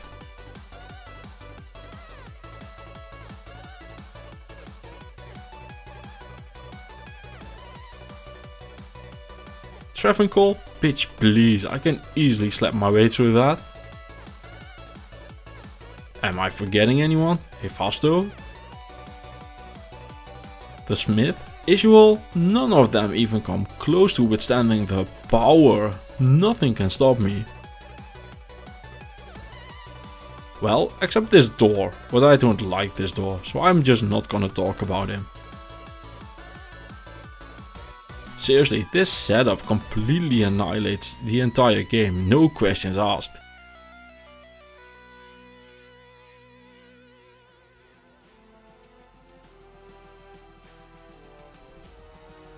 Let me think, what else is there? Deathlords? Dolls? Souls? The Council?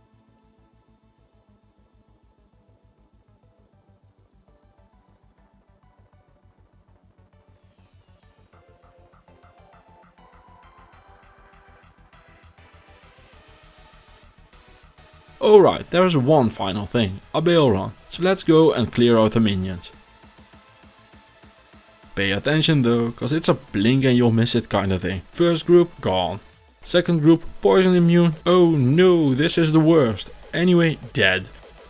The Travancore rejects, not even a trace of them left when I'm done with them. Venom Lords, sure, no problem.